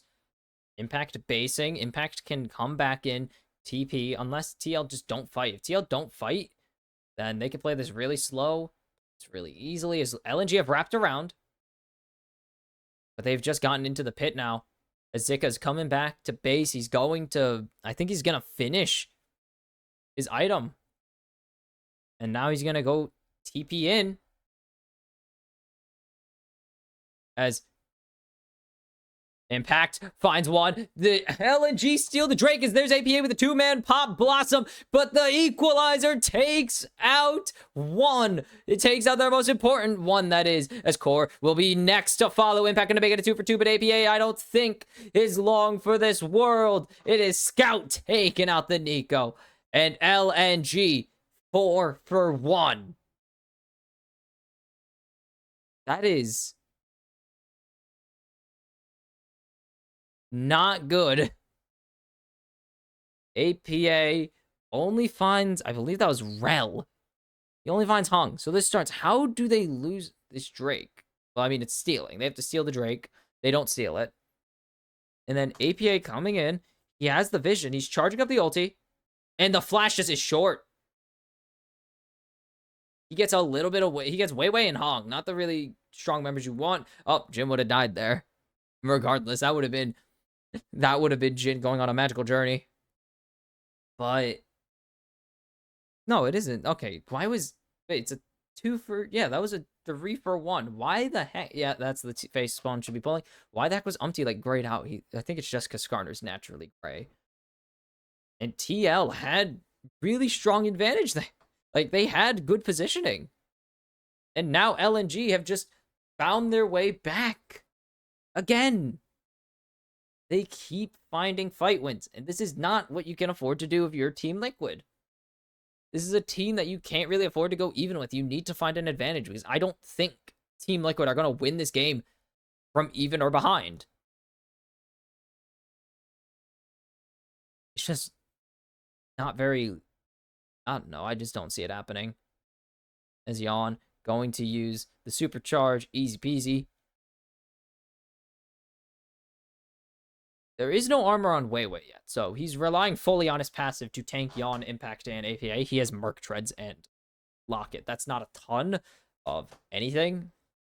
There's rock thrown at Hong there.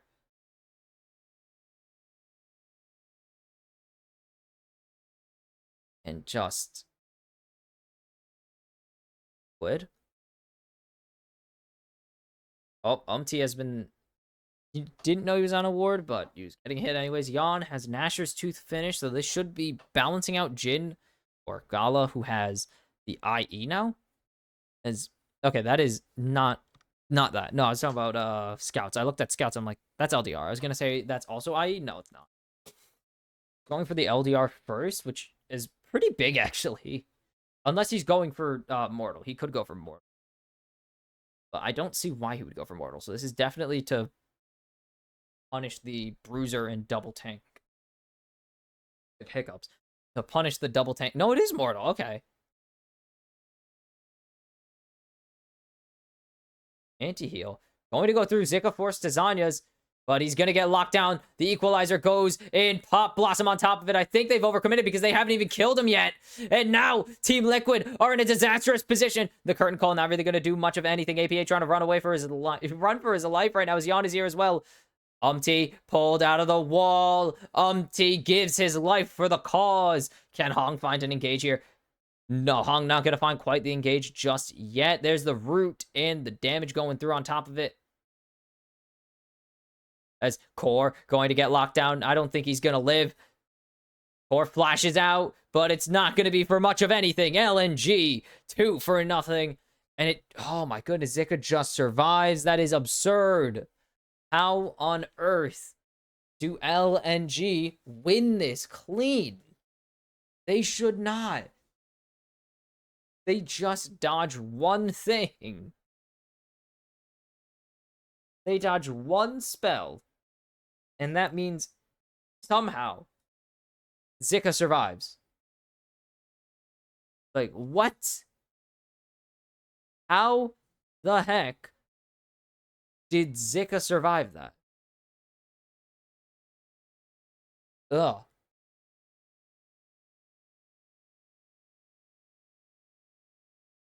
Whatever. And now the Baron is here, and I don't think they're gonna give TL a free Baron again. They've learned. As that is not the play you want. He's forced to flash out. He's gonna get Glacial Prison, and that's gonna be gone. Scout has the damage. Zika's gonna take the kill. It's 4 in a row. He went 0-2 to start the game, and he's got 4 kills unanswered now. And LNG, there's no enemy jungler. They should be taking this Baron nice and clean. As they are going to peel off of it, or jump off of it instead, as Core getting burned by the equalizer. Impact trying to go in, and APA finds a 3-man Pop Blossom. Impact trying to do as much damage as he can. Does he have Hong? It's a triple for Impact, but Scout and Gala have too much damage. It's the ace for LNG once again. No Baron, but they're going to just push in, and they're just going to grab this Drake instead. That is a 7-kill Jhin. He's going to have an LDR or a Mortal Reminder. Probably LDR is Mortal Reminders already picked up by Scout. This is a very scary pair of ADCs. Not what you want to see. And it's all on Core. They're already down 1. So you have to remember, they need to trade up here. They don't get Scout. And that's all that matters. Is this Pop Blossom doesn't find Scout, and he's allowed to free fire onto Impact. And it's so much damage coming out from these ADCs. Scout is tearing Team Liquid to pieces by himself right now. And LNG, it started a little sloppy, but they have just picked it up. It does not look like they've missed a beat. Even training without Scout for quite some time after coming to Europe, it doesn't even matter. They've got a couple days of training. That is more than enough, it seems. As Scout is just going to keep teasing this Baron. As we're coming up on a 4-item Jhin, a 75% crit Jhin as well. Deadly. Just out of position. Where was he in that fight? He was in Narnia. Well, before that fight, obviously, but his positioning was so poor on that play. Because he is just not supposed to be up there yet. And he doesn't even hit the Impale, so it's like, why are you there? As not gonna go in. APA is spotted, and he's gonna force the flash out of Gala at least, but now the team fight is significantly harder, but the Glacial Prison not gonna connect his Impact. Going forwards here. And Team Liquid, I trade Pop Blossom for Jin's flash. That means Gala's going to have to really cleanse everything. He's gonna have to cleanse like a god here. But now the Pop Blossom down, the other side of the coin is they don't have any pressure. Like, the other problem is there's no threat from Team Liquid now for engage. They need to hit a Solar Flare, and that's dodgeable. And sent out. Baron secured by LNG. Are they going to go for a fight here? There's the equalizer going down. Yawn is dancing. He barely dodges the 4-shot there. Core getting locked down as well. The solar flare gonna buy some time. Drifts to safety, but is it gonna be enough? LNG are chasing. Core able to dodge away, and it will just be the Baron. No kills given over for Team Liquid. And it was narrow margins there for Team Liquid. Barely get out with their lives. They should have been down in the dirt for that one, but Punish isn't quite there yet. The chase down just isn't enough. APA is stealthing. He's waiting for someone to come and answer top wave. There's flashless Jhin for about 2.5 more minutes, 3 minutes. They really need to punish this timer, because they have not been playing well these last few fights. Oh, Pop Blossom not going to connect, and Flash forced out a Scout as well on top of it. And the turret will fall instead. Oops. Team Liquid get some plays back. Teleport coming out from Scout now into mid. There's no answers just yet. APA is not based in time. Gala's going to take out this turret easily. All it takes is 2 shots. Oh, yeah, I dumped those. That's right. Oh, nice stun onto Core. There's no hard CC just yet. He's going to be able to get onto Gala. Gala immediately going to be able to cleanse it, though. And Core falls to the 4 shot. And, oh, huge burst down onto Hong. Can they keep it going? Will fall. APA will not follow, but he has the burn, and he will burn down. As Zika picks up a 3rd kill. Yawn is not going to be able to do it here. Impact won't be able to either. LNG. They destroy Team Liquid's early advantages, and there's a fight coming out, but it's not for anything. Scout will survive. Yawn gets bursted. It's a double ace for LNG. It's a single ace for LNG, and it is the game for LNG. They will send the 2nd seed of the LCS down to the lower pool, and the 1-0 pool for LNG means that the 3rd Chinese team will be there. 3 for 4 on day 1 for the LPL. That is a good sign of things to come, especially when the only loss you had was pretty close, and it was to a team that is favored to win the entire tournament. The LPL has arrived at Worlds. And that was... Woof! Team Liquid misplay that really badly. They should have been in this game, no doubt about it. And they just... That looked so weird. They just couldn't... it should have been cleaner. It felt like it was supposed to be cleaner, and it just wasn't happening. And Team Liquid, they, just don't quite have what it takes yet, it seems. There were high hopes. Sorry, hold on. What was that?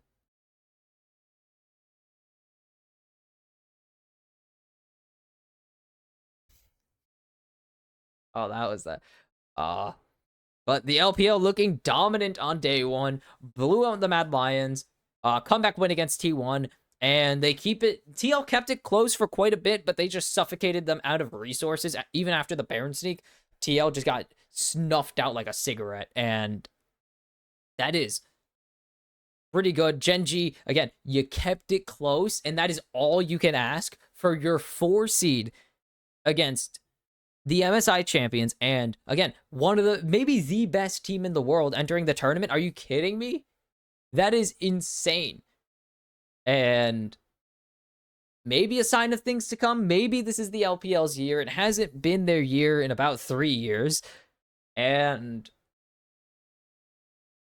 they sent T1 to the 0-1 pool. So they've got hopes. As long as they don't match against each other too frequently, this will be at least... I mean, it's almost certain already. If you put 3 teams in the upper pool, you are almost guaranteed to have one of your region representatives in the quarterfinals. And that is a pretty good thing for the LPL to get off of their chest. And now it is up to the LCK. Will we have an all we can't have an all Asian at the end of the day. It would be really cool to have an all Asian upper pool, but the next match means that won't happen as Hanwha Life Esports take on PSG Talent. It wouldn't have been possible anyways, by the way. I just want to make it clear, it would not have been possible unless... Actually, no, it would have been, but PSG would have needed to draw on G2, or GAM would have needed to move over. And, well, it's PSG draws G2. We would have been able to have an all-Asian, all-Eastern upper pool, but it won't be the case. And this should... Well, this is going to hurt to watch as a PSG Talon fan. This is going to freaking hurt because PSG Talon, with Maple's last dance on the horizon, this could be his final stage at any international event, at any event ever. But they got their work cut out for them as they have the LCK champions, Hanwha Life Esports, formerly the Ku Rocks Tigers, headed by their former jungler, Peanut. And, we'll see if there is even a chance for PSG Talon to take down the #1 LCK team and another heavy favorite to win the World Championship. I'll see you for the 6th game of the day. And we're back. It's time for Hanwha Life Esports versus PSG Talon. I want this to be a swift killing because I'm scared. PSG Talon, still the best team in the PCS on repeat. They have, I mean, pretty much the best roster. That says PSC. That is very stupid and goofy and funny that they messed up something so simple, but they also put GA in, so I think that was a bit more of an important mess up. They have the best jungler, mid, and ADC pretty much in the league in Junja, Maple, and Betty. Aja is usually a coin flipper, and Woody is a solid support. Woody's a good support, sometimes a bit of a griefer, but I love Woody still nonetheless in his, I think, 2 stints with the team. We've had a decent showing in the play-ins. They've gotten better and better each series. They struggled game 1 against Pain, came back, dominated game 2, had a bit of an iffy game 3, got dominated game 1 against Mad, good game 2, shaky game 3 that led to a loss, dominated both games against 100 Thieves, and that was kind of the story of the play-ins, is that this team is improving. That is the narrative for PSG Talent. This team is only getting better. Hanwha Life Esports, I don't know if they're going to be any better than they were in playoffs. Doran, Peanut, Zeka, Viper, Delight is a pretty solid lineup. I really like Viper and Delight in the bot lane. I'm a big fan of Peanut in the jungle. He's not his peak form anymore, but he will always be the like solo killing machine that he used to be to me, even though he's definitely not. I don't know how this team is going to do. It really feels like they only were there to beat Genji. Like, this team should be the 2 seed. This really should have been a 5-peat for Genji, but Hanwha were there. They beat them on the day. They were prepared. I was really happy to see them win, but I also don't believe that they are better than Genji, which is why I've said that Genji are the favorites and Hanwha are another favorite to win the tournament, not the favorite to win the tournament. They're still really good, obviously. There's a reason they were able to beat Genji and T1, and I think they beat Damwon in the playoffs. Like, there's a reason they did all that. It's not like they were they weren't some slouches who lucked into an LCK championship, okay? They're still a really good team. I just think when push comes to shove, Genji have a better chance at winning than Hanwha do overall. But you got PSG Talon. I love them. They're going to get curb stomped. This team is not even close to the level of Hanwha Life Esports.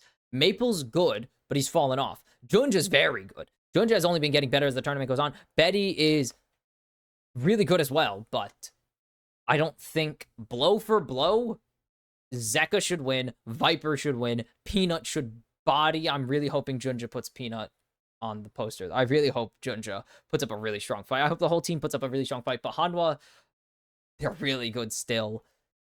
I mean, you have a very strong... I think Zeka's more of a... I have not seen a ton of LCK, but to me, Zeka's always been a bit of a flash in the pan. Obviously, he's not a flash in the pan. He's here now. Like, they won the LCK. They are not some random team. Doran career revival. Like, this guy, I used to dunk on this guy all the time. But he's legit. He's pretty good now. Like, he's had a career resurgence on Hanwha. Peanut is still Peanut, maybe a little bit less Peanut, but still is at heart the same guy and hunting the world championship that has somehow eluded him his entire career, from going from Korean team to Korean team. He is yet to win a world title, and that's the one thing that he doesn't have. He has an MSI championship, plenty of LCK titles, and somehow hasn't won the big kahuna. Zeka, I just can't. I think he's been not a one tournament wonder, but I think he's not the best mid laner in the LCK. If that, like, obviously I don't think he is, because there's this guy named Chovy. He's really good, but I don't think of him as the best mid laner in the region. Personally, he's very good still, but I think individually he's not as good as Chovy, and as a unit, Genji are still better. Delight is actually still the support. Just a really solid support. Even after being kicked, he beat the hell out of his old team, and shown up. Viper is still Viper. That guy hasn't missed a step. The reuniting of Griffin has been really fun. And then the Griffin, the 4 out of 5 Griffin members meeting in LCK finals, that was super fun as well. But I think it was more of a one tournament wonder thing than it is a consistency thing. PSG Talon are probably a product of a very not so strong region. They're still good, but it definitely helps that they are a big fish in a microscopic pond.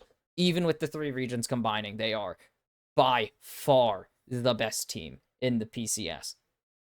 Not the best team in the upcoming PCL, or whatever it is. PLC, it's so bad. The new name is really stupid. As these are going to be the standard bans, I'm not really going to... LC... League of Legends Championship Pacific, because they didn't want to use PCL. It's a really bad... They should just... But they have Gammon there, so they have their work cut out for them. I don't know if we're going to see these two teams play. Oh, that'd be fun. What are the final bans going to be? The Ziggs continues to be taken away. 6 for 6 on Ziggs bans in the main stage. We didn't see a ton of Ziggs in the play-in stage, even a ton of Ziggs bans in the play-in stage. Ziggs was kind of just ignored and then occasionally did well or did terribly. As Maple going to lose another pick here. Aja's been practicing the Aurora. I don't want to see him on it.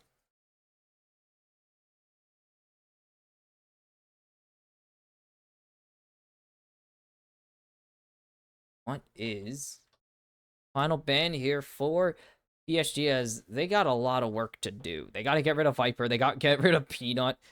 Can't really, like, afford to ban out everybody. And it's going to be Vi taken away from Peanut. I mean, yeah. I can't really argue with any of these bans. They're all just really good. Most bans aren't trash anymore. Like, we're no longer in the age of just someone getting target banned, except for Levi. Levi's, like, the only one that gets target banned every game. And that's going to be a flexible Yone insta-locked. Maple can play into this. If they believe it is Zeka, they can play into it. It is really weird to go from Zika to Zeka. It's very silly. But they're just going to get Junja his Sejuani. Maokai also available. Those are his two, of course, the 2 junglers that everyone has been banning against PSG Talon for most of the season. Also, the Skarner, because they've actually been banning away the Sedge and Mao so much, they've developed a few other tank junglers for Junja to play, as Aja going to go onto the Jax here. Okay. Sedge, Jax, very good synergies, of course. I don't think Peanut's going to lock in the Amumu. A very good hover. Very funny hover, if I do say so. Actually, they could go it, but I don't see it happening. It's going to be Peanut on the Maokai. We're just going to see more of the same old drafts.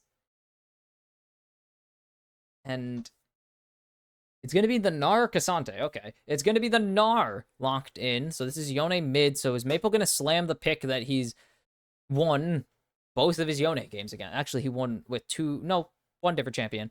One different champion, aka one champion. A single one. It has been the Akali twice for him into the Yone.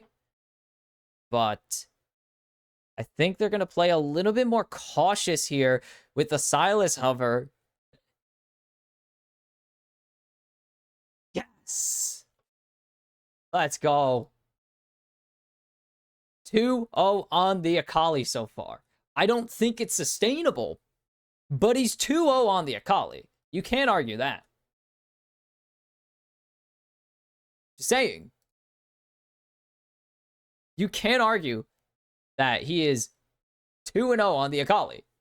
Undefeated. Oh, 2-1? No, he lost a freaking... That's right. He lost a freaking Renekton mid. That was awesome, by the way. That was very funny. Renekton mid was such a goofy pick, but he's 2-1 on it, including a Yone game. Ashe taken away from Viper, but he did bully a Yone. He's 1-1 against this champion. He brought into a Syndra. I thought he played Tristana the first game and didn't get to play, really. Got kind of griefed by his team that game. That was game 1 of Pain Gaming. He got griefed so hard at game 1 of that series. 2 ADC bans coming through, to the surprise of nobody. Ezreal taken away from Viper, a champion he's been historically very good on. What is that even? Like, you could ban Kai'Sa, you could ban Misfortune, you could ban a support if you really want to. If you're scared of, like, Nautilus or Alistar, you can get rid of those, I guess. But obviously, Viper is very tough to get rid of. And it's going to be on if they want to get rid of Betty or Woody here. Betty's very good, but I think getting rid of the Nautilus is still an option, yeah. Nautilus is, like, Woody's champion still. But he plays Rel and stuff, but it's not going to be the same. And it's going to be the Kai'Sa for Betty. Do they bring the Xayah out? I don't think Xayah is very good on this patch. On 14-18, I don't think Xayah is a... I mean, you could play it. It's not like it isn't an option. And it's yeah, baby, bring it on. Let's go. Oh, it will be the Xayah Kai'Sa, the iconic matchup that haunted everybody for a year. Kai'Sa won out in the end. But are they going to bring the Rakan out? Again, Delight was a Rakan merchant for a lot of his early career. He's also now really good. But still really good at Rakan. And this is a dangerous game PSG are playing because now they got to deny Delight everything. And they have to win a counter matchup.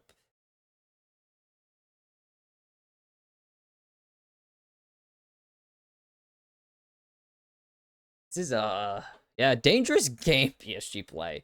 And it's going to be the Alistar locked in for Woody, it seems. Unless Renata would be an interesting lock-in. I'm not a huge fan of it, though. Alistar is pretty solid.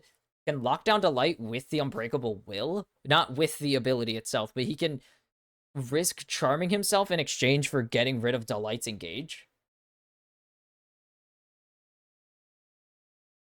And... oh... 15 games, 1 loss. Okay, maybe he's good at Maokai. I mean, everyone's good at Maokai. It's Maokai, but you know what I mean? Peanut, very good at Maokai. He's a very good player.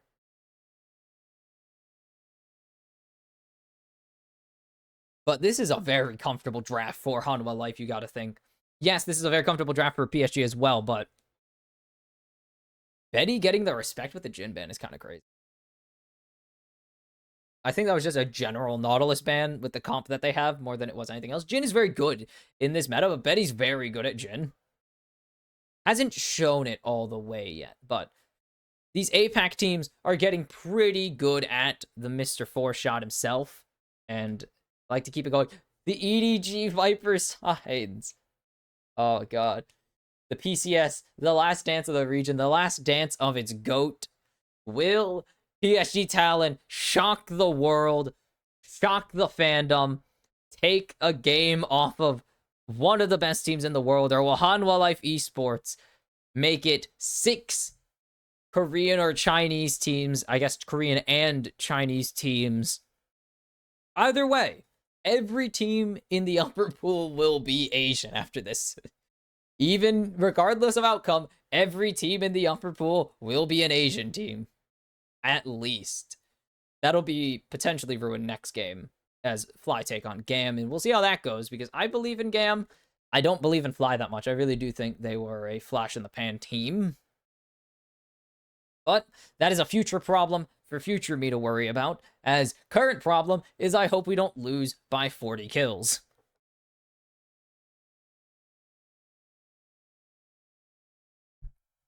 We have, that is true. 3 versus 18. I think PSG actually dropped after the play-in stage, which is silly. But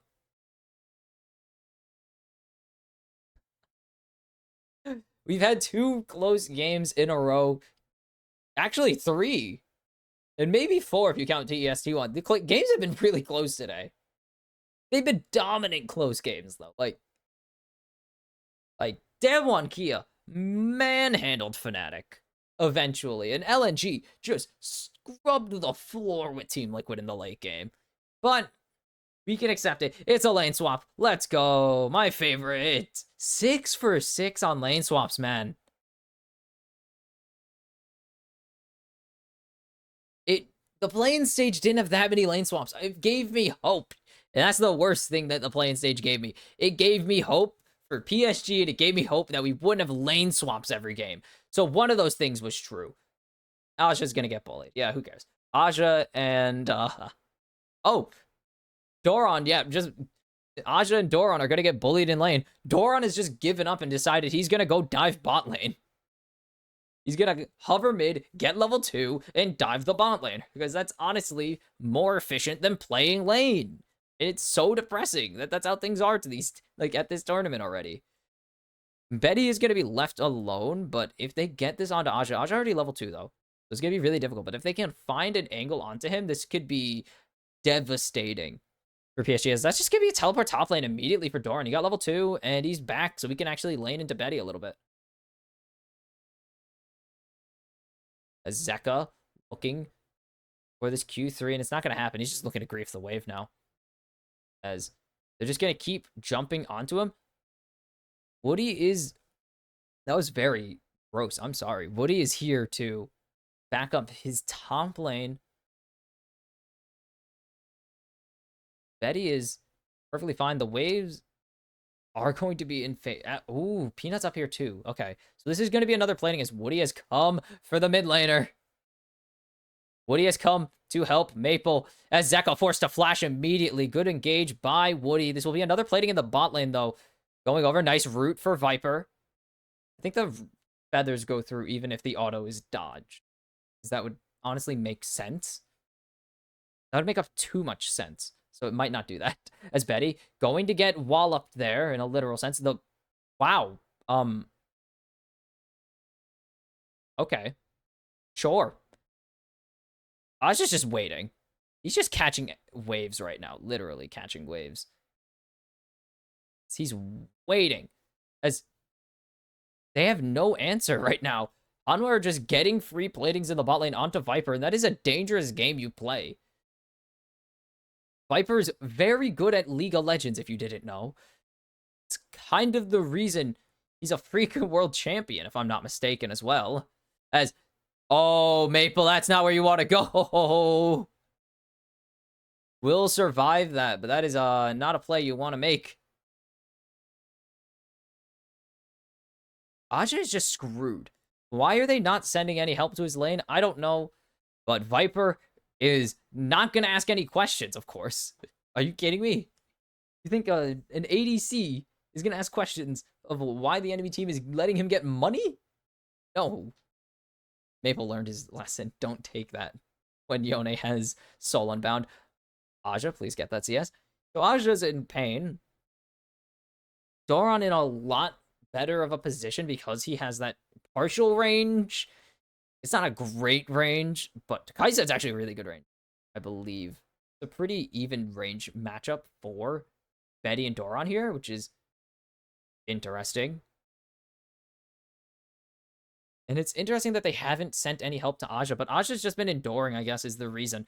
As long as Aja doesn't give over kill, he'll be fine, because he could farm it up later against Doron. But Delight is going up to topside, actually, as Viper continues to push in these waves. Aja taking a base. I think he's just going to teleport to bot lane again. As Stun connects. Betty, poor spacing there, and it's TP to bot side. Viper is in a really strong position still, even with 6 secured. As Junja's here. Doesn't have the Frozen Flail just yet. But Hanwha just keep putting the pressure on, making sure that PSG cannot be comfortable in this game. They have to keep giving something. As Peanut looking to answer. The grubs started by Junja. Doron has the 6 available in a moment. He just needs a little bit more of this wave. And should be at least 1 grub. Would it be 2? Maple still has damage, but Maple also probably not the ultimate stopgate here. Or I don't know what the word is, but that is... What the heck was that? I have no clue. But 3 grubs for PSG is unexpected in the game state. I think Hanwha would rather just take the advantage they have in bot lane and turn it into a dragon. As Aja has a little bit of strength to take Viper's fight there. But this wave is in a terrible position. So, that's tough. Won't be the Drake just yet, but I'm not gonna say that it won't be Hanwha's, because it is in a very strong... It's like, they are very strong in this bot side already. Viper already with a BF sword. Could be go... I think he's gonna go quick...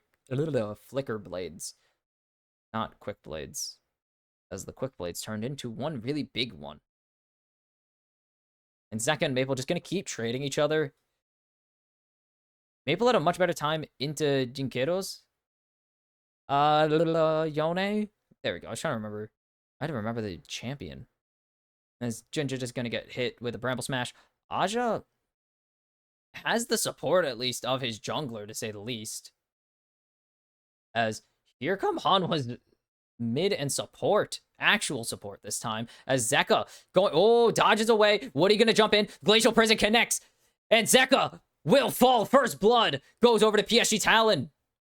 And Betty is gonna start this one off solid. First time entering the bottom half of the map.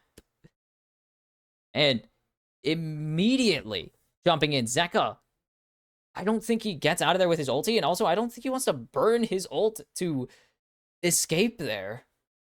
But PSG Talon fearlessly pulled the trigger. Maybe a bit over the... Like, a bit of a... Not great decision, as Zeka actually dodges, or I guess Junja just misses. I can't really say Zeka dodged anything. Junja just shot way too high on him.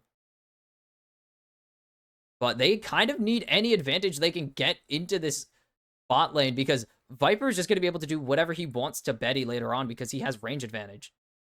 And usually that doesn't really matter, especially because Xayah doesn't get that many range advantages, but it's because Viper has the feather pullback. Because Betty has to play close, Viper has the advantage anytime he wants to fight. It's going to be a reset for Woody. Woody has ultimate now, and that is actually going to make things a little bit more difficult for Hanwha, as he could tank some CC that are really important to securing their game state.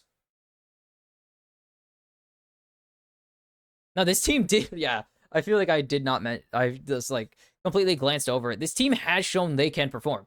They are not just a team that is good because they are in the region they are in. They are. They are probably as highly rated as they are because they are pretty much the only team to ever win the PCS, except for its second split ever back in 2020. They are also... Oh, wait, never mind. Doron can't jump over the wall here. He is locked down. There is the flash follow. There is the stun. There is the kill for Aja. And Peanut might follow afterwards, as there's the blast code. He still has Junja on top of him. Flash follow for Junja over the wall. And it's a kill for Junja. He'll give his life for the cause, though. It's Viper picking up one in response. PSG Talon have impressed somehow. They have impressed against a team that should be winning. But it is early, and we are also even in gold. But so far, an impressive showing. So far, it's an impressive showing for the PCS champions. They did take BLG 5 games at MSI. So that is not the surprising part, is that we know they can play. It's just usually they don't win against these teams. Like, they show up, and then they usually flame out as the tournament goes on. So we'll have to see if they can keep it consistent. They've had some big wins in their back in the group stage. They almost made it out of the group stage, as the Grubs started by Junja. They don't have Nature's Grasp here. So this will be at least 4 for PSG Talon. And we'll see if it's more than that, but at least the 4 Grubs to get the Might spawned. And they're just going to back off. They're just going to go. The Drake hasn't even been taken yet because PSG actually won that bot play with Zeka. So because of that, PSG actually have denied the opportunity for HLE to match early objectives. It's going to be a 6-0 Void Grubs with no Drake taken, but that should, again, change relatively soon. If Aja, if PSG have nothing to say, if HLE have anything to say about it, they can change this really quickly. Maple is just surviving in lane right now. That is all he really needs to do in this position, because he's really just here to kill Viper. He is here to kill Viper and maybe burst down Zeka later on. As Aja,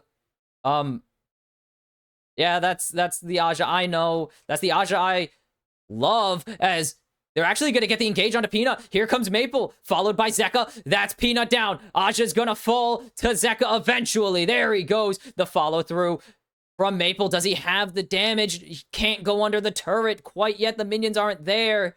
And it's a 1-for-1. PSG Talon pull the trigger, and they go even with HLE. But that is a lot. Is that a shutdown onto Aja? There's no way. He's been behind this whole game. There's no way he has a shutdown. That'd be hilarious, though. It's just Aja's a little too low from the start of that play, so Zeka's able to pick him off, or finish him off. Let's pick him off. Like, what? He's in the middle of a team fight. That's not a pick. As PSG getting active. Not what I was expecting. They're kind of controlling the pace of the game. I don't know how I feel about this, because this is not what I expected from Hanwha Life. I said they weren't, I said that I don't believe they're going to win the World Championship. But I expected them, yes, it's first game. Yes, it's 10 minutes. But they have been really falling in line for this early game.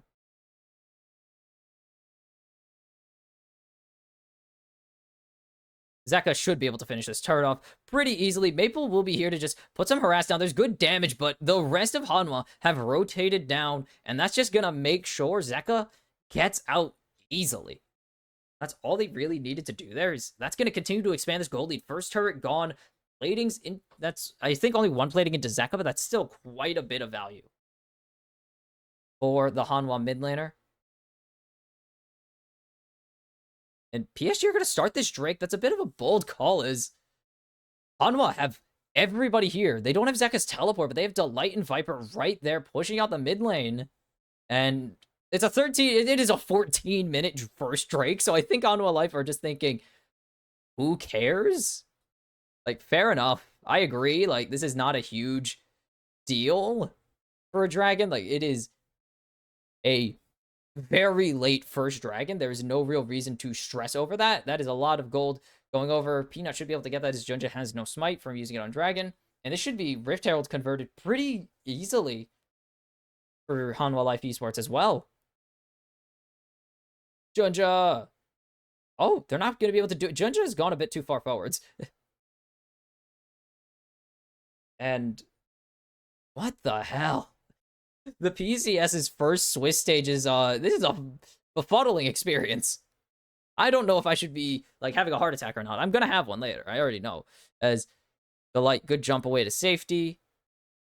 It is really hard for Maple to get an advantage in this game. He's not facing, like, just okay Yones anymore. He is facing, like, one of the best that the world has to offer right now in Zeka's.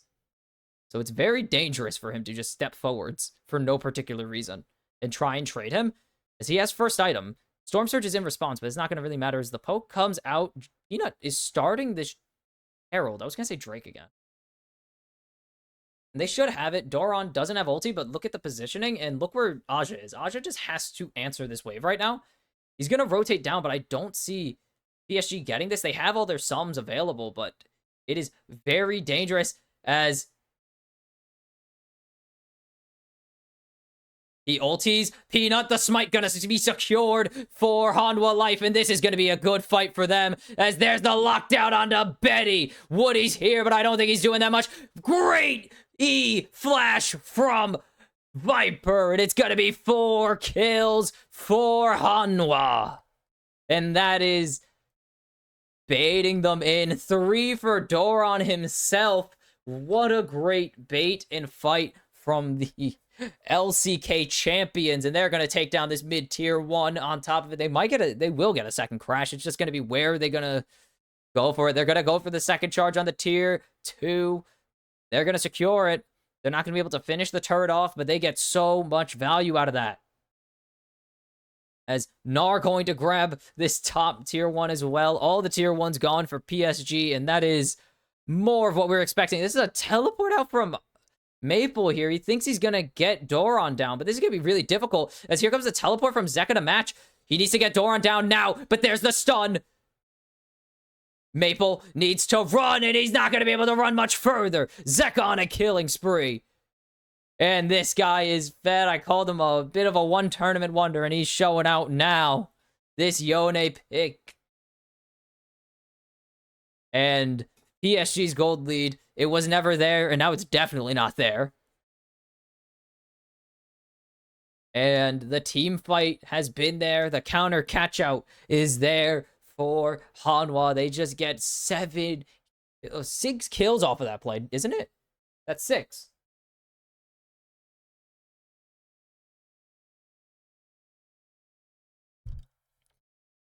And they can maybe pull this back, but that is almost a 5,000 gold lead at 17 minutes. It is not looking good for the PCS champions, to say the least. Yeah, they have the objective lead, but Drake's not spawning for another minute, and it's a really late Drake soul, if anything.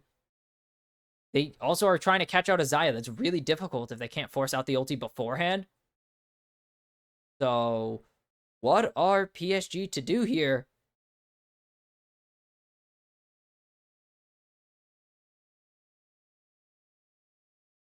Aja's just behind. There's just nothing Aja can do. He's 60 CS down right now. And that is a 3-1-2 Gnar.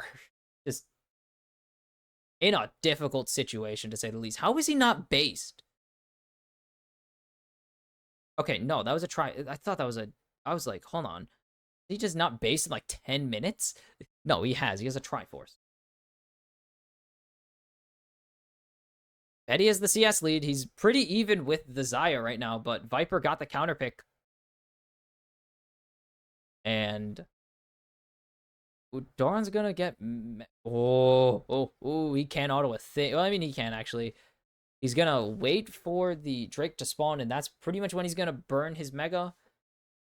It's less of a burn and more of just using it to get the Drake, as they know where Junja is, so they know there's no steal coming through. And this is just going to further delay the Drake soul for either team. This means the Drake is mostly whatever. So where are PSG going to find a fight is the question. Aja's behind. Maple's not really doing anything right now. He won into the previous Yone matchup, and that was into a much worse Yone than, well, LCK champion Yone. This is just really difficult. It's hard to lock down the Xayah pretty consistently now, unless they get it from zero, like they get an easy engage. They played a really strong early game, but the mid to late has not been great for them, as there's the turret falling. Good Nature's Grasp to allow Viper to finish off that turret without really any risks. And 5,000 gold advantage in 20 minutes for Hanwha Life Esports. It's close in kills, but far everywhere else. Okay, I thought we were seeing something on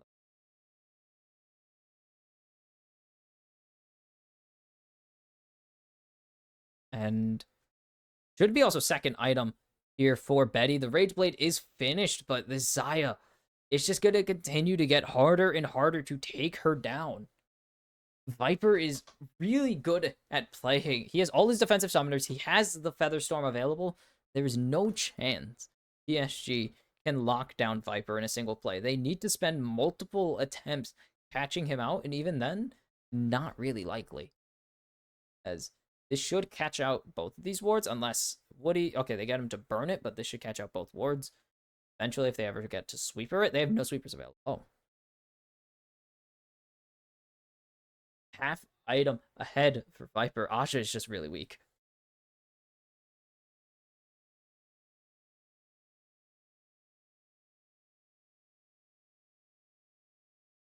As Zeka's fighting Junja right now, as there's the engage on to Zeka, but he's going to be able to survive for just a little bit longer, but Maple gets the shutdown, and the rest of PSG have just decided now is the time to fight. And they're going to force the Featherstorm out. They're going to get the Nature's Grasp in PSG town. What the heck? That thing flew. Holy cow. PSG Talon get a massive pick there onto Zeka. That is the shutdown, and that is the Featherstorm out. And both summoners, they get everything out of Viper here. This is a gigantic advantage that they've just found. They need to find a way to capitalize on it, but they're all resetting, and HLE are just going to go for the Baron. This is insane. This is pretty big here. Aja teleporting in. Betty forced to ulti out to safety. Doron getting bursted down. He has the shield. He's going to be able to flash away to safety. The engage from Maple's denied. Aja is just standing there counter-striking. Zeka going to find Betty and PSG Talon. They've given the Baron. They've given 2 kills. And HLE continue to expand this lead. 7,000 gold ahead now. And the LCK 1 seed are cruising in this mid game. This is late game. Feels like mid game, but it's late game. Well, it's supposed to be mid game, but this is late game now. This should be the turret falling pretty easily. Double destruction, triple demolish on this turret. That is gone, and that is the 5th turret for Hanwha Life Esports. It's Woody teleporting in, but I don't think that's much of a threat.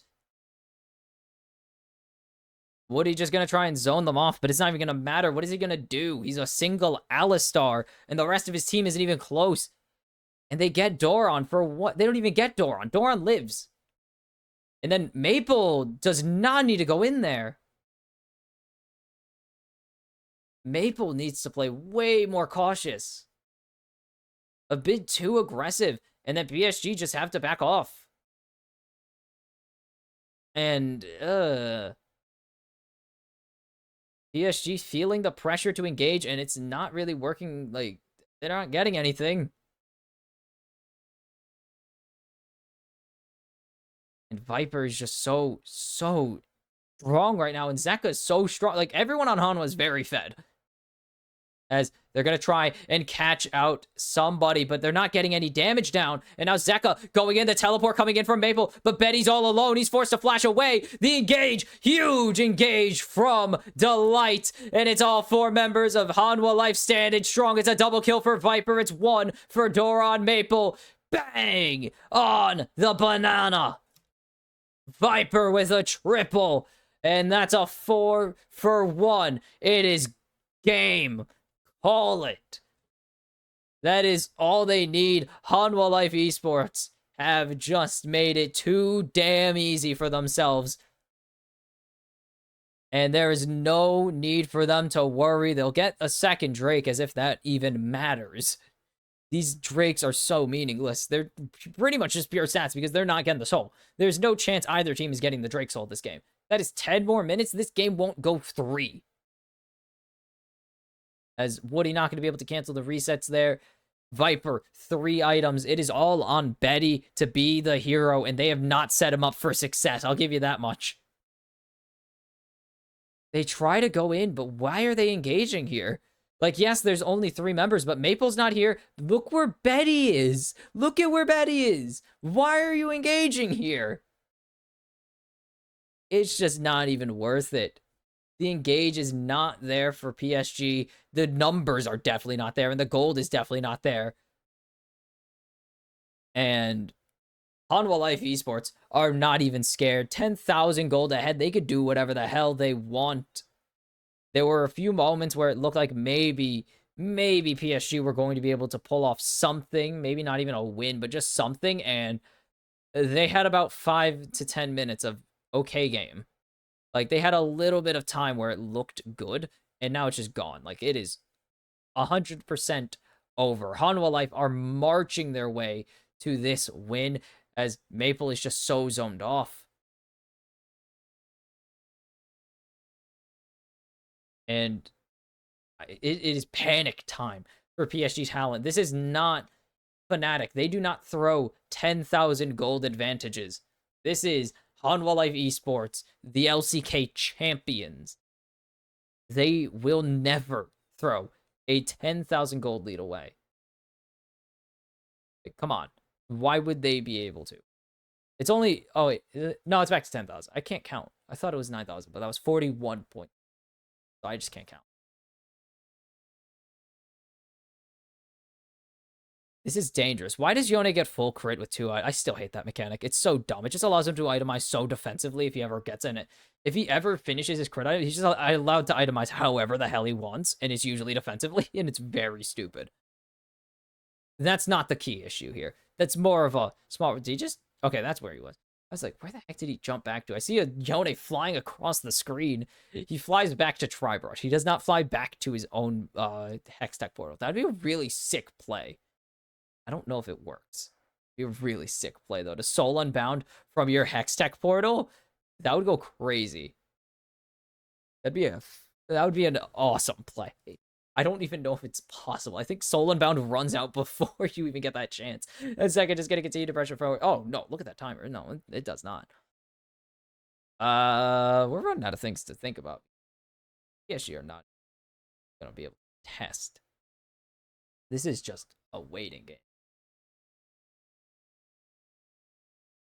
It's just a waiting game for Hanwha Life to finish the job. As Peanut's gonna get on to Junja. Here comes the teleport from Doron. Maple's locked down. Maple's gone. There go, or well, Aja will follow. Betty ulties to safety. Woody, nice engage, but I don't think that's gonna matter, as Woody is just surviving, but Junja forced to flash away. Viper goes unstoppable. Zeka chasing down the ADC, or the jungle of PSG Talon. He's running away.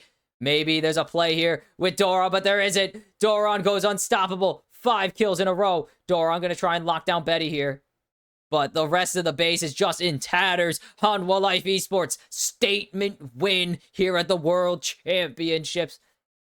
Korea, maybe there were some doubts about Hanwha Life's form, but surely those are dashed after today, as they decimate PSG Talon and make it 3 Koreans in the upper pool. They're gonna jump in onto Betty. They're gonna jump in onto PSG's base. Delight will fall, but it's not enough. Zeka has the attack speed. Betty picks up one more, but Hanwha Life Esports roll game 1 of their world's run. And PSG had some moments, but they're up against a powerhouse. This ain't a cakewalk schedule. You drew Hanwha Life Esports. I mean, it really didn't matter. Your best bet was drawing FlyQuest or G2, and I don't think those are much different. And that was a slaughter. I mean, what else is there to say? That is a dominant performance. And that's going to be both 1 seeds picking up wins here. I believe it's... Oh. What was it? Is it number 1 seeds picked up... Both number 1 seeds and 2 seeds picked up wins today for the LPL and the LCK. And their 3 seeds. Holy cow. So the top 3 from the big Asian leagues have picked up wins. The only teams from the West... or from the East that have lost were another Eastern team, or a 1 seed, and then the 2 4 seeds who lost to Asian, who lost to Eastern 2 seeds. So it's like, this is a scary performance for China and Korea, and it's going to be tough to see anyone else making it out of the Swiss stage because they are not even scared. PSG Talon, it's back to the drawing board. You just gotta, like, of the teams in the 0-1 draw, Fnatic, Mad Lions, T1, TL, and Weibo, you could take a couple of those, but you got to find a way to win because you gotta win against one of these tougher opponents eventually. You're not gonna be able to just make it off of beating lower tier teams, and that's on them to find. For Hanwha Life, it is not a problem at all. They looked so confident in today's game, and they barely showed anything that they haven't shown all split long. So the Korean champions advance to the 1-0 pool. The PCS champions fall to the 0-1 pool with still a lot to left to prove for both sides, as for both of them, you could say this is an insanely tough opponent. They pretty much had no chance, and this is a pretty easy opponent for your team. You should not even be losing this game, and both of them kind of fell into that. We'll have to see what Hanwha Life can do against a much tougher opponent and what PSG can do against a much more even opponent. But with that out of the way, we got Game 7 coming up of 16 games to open the World Championships. FlyQuest, the LCS champions, and the only hope for the LCS to make the 1-0 pool. And the pride, the joy, and the hope of Vietnam, GAM Esports, take the stage in what is the last Eastern team to play. Yeah, there are so many Eastern teams at this tournament now that 7 of the first 8 matches will have them. And that's including matches against them. That's including 3 matches of Eastern teams versus Eastern teams. So will the LCS 1 seed make sure it is 3 for 3 on regional or on the pool 1 teams advancing, or will GAM still make it all the number 1 teams in pool or in the 1-0 pool, but not the one you were expecting? I'll see you for FlyQuest versus GAM. All right, it is time for game number 7, and you know what that means? GAM time, baby. It is time for GAM Esports.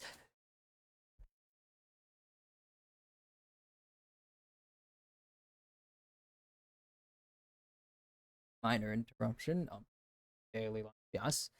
Sorry. There are important things that are not shoutcasting, but it's GAM time. Vietnamese goats, icons, legends, and currently the last hope for the future PCL. I'm calling them the Pacific Championship League because I'm not calling them the LCP. That sounds like trash. But the last hope of the APAC to win today at Worlds.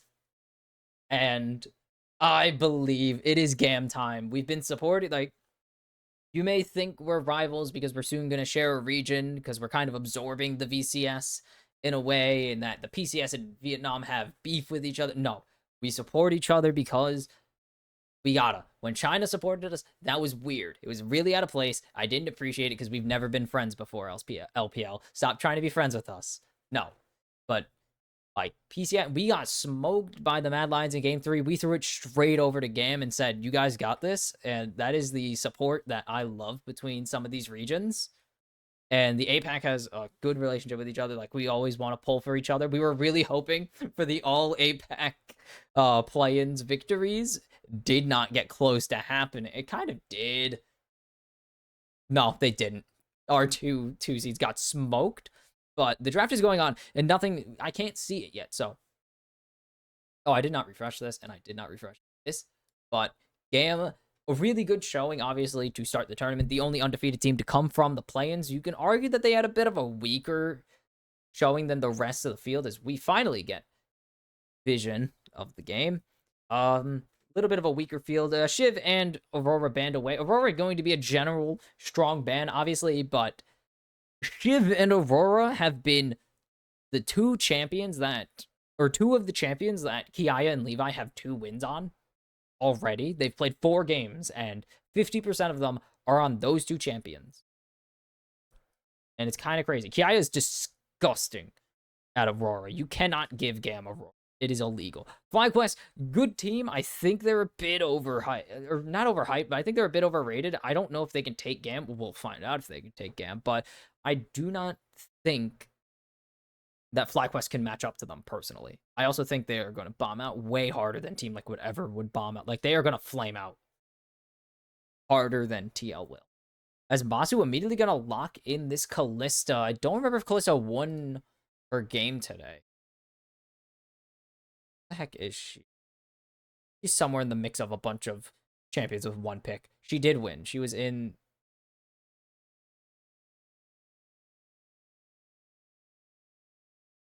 Pays. That was right. That was the Weibo game. Oh. Okay. So, 1-0 so far, I don't know. Inspired back on the champ he's played too much of. Elio going to be going to the Poppy. I'm still not a believer in Poppy being a go-to pick, but into Kalista, you pretty much have no reason not to slam it. And that's going to be easy love on the champ he's dominated on. Oh my goodness. You want to talk about a champion that a player thrives at. Talk about Easy Love's Jhin. Because Jhin already went 8-2 in the play-in stage. Easy Love accounted for 3 of those.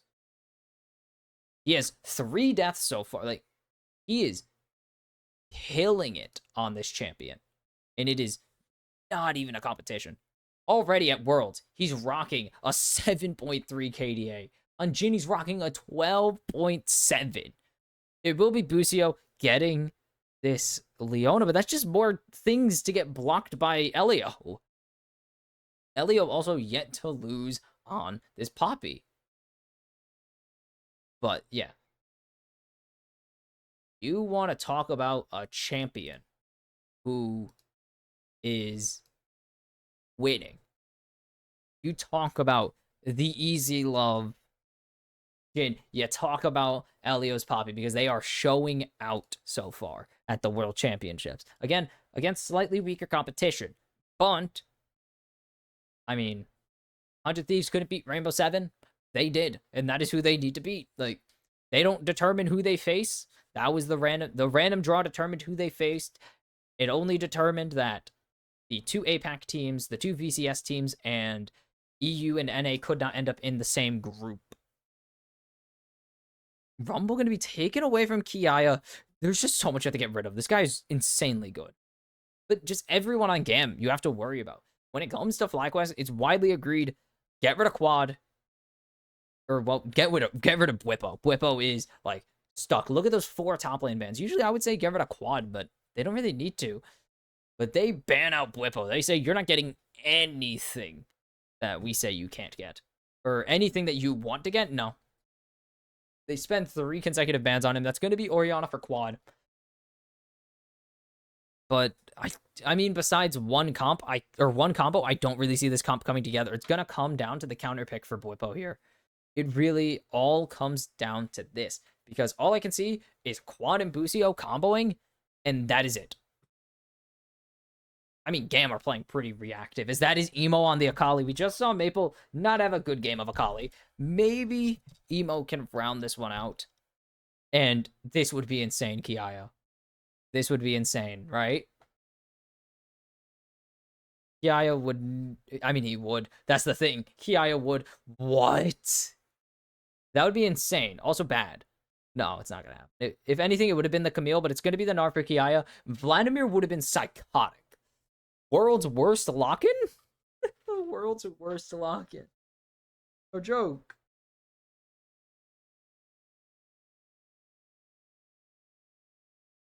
%0 chance it's Vayne. Sion could work. That is a very Bwipo champion.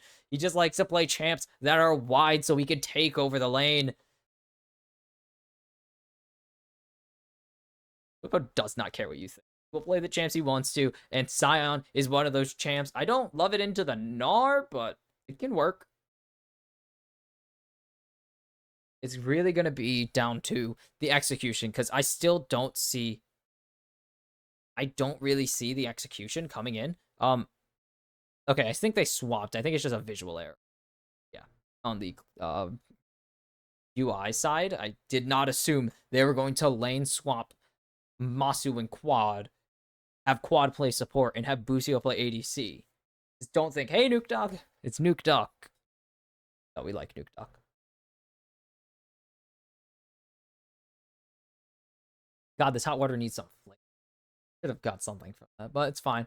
I need hot water because my throat's gonna explode in a few minutes. But it's almost game time, which means it is definitely GAM time. Because the VCS, the final vestige of Vietnam's solo league or individual league, is taking flight here. The Marines, as they were formerly known, are taking off and they're doing it their way. I mean, Easy Love, 4th Jin of the tournament, 3-0 on it so far. Elio, I believe, 3rd Poppy of the tournament, undefeated on it as well. Obviously, they're undefeated on every pick, but these ones are a little more special. They've run this comp twice now, and GAM have balled out. Elio, 2 wins in 2 different series, and it's looking to make it a 3rd win.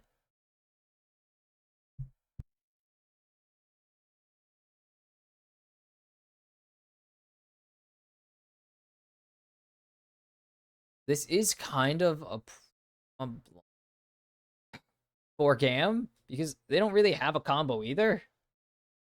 They're really relying on nailing some big CC or catching out someone with the cease and desist into the Gnar. Like, they are really hoping that they have a catch out. So they have technically less combos than Fly, which is impressive because Fly have a grand total of 1.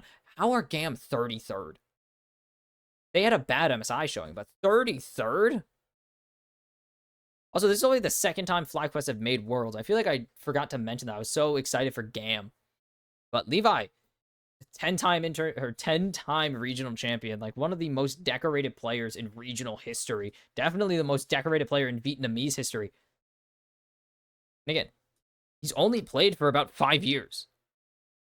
Like, Levi has played for how many years now? It might be a bit longer, but I swear he's only been around. Damn, he's been playing for 8 years? Jeez. 7, technically. He played for the Marines. Oh my god, he was on ill. That is awful. He went to JDG. Oh my god. He's been on GAM for the past 5 years. That's like the stretch of the career that matters is his first year and then this year. And then the past 5. Had some time on JDG. Sounds gross. Bwipo's getting bullied out. He is Scion into a very unfun lane. Into the lane swap. They have sacrificed their top laner for this. And this is not a bad lane swap angle, actually, for FlyQuest. Because even if, yeah, as the actual professionals have pointed out, even if this goes through for GAM, Bwipo has Zombie. He might get level 2, though, off of it. He's very close, and he will get level 2. This is going to make it significantly harder now that Inspired's here as well. And they're dragging the jungle of FlyQuest down here, and that's going to be a bit more of a draw. As there's the lockdown, the first one, the second one, and the Ignite gonna pick up the kill, but there's the deadly flourish for Easy Love. And Bwipo will be able to catch a lot of this wave. Plating goes through, but he's trying to just get Bwipo as low as he can. He'll miss a little bit more. If he just gets straight TP, he lived long enough that he survived. It's like he just rezzed. It was like one continuous life. Yeah. And Bwipo in a really good spot. 10 CS. Usually not what you see into a lane swap here. Especially into a lane swap that results in a kill. As Kiaya gonna get a little bit of lockdown. And there's Elio coming in to mess around with Busio. A little bit. Quad might just pick up the solo kill here. Does not have the damage yet. Doesn't commit to a QW. Where can FlyQuest go from here? Because while they have survived the bot lane play, or at least gotten something out of it, they also did just give over first blood. And it is only Swifties, but that is really valuable for a team that has a lot of slows and is mostly relying on slows. And Easy Love's going to pretty much get to free farm this entire lane pre-6. Like, he's never in danger of really losing much. Like, that is the only, yeah, that is the situation where he's not allowed to farm, and that situation pretty much solves itself immediately. Emo gonna get really aggressive here.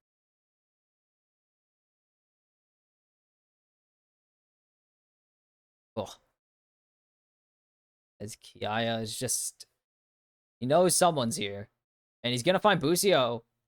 Busio gonna get the engage. Kiaya gonna get half his health bar taken off of. Holy cow, Masu and Busio taking out half of Kiaya's health. And this is a bit of a danger for Kiaya, as they don't want to give anything over to the top laner of Gam. As Elio's here, they need real pressure to threaten Masu and Busio right now.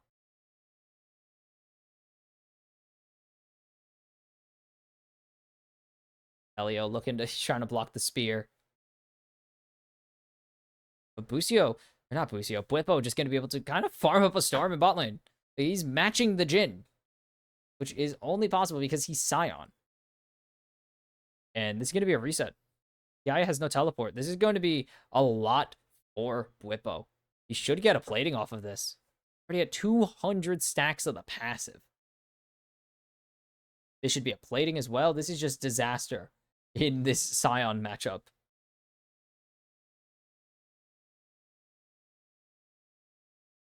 Staring at each other. As nice block there with the ultimate. As Kiaya's gonna fall. There's pretty much no chance he lives this. As there's the auto coming through the kick. He's gonna keep healing up. Kiaya really needs to get ulti available here. As Bwipo's gonna take so much damage. But Bwipo just gonna try and zone as best he can, and he's still gonna hold an advantage. Kiaya doesn't get a kill. Didn't get Mega, and that's kind of what killed him on that play, is he didn't have Mega Gnar. And even if he did, it would really only help him survive potential zombie form play. Should be 2 grubs. Sorry, a grub was already taken, I guess, by Gam. I did not even notice that. Okay. Gam going to have Levi just solo this Drake down in bot side. As the push continues to be in favor of Masu, obviously. It's not really a shocker that the the mid lane, or the Kalista has gotten push against a Jhin. Not shocking in the slightest. Oh, that was a mistake.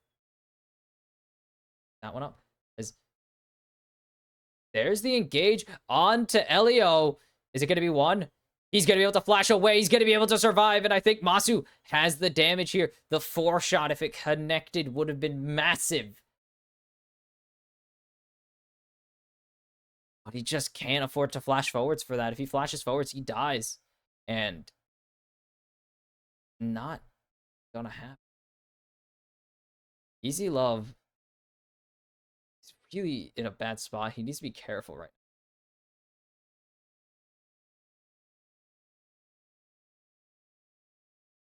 This should be a swap back. Kiaya.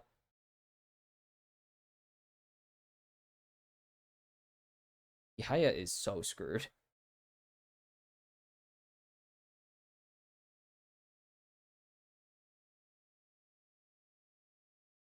I thought I got a ping again. What if I'm gonna get another plating for himself? And Bwipo is the difference right now. Easy Love is just trying to pull back some kind of advantage here. But it is just not happening. Gam are just getting bodied all over the Rift right now. It is almost 2,000 gold ahead for the VCS representatives. Or behind for the VCS. I've mixed up my words. Bwipo, I mean, there's good damage from Kiaya at particular moments. But it's not really a very consistent lead or advantage for them. Elio is trying to punish Masu, but he can't go forwards onto Busio ever. Is Meganar going to get burned up in the top lane? 20 CS out everywhere. Jeez. Like, the CS numbers are consistently in favor of Gam here, or in favor of Fly. By a lot of damage, or by a lot of minions too. Like, it is not even close for Gam. Oh, Shockwave goes out. Emo needs to start running, as we'll be able to Shuriken flip to safety. And no solo kill coming through for Quad just yet.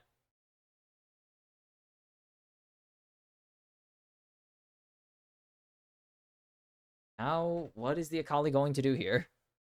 Because it is big advantage to Quad right now. I mean, he could teleport, but I don't think Emo should waste his teleport. Will be a plating for Quad, and this is just advantage everywhere. Everywhere. Whippo's almost 1,000 gold ahead. Levi and Emo are over a kill's worth of gold behind. I mean, Quad's now almost 2 kills worth of gold behind. This is really, really ugly, actually, for Gam. What are they supposed to do here? Everyone is at least a kill's worth of gold behind, except for the supports. Who cares? And they will at least grab the grubs, but Gam need to find some kind of angle because it is not happening. Gam time is looking like it's denied so far. As Busio, I think you just solar flare over the wall if you really. You might get 4 grubs. Inspired's in bot lane. It's not happening. There's 4. Levi at least able to get these objectives, but that is really all they've had as they spot the Poppy backing. I don't think anyone's really going to take advantage of that fact. There's no advantage for them to take quite yet, as they are spotted. Everyone's so much faster now. Goodness. What is Easy Love going? No, they won't. Won't see him. There they go. They are making sure there is no doubt that they're face checking that bush without full knowledge.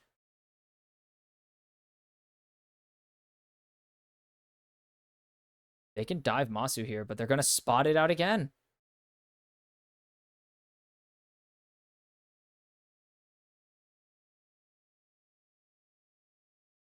That is actually... It's still really bad for Gam. Like, there's no... Hold on a sec.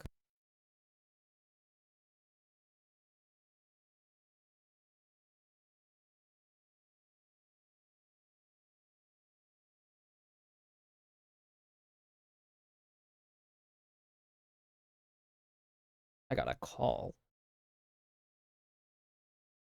Really it. Else happening? I might just have to really quick. I want nothing to happen while I'm gone, though. I want to be able to run really quick. Emo is just going to die here if he doesn't play smart. He is just running full speed into FlyQuest. Okay. I can run really quick. I don't see them start. Oh, no. Levi, don't start this, please. They're not. I'm going to run really quick.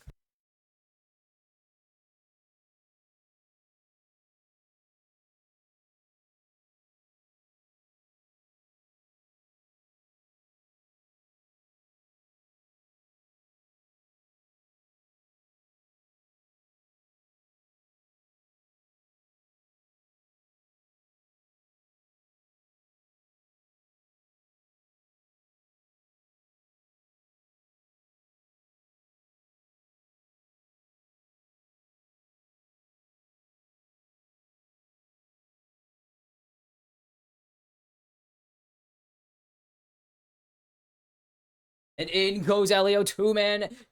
on the keeper's verdict. Inspired, forced to flash away. Now the chase down might not be going in the favor of Gam. Emo caught out by the shockwave, but he's going to be able to use the second half of the perfect execution to get to safety. Gam, get the Drake while all that is going down. And Drake's soul pressure is there now. Holy cow, I saw the fight breakdown. I ran over to my text. Oh my god. Okay, badly timed. Poorly timed.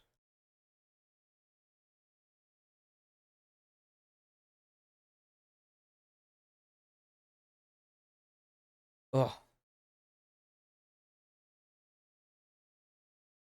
Whippo's just gonna get this turret. This turret's gone.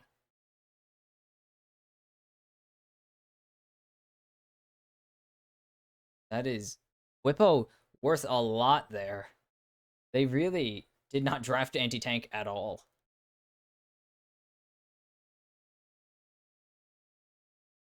Not draft anything for this for this Scion. They were not prepared for Scion, obviously. Like, they didn't expect it. But just, they expected Easy Love to be able to just cruise on his Jhin as he's been doing the tournament. And that did not happen. And it likely will not happen.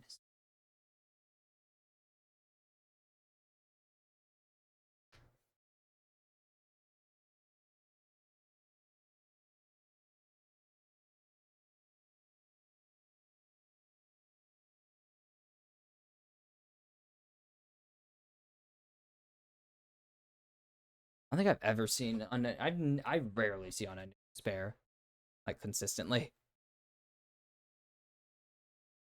Just not very good, usually. Kiaya cannot do anything here. He can't contest Quad, and Quad's just gonna be able to free push.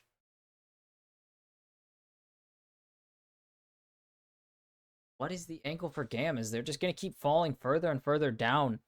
They are 3,000 gold behind right now. And that lead's only going to expand if they do not figure out a plan to deal with FlyQuest, especially the Scion. They do not have an angle for him. As the engage only on Busio. How are they going to kill Bwipo? I'm still on that. Because even an LDR Jhin isn't going to do a ton. Because they removed the passive. They removed its only purpose to exist. Why did they do that? I still don't know why. Right, just remove the tank shred passive from... Well, it's in the... Actually, is it in the game still on this patch? 14-18. It should be in the game. No. Maybe? Is 14-18 the item change? Been there for a while. I have to remember. Oh, wait. That's the other LD. We have to go, yeah, the LDR that everyone should.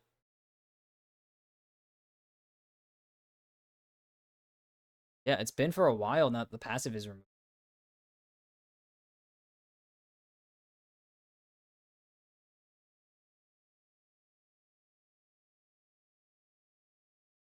Yeah, that was 14-10, so it's been a while.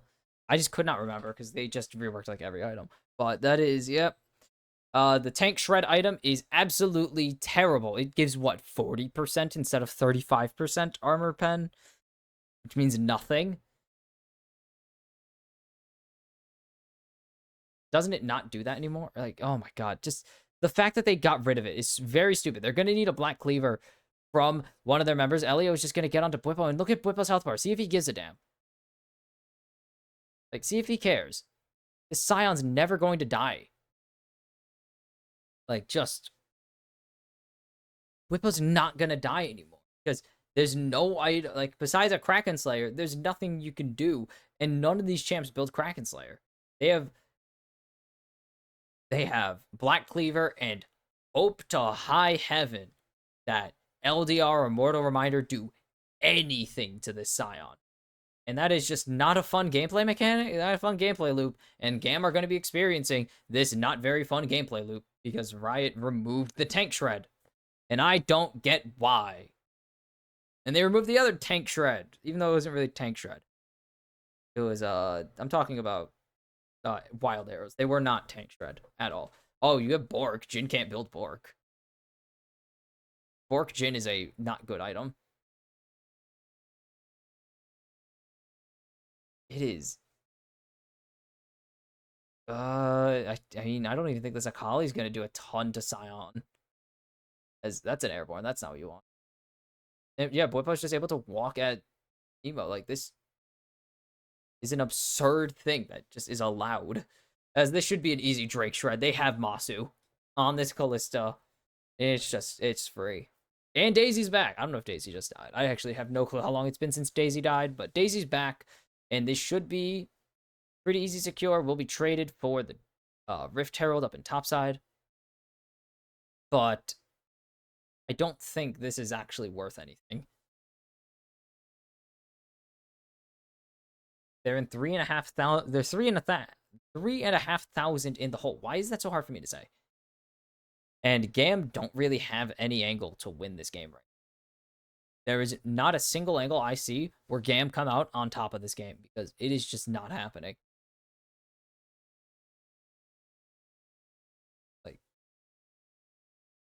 Quad is going to be untouchable. Wimpo is already untouchable, and he only has 1,000 extra health on top of his more health. It's just very difficult for them. And then Elio's not really going to be able to do anything. Look at the damage that did. None. Like, he has better odds of pissing on him and doing damage with it.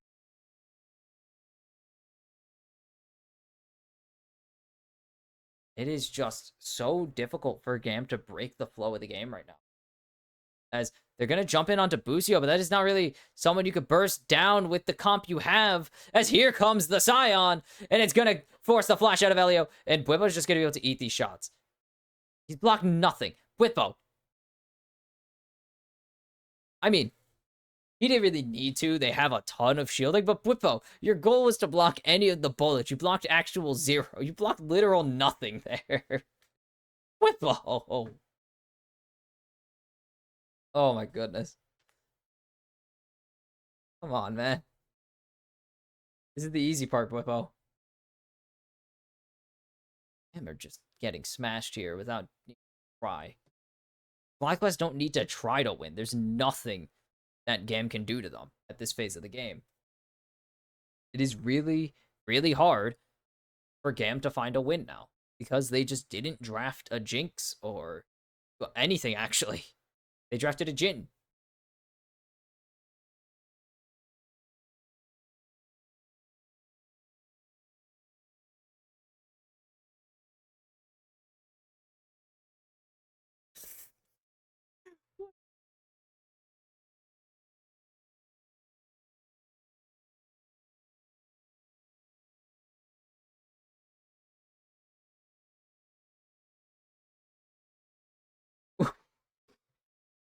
What is going on? Hysterics is talking about something. He's losing his mind. Anyways, the tank shredding ADC is on the enemy team, and it's going to be much better into Elio than it is into Scion. This is. What is going on? Yeah, I don't see an angle where they win this. They could just send everyone away, but it's not even going to matter. They need to get rid of this Scion, and they're not going to get rid of this Scion. As Levi's jumping in, they've gone down to the backlines, but that's Masu already taking out Levi, and that's going to be another one short to follow for Masu. Gnar, 3-man ulti, 4-man ult, actually, and it's still not going to matter. Quad takes down Kiaya, and GAM time is over. FlyQuest are just ruining. Like, they are just ruining this today. It is just unplayable for GAM, and I think FlyQuest should just be able to end this one soon. There have been 5 kills. This is the least VCS game I've ever seen in my life, and it's over already. Like, this is just disaster draft from GAM. They have no tank shred. They have squishy picks, and it doesn't really matter because they have inspired on this Ivern. Why could I not remember Ivern's name? I talk about him all the time. They had Ivern on. They have an Ivern. They have a Scion. They have a Leona. You're not getting backline access. Like, Levi, this is it. Levi finds Masu, and it means nothing. Because look at this. No, he finds Inspired. He's trying to burst down Inspired. Masu's right there. Kiaya's on him already. Why are we not going on Masu? And I think the target selection's wrong. As, oof, narrow flash. I think the target selection from Levi there was not optimal. And Duke Duck, oh my god. Holy cow. Nuke Duck, I've never seen someone so mad to have a 6,000 gold lead before. Nuke Duck looks so pissed. Oh, dodged. As Gam have turrets, but that's all they have is they're trying to shred it. And they are just trying. Look at the damage. Kiaya's not doing anything here. I mean, they're trying their hardest. They have the cleaver, and that's a lot of damage, actually, out from this Gnar, but it's just not enough. With Levi showing in the top side, it's also going to be an evening of the Drakes, and this is just really bad for Gam. As Bwippo getting Drakes of this, like, getting Mountain Drakes, not what you want to get. Oh, he went for the rocks. As they're still going. Levi, what? As they keep going. And Bwippo's immortal. Why are they diving a Scion? I'm very intrigued. This is the world's worst Dark Seal. There's been 0 fights. World's least useful Dark Seal. What the hell is 2 Fairy Charms built? Battle Song? No, Battle Song builds out of Mirror.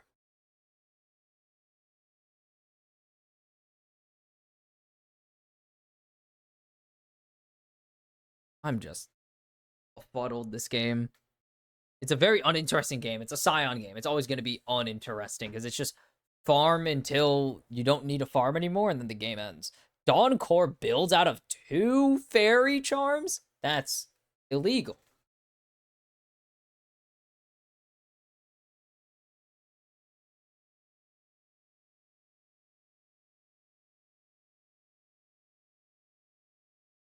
As yeah, the fly win probability is very high right now. If slow resistance. Well, these buffed up minions, only for 10 more seconds. This turret will survive. But it is still ugly for or for Gam. I don't know what their angle is. They're down 6,000 gold right now, and there is not a single win condition that I can imagine that looks like they're gonna win. Or it looks like it'll actually happen. Like, Bwippo's just eating turret shots. Look at this. This is absurd. Look how much health this guy has. And the turret almost deleted by by Bwippo. Just with a demolish. As now, he's going in onto Elio. And Elio forced to flash out. Daisy's gonna chase him. Quad's gonna pick up that one. Levi's in the middle of 3. And he's gonna fall. Kiaya getting locked down by FlyQuest. And that is Masu picking up another kill. His 4th of the game. And FlyQuest want to win. The curtains are open, but I don't think the curtains are going to mean much as they're closed immediately afterwards. Emo goes in, but there is not anything for him to do. There is nothing Gam can do, and this game is over. He's keeping the minion alive, and Bwippo, FlyQuest, snoozer of a game, but a W nonetheless.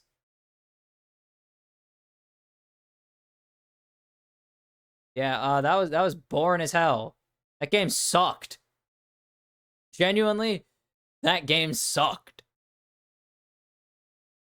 That was so... Oh my god. I never want to see a comp like that again. That was depressing. Like, I watched my team get absolutely curb stomped, but the fights were fun. This was just... I want to take a nap. This is just I want to take a nap. I mean, win's a win. You win the way you gotta. What is that? Is that a shark? You win the game. You win the game the way you have to. I guess it's a throwback to old League of Legends because it put people to sleep. That, like, oh my god, that game was.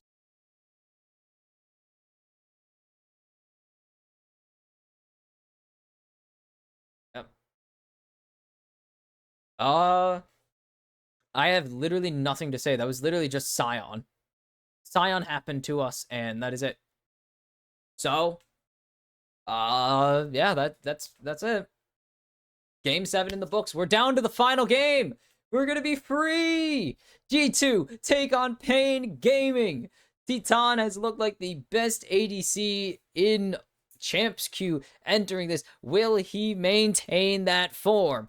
Or will G2, of course, silence the haters and put down the Brazilian champions and be the sole representative for Europe in the upper pool? And, of course, make sure all the Pool 1 teams go undefeated today. I'll see you for the final game of the day.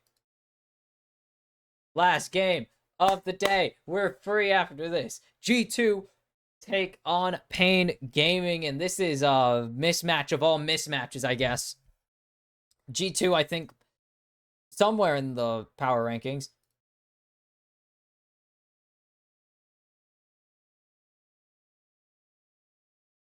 There, I just want G2, the 5th team in the power rankings. Pain Gaming are 49th. They're not doing too hot. I don't think they're, again, the rankings are a bit high. I do not think G2 is the 5th best team in the world, by the way. Like, Hanwha, BLG, Genji, Top Esports, probably. Ooh, that might actually be arguable. LNG, I think LNG could take them. I don't think they're a top 5 team in the world. I think G2 are always massively overrated, especially because this factors in, like, their dominance of LEC, which they barely lose. Like, it is unfun to watch the LEC. They don't lose games. It is so boring. The LEC is, like, my least favorite region now. I hate it so much. I hate LCS, and that's saying something. Like, I hate LEC more than that. And G2 versus Pain Gaming, it's mostly just because G2 is too good. And this continues to be the case. I don't think Pain have a chance. I'm gonna always hype up Titan because this guy's a different breed of ADC. This guy is hyper aggressive in your face, and he's been tearing up Champions Queue, which doesn't translate to stage. Like, obviously that doesn't translate to stage, but in the Champions Queue scrims, this guy has been destroying players. He's been bought, like, he's beaten, off the top of my head, who he's beaten. Did he beat Jackie? He might have beaten Jackie. It's all, like, there's a long list of players he's beaten, but most recently, I mean, yesterday alone, he beat was it L? No, he beat Gali yesterday. Like, he's been beating a bunch of teams. At least he's been winning bot lane against a bunch of high tier ADCs. Like, it is absurd how many bot laners have fallen to the might of Titan alone. Like, not even with Kuri. He hasn't even been playing with Kuri. He's been like, he's literally been solo queuing in Champions Queue, and he's been winning a lot. He wins a lot of games.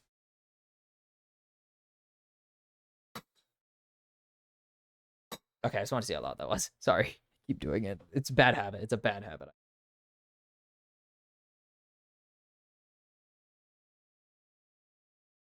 Yeah. They're mentioning it already. Very well in Champs.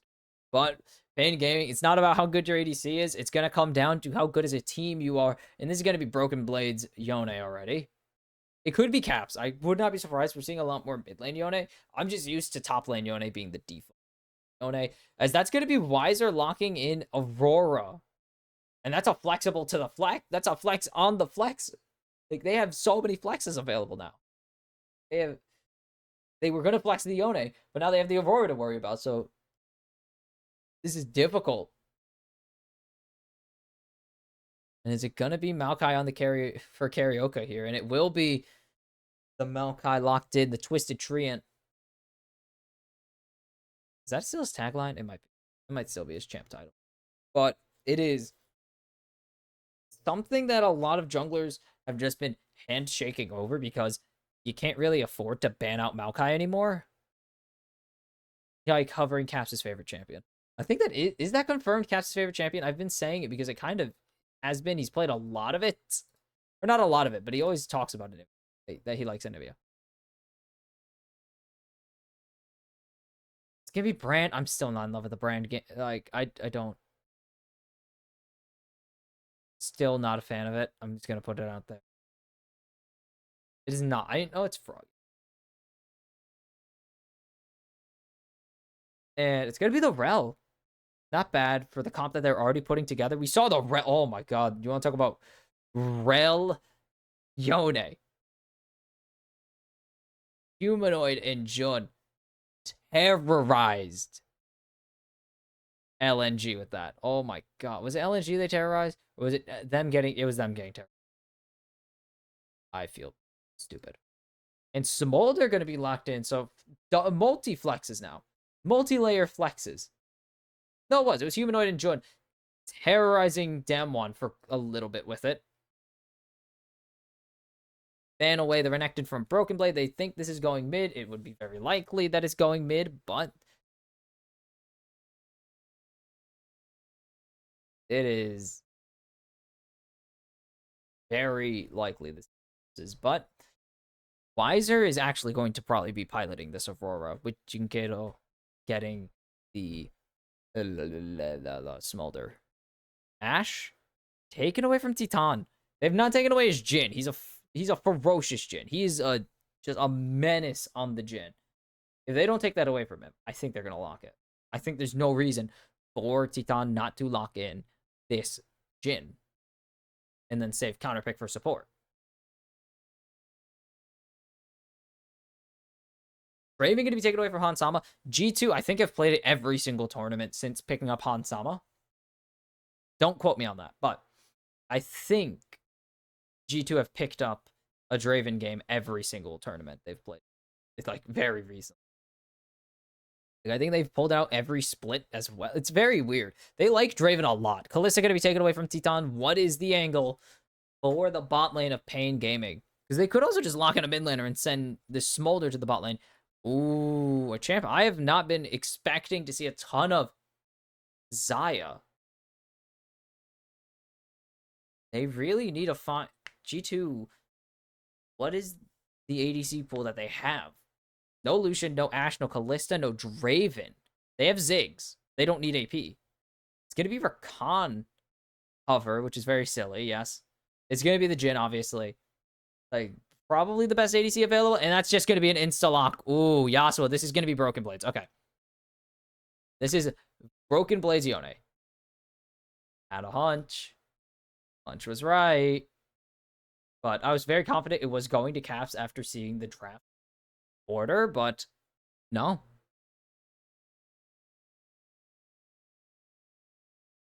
See how that goes. It's going to be the Rakan, obviously. And Pain Gaming have an interesting comp. I feel like they overcommitted to anti-dive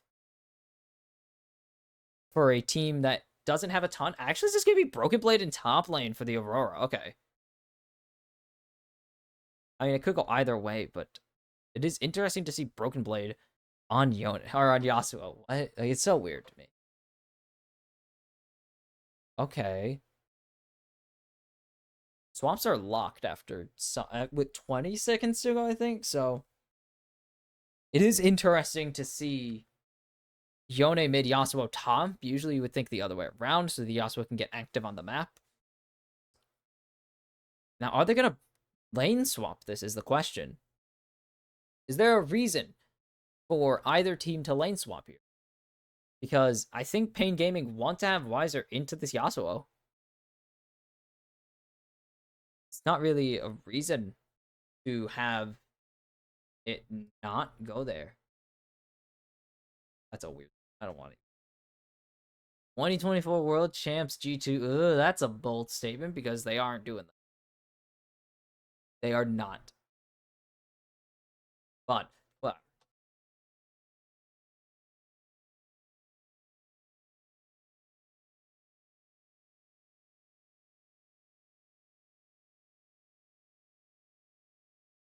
All right. Game time, not gam time. Pain Gaming G2. The final game of day one. This will determine our last 0-1 team and our last 1-0 team. And it is the final time one of these two teams will be undefeated at Worlds. Or at least undefeated in the Swiss stage. Chaos Incarnate. This draft. What the hell? We haven't seen Yasuo in a little bit. I think we saw him in... Oh, what regional playoffs did we see? It's not been forever. We've seen him the split. And we've definitely seen Yone plenty. Too many. Like, too many.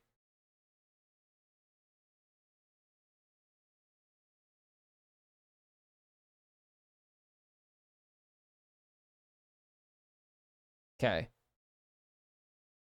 Positioning, not going to be very aggressive. This is, again, trying to be a range denier for G2, and I don't know if it's going to work.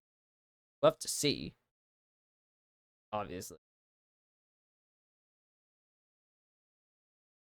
Mickey can try to get aggressive. Kuri also can get aggressive, but I don't know if he started Gleaming Quill or not. I can check that.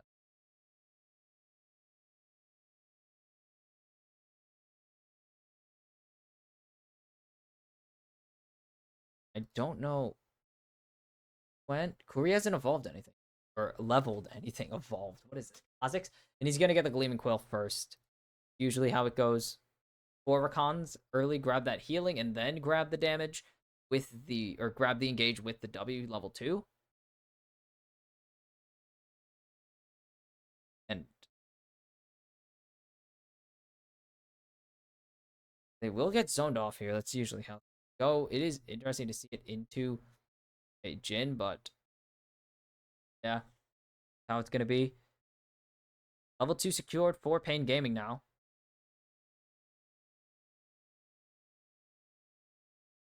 As it's gonna be really hard to poke down this Yasuo. Oh my goodness, everyone has grasp these days. Windwall goes out, doesn't really do anything.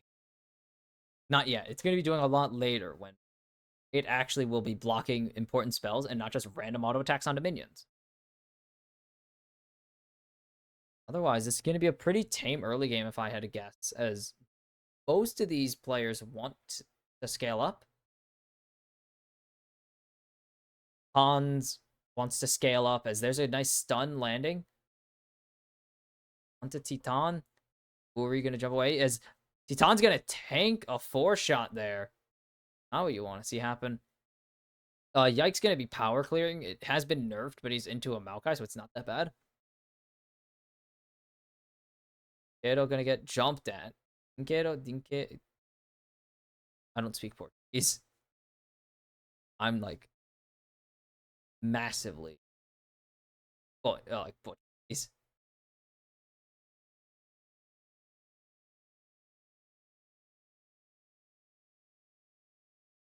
Perhaps resets the wave there. This should be teleport out from Shigeru.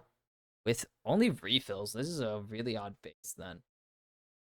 Unless he bought... No, he had to buy the tier. Okay, he did buy tier. I was like, hold on. Sense. Broken Blade's going to be in a bit of pain for a little bit. But he should be fine to follow it up. It should be pretty chilling. We're pretty close to 25 stacks. Is Mickey going to get engaged on there by Uri, but Titan be able to land the damage. The crash down just going to get him to safety. Broken Blade has a lot of potential chase down onto this Aurora, but it's still Aurora. So it's going to be really hard to lock down Aurora. To lock her down with a bunch of just the tornadoes. CS advantage in the favor of Wiser. Not really surprising in this matchup. How much health is G farm up is the question. Probably not a ton. Amounts to a lot less because he's a ranged champion, yes. And he could proc it a ton, but it is still less than what you'd see out of most champions. Nice dodges there from Jinkero. He was rated one of the lowest mid laner, like he was rated the lowest of most of the mid laners at the tournament so far by I believe it was just, I don't know what how chat rated them, but it was of the casters. They did not expect Jinkero to really do that well. He's doing well enough so far through this first early game, and of course through his first games of the tournament of the play-in stage. We know he's a serviceable mid laner from his career. But the question is not, are you a serviceable mid laner now? It is, can you beat some of the literal best mid laners in the world? As Kuri, this trade is not what you want. As it should be easy grubs. Brand has insane grubs take. It is just absurdly unfair that you have the ability to do this. Yeah, this is just stupid. This champ is dumb. And that's nerfed. That's the nerfed one, by the way. After they dropped his damage to jungle monsters. That is nerfed Brand. And he's still shredding through people. Through all the grubs. Obviously, there's going to just be junglers that are really good at taking grubs. But why don't they gut Brand jungle? Or they gut Rel jungle? Whatever. That's a different question for a different day. Because as they're going to jump in on to Yike. Have they found an angle? First blood goes over to G2. Regardless, Yike finally will fall. Jinkato going to pick up that one. It's a 1-for-1. And wow, that was now they're expecting as Hansama going to get rooted up by Titan, but Titan's still not winning.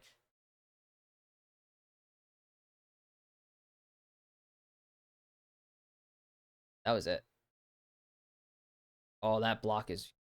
Yeah, that's... Mostly, that's not an auto... Or a projectile. I had no clue if weirding was a projectile. So, that's good to learn. Just... unreal. They get a good play, but it is not nearly enough. They need to get way faster at it. Or not faster, but they needed to execute that way quicker than they could have. And that is kind of where they lost.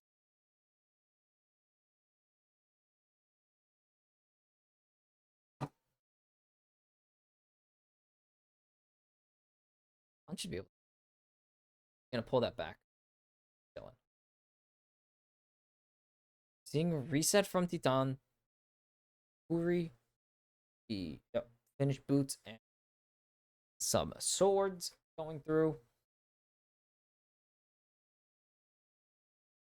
As Caps has a very small CS advantage right now. Wiser also very minor CS advantages. Kato not going to get hit by the Q3 again. Caps has had a rough time hitting these, but also, yeah, you kind of just have to predict when.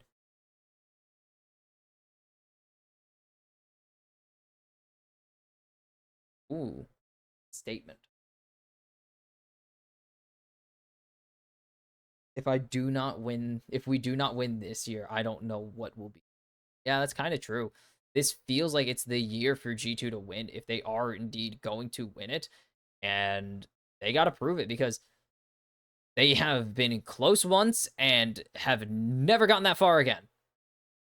They got close one time, and they've never matched that performance. Titan immediately getting out of the stun, and that's the Nature's Grasp, locking down Titan.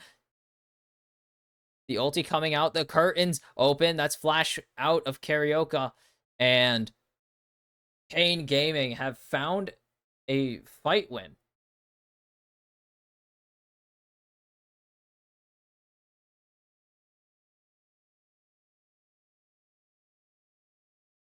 Okay.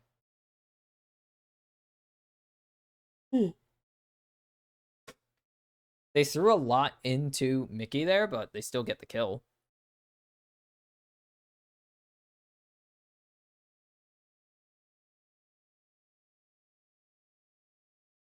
And Cap's gonna get a little bit of damage and a plating down. But still about 1,000 gold ahead for G2. So it's not lost at all. Like, that is just the kills lead. That is not anything extremely significant.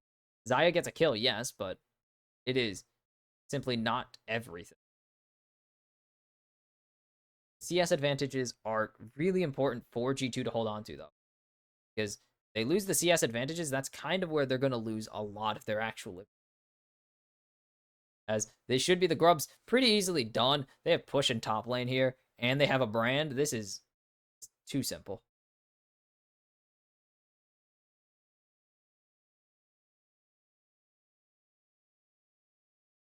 And Broken Blade looked for the ulti there. Wiser just a little bit prepared for it, and there's the dive coming in. They're ready for it as they're going to just turn on to Karaoke. There's no flash available. He is going to fall. No doubt about it. It's up to Wiser to try and save him. But there's The Q onto Carioca. Is it gonna connect? There it is. Airborne from Mickey is huge. He's gonna steal the kill from his top laner.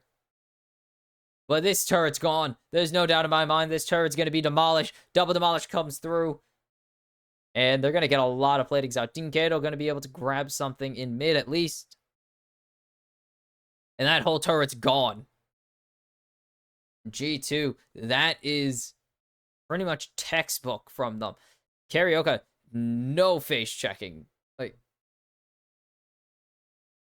that face check was a bit too much. Good Nature's Grasp, incredible stun coming out from Yike there. And then, what was that flash? Or no, that was, no, Yike died, or Yike got the kill from his burn in the end. And then Mickey, okay. It looked like Yike flashed for something. I don't know if he flash E'd. It looked like he, like, no, he did not. It looks like Carioca, like, someone flashed. I don't know who. Broken Blade, going to be able to dance away from some CC. I don't know, it just looked really odd.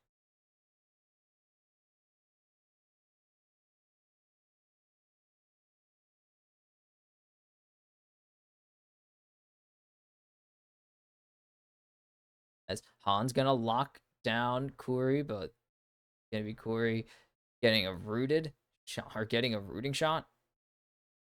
Resetting here. Tan just cannot keep pace with Hansama right now. It's kind of the issue. This is a flicker raid.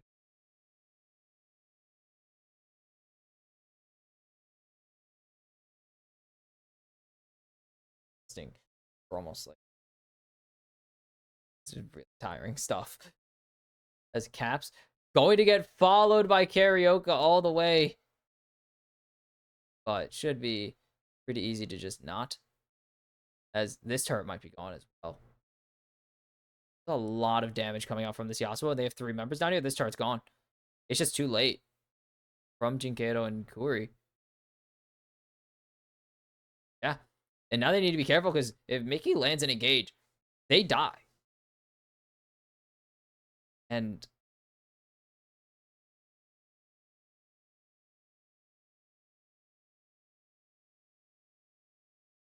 just really bad for Pain Gaming.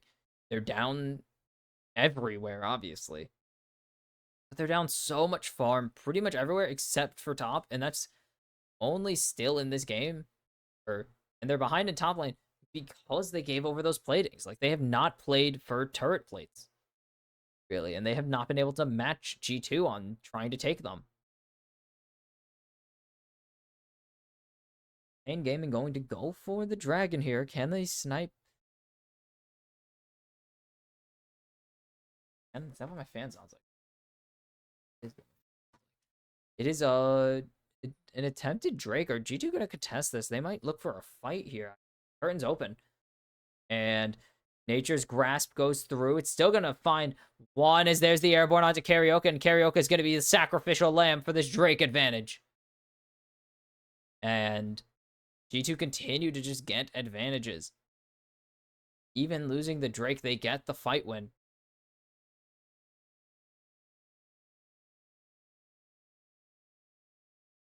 Gonna be wiser. Ball into mid, and that's really it. Not a ton. As Broken Blade gonna find Jinkedo, and that is the danger of playing Smolder into this specifically.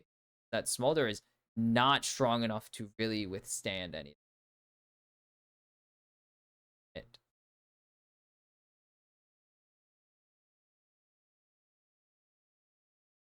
They need to.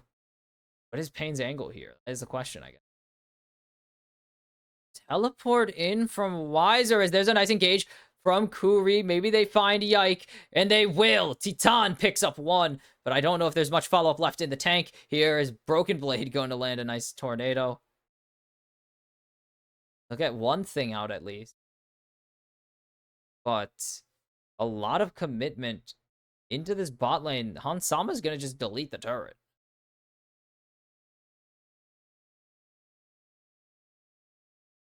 If they got more, maybe they could justify, but they just get Yike. And it's not really working. Play is not working out for Pain Gaming. I was really hopeful that there was something they could bring to the table, but they haven't really brought much. Which sucks because everyone kind of knew this game wasn't going to go the way of Pain, sadly. But hoping for an at least entertaining game is kind of wishful when you're facing off against a really solid G2 lineup. But it'd be nice, is all I'm saying. It'd be really nice to take something, not even a game. I would not be surprised if Pain don't take a game in the Swiss stage, but it would be nice to have something. But G2 are just not that team. You drew probably the worst matchup you could have got, but it wouldn't have been much better elsewhere.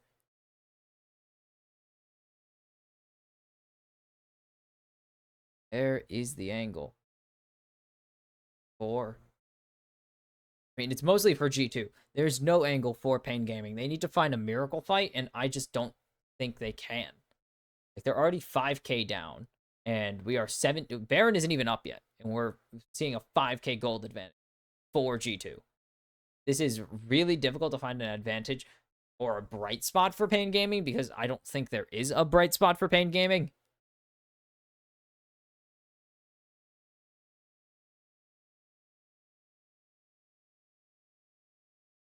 Tough send-off, to say the least, as they are just toying with them. Not even toying with them. They're just allowed to do whatever they want at this phase of the game.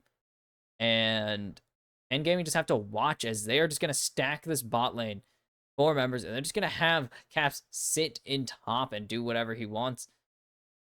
Just wait. The ulti going to go through. They find 2 with the engage, but it's going to be Mickey finding the follow-up. Broken Blade takes 1. Karaoke will fall to Hansamas. Curtain call. The W not going to find the kill. And G2 just brute force their fight win. They don't lose a single member there, and it's a 2-0. And they're going to continue pushing in this bot lane. And it is just not going to happen. Jinkado forced to flash away. And almost a solo kill for Caps there, as the turret in bot, or the tier 2 in bot lane will fall. And it just feels inevitable. G2 aren't really here to worry about teams like Pain Gaming. They are here to potentially win something, but I don't think they're winning much after this. Well, not after this. I don't think they're going to translate this very well. That is kind of the downside of games like this, is these games don't translate at all to future opponents. That is the downside of facing a Pain Gaming in your first matchup instead of, even of the play-ins teams. The other 3 1 seeds have faced Mad Lions, PSG Talon, and GAM. GAM game is kind of also a bad one, but that's mostly because of comp difference. But PSG Talon or Mad Lions in your first game, you're gonna get a lot out of that, even if it is a pretty simple win like it was for Hanwha. You're gonna get something out of it. Playing against a team like Pain Gaming, where you don't need to really try to do anything, kind of sucks to open your tournament on, because you get literally nothing. And G2, honestly, they've shown more than they've received from this game. That is kind of the downside of... Oh my god, I hate full vision. I hate it. Look at that minimap. It's gross. But that is kind of the downside of facing a team that's so far below you in the standings overall, is that you just lose a lot of... Yes, you get your warm-up, but none of the skills are really translatable to any of your other opponents in the future. As you can see, the goal, the win prob is already at 50. And I said that, a team with a 90% win probability is usually bogus this early in the game. No, this one's pretty accurate. It always requires context, but the context of this is that G2 are significantly just better than Pain Gaming, unfortunately. And there's not much Pain Gaming can do. There's an opportunity, but again, miracle team fight is needed. We've seen them throw everything at almost everything. The only thing they didn't throw at G2 was Smolder, and Smolder was in bot lane. They threw almost everything at G2 in that last bot play, and they got smoked. They got 2-0 clean. Like, they got 2-0'd. Pretty, or 2 for nothing, I guess, because 2-0 implies something else. They got 2 for nothing pretty easily, and that is just how these games are going to go. G2 are on a different planet compared to these teams. The ward goes down. They know what's going on. Karaoke's 2 levels off of Yike right now. There is no angle where Pain Gaming fight this. But they will at least get G2 to back off, but G2 already planning to disengage, and that is something. But Caps is just pushing in the tier 3. He's going to get half of that turret down. And G2 continue to get map advantages. They've been playing around the map for most of this, and they will continue to do so. They'll continue to win on different facets. They don't need to kill their opponent. They can just win on the map right now. Their side laning is so strong with this Yone and this Yasuo. They're really safe side laners. And they clear waves lightning fast. Holy cow. Stridebreaker Yasuo. And Yone, they're just matching builds. I think they literally are. I think that's what they're going. But, like, Tiamat, Yone, and Yasuo, insta-clear waves. They are so quick at wave clear. It is absurd. And now just back to side laning. And Pain Gaming can't really afford to do that. They have to keep answering G2. The side lane is not going to be as strong for them. Because G2 have Baron threat.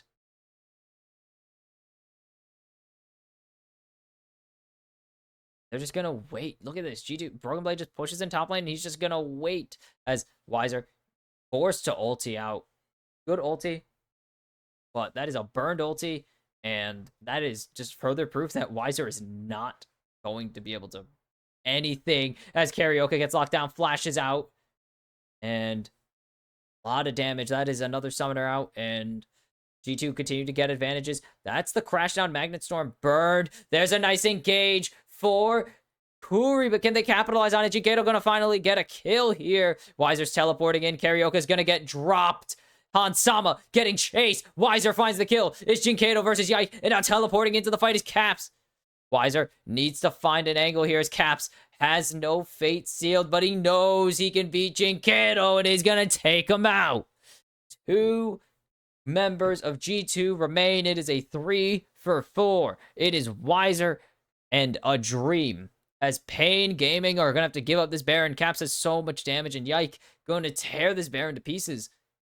They can't get it. Thought it was Weiser. Not where you want to go. Weiser's going to fall to the recast of the Soul Unbound. Why does it do execute damage? Very stupid mechanic. Very stupid mechanic. They really needed a reason for Champ to exist. God, that mechanic is stupid as hell.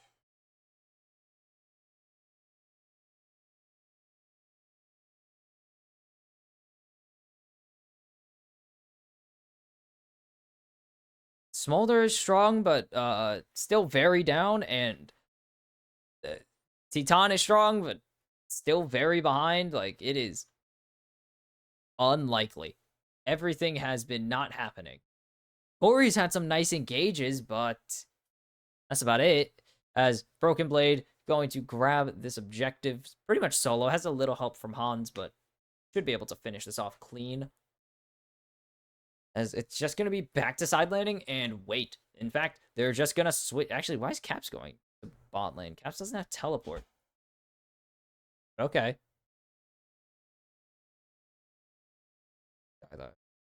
Caps doesn't have teleport, but they're going to send him to the bot lane here. I feel like they could have sent Broken Blade down there, but it's not really going to make a difference. I think it's going to make a massive change.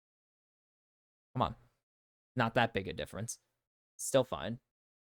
Broken Blade's just going to go mid. Okay, Hans was base. That's why. 3-item Jin is deadly. These are 3-item Yasuo. Or, well, 3-item Yone. Yasuo is not 3-item. Broken Blade's going to get a little bit of a chunk from Weiser, but that's about it. They're going to need more of those team fights, and I don't know if that's sustainable. as Caps is just pushing in this inhibitor, and Jinkedo cannot contest him. And that's just going to be this bot inhib gone. Yone has so much damage. Oh, he's not going to actually be able to finish it in time. But they want to go Baron. They can. Broken Blade has so much pressure. Jinkedo wants to rotate out. You can see him on the minimap there. He wants to rotate out. He knows that this is happening, but he can't afford to because Caps is going to take the inhibitor if he leaves. And Karaoke needs to find a miracle engages. There goes the bot inhib, and Caps is starting to look for the end, or starting to pressure it at least.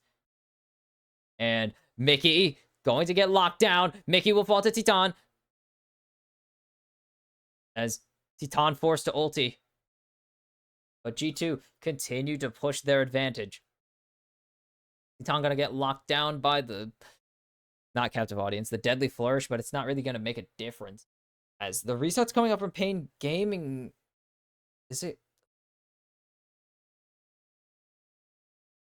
Titan getting ulted, engaged by Broken Blade, and that's gonna be the ADC fallen for Pain Gaming, and that should be actually the Baron. This has been such a weird game where the Baron has not been taken somehow. How have G2 not taken the Baron? I don't know.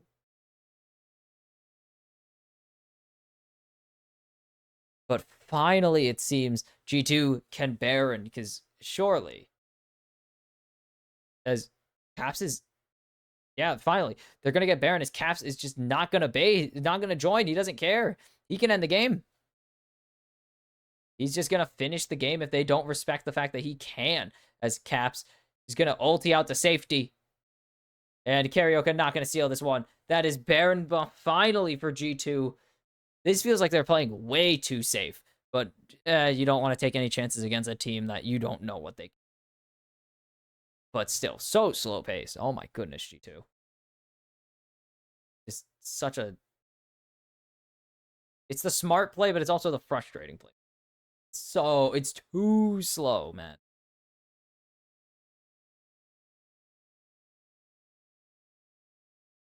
Corey's not fighting this.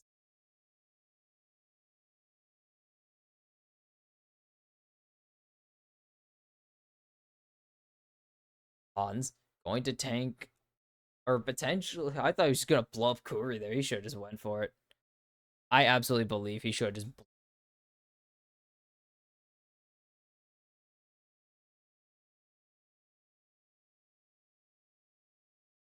Still just waiting for G2 to do something. I don't know if they can afford. I'm complaining about it because it feels like they should be doing something, but I also don't know if they can actually afford to overload Pain Gaming entirely. Like, I don't think they can afford to just fully launch into Pain Gaming and say they're gonna win.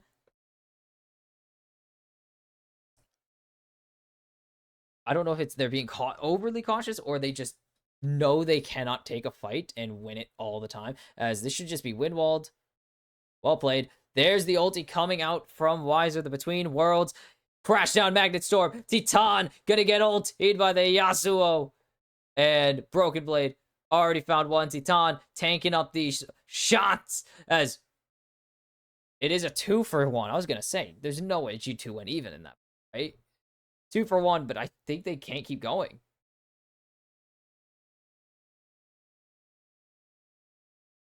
Caps is here. He's going to shred this turret. This should start to be G2 closing this one out, but it feels oddly not like it. It just feels like it's not going to happen.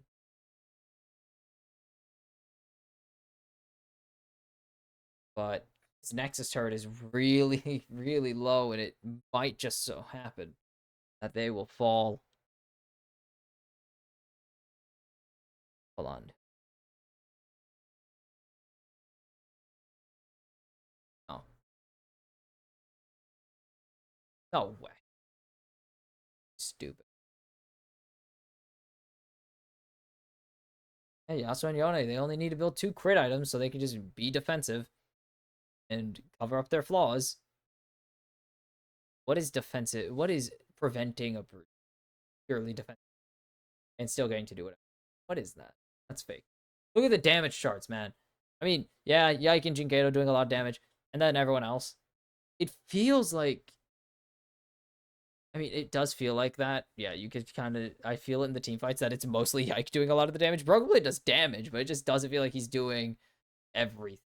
That he. What the hell? Oh, Kuri didn't break his.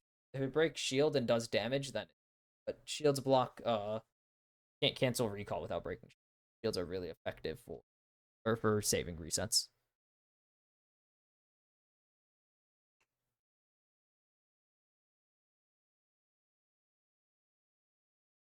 They're just patience, I guess, just waiting for this to go. This is so drawn out.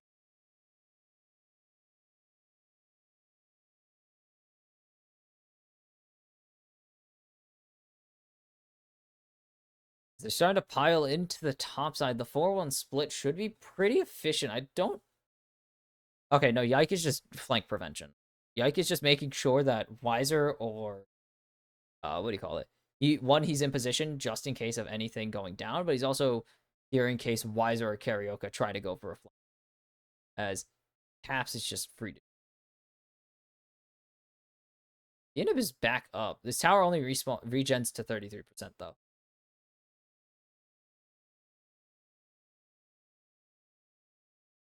What are they're not going to get caps here though. They're going to spend a lot to get caps if that's the case because Titan needs backup here as he's getting locked down, forced to go into the Feather Storm, and he's going to fall. Fourth shot is being delayed. There's no way he weaves it. Absolute sniper right there. Weaves the shot around Karaoke and Kuri. And that's going to be the first of 5 fatal moments in this game. As Jinkedo gonna actually survive, it seems. Weiser gonna get locked down by Caps. I don't think he's gonna be long for this rift. Execute damage because why the hell not? He needs to be meta, damn it. And Yike on a rampage. And that's gonna be the game. That's gonna be how day 1 wraps up. G2 will make sure at least one European team knows how to play League of Legends. And they will ensure a European team on a huge engage. Oh, man. The LEC will have a representative in the 1-0 pool. And they took for goddamn ever, but they got the job they wanted done. And they will send Pain Gaming to the 0-1 pool with the rest of the play-ins teams. And there was not a single... Okay, there was one upset. That was it. 2 upsets. LNG and Damwon. That is it. There were 2 upsets. Otherwise, it was all the Pool 1 teams and all the Asian teams. The only Asian teams to lose lost to another Asian team. It is, thrilling. That is kind of the downside of Worlds, is that the early skill discrepancy is horrendous. And also, if you don't face an Asian team, you just win most of the time. But clean game from G2. It was really, really. Don't know if we have another draw. I don't know how this works. How does this work? Is there another draw or something or what? Do we just wait? I'm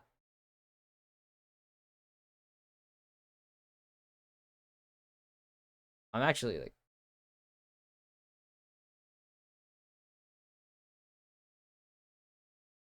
that was fun. That game was really working as well. There were some fun moments at least. It was better than Gam FlyQuest. That thing stunk. But I think that's it. I don't think there's anything left. The draw just happens behind the scenes, so that is it.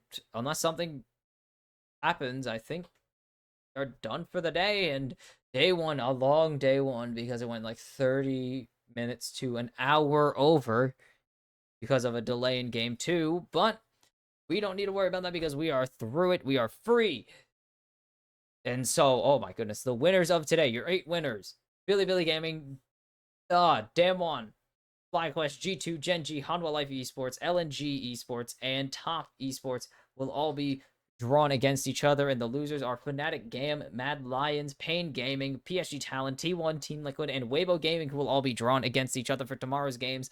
And we will see who are the first teams to go 2-0, who will be the teams to go 0-2, and who will be the teams in the middle still playing one more best of one before they advance or before they face elimination or advancement. I will see you tomorrow for the last day of mainly, or well, not the last day, but the last big day of best of ones. There's one more day of best of ones for that, but we'll get there when we get there. I'll see you tomorrow.